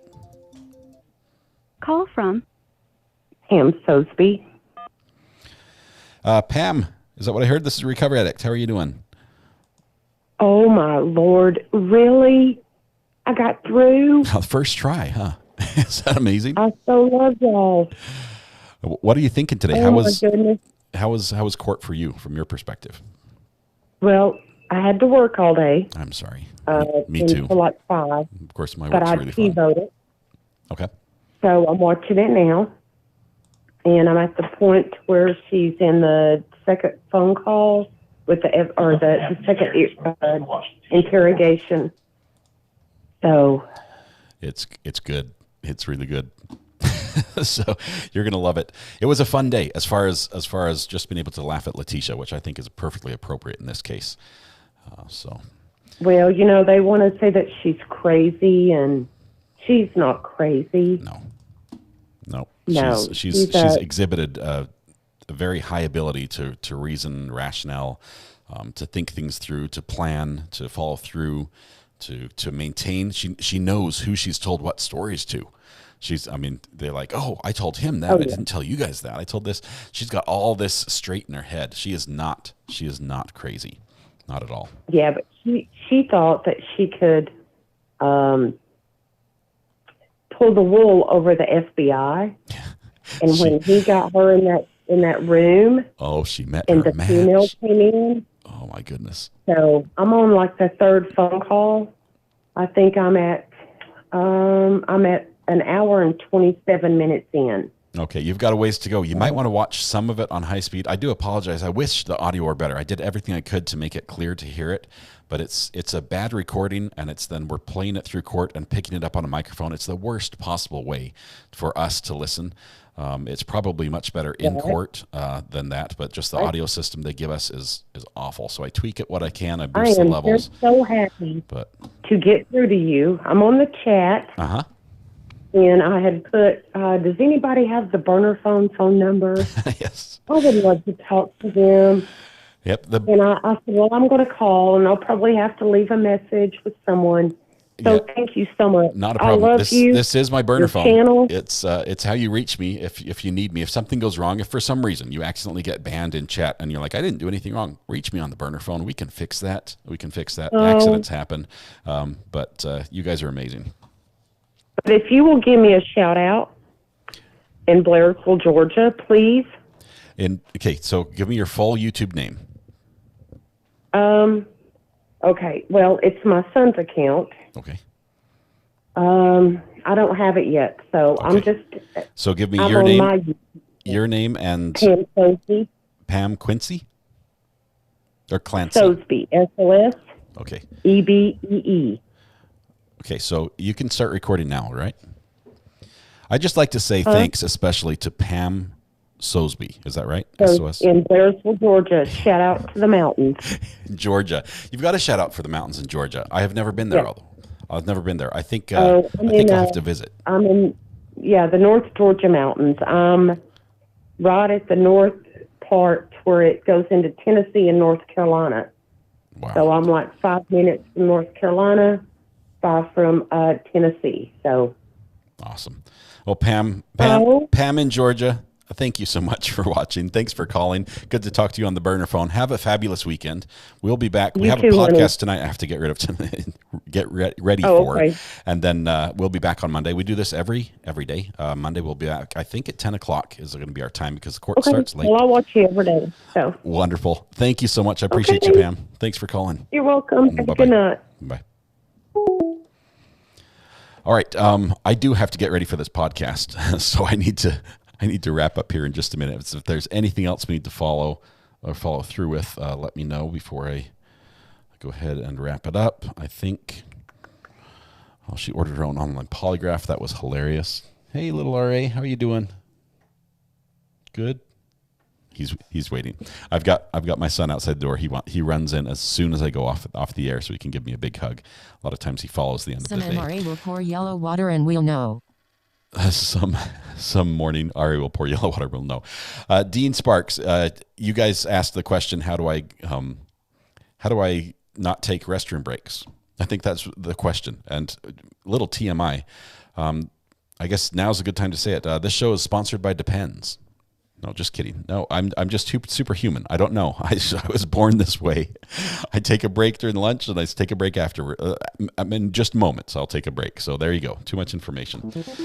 All right. With that, I guess we can start the weekend. Thank you very much, Dean, for the super chat. Thank you, my friend, for being here and being a supporter of the channel. You can't leave, RA. I'm holding you up with my belly. What else would you hold me up with? Belly full of cash. It has been a fantastic day. Thank you all for being here. Thank you to the incredible mods who make it just so much fun to be in chat and to interact with all of you. It's been fantastic. Thank you to the new members, all of you. Thanks for being welcoming and saving them a seat, making room for them. You guys have been super supportive on the super chats as well. That means the world to me and my family. Thank you, thank you, thank you from the bottom of my heart. You guys are amazing. All right, we have a podcast tonight. I promise it will be fun. I promise you won't regret watching it. So please ring the bell, click the subscribe button. I'll have the chat window open here probably in a few minutes for it. Give me some time to make the thumbnail for it, and we'll get that started. Otherwise, we'll see you later. Tonight when you go home, please hug the people you love. Smile at someone. Make their day just a little bit better. And please stay safe till we go live again. One more time today. One more time for the podcast. 9 p.m. We'll see you then. Bye.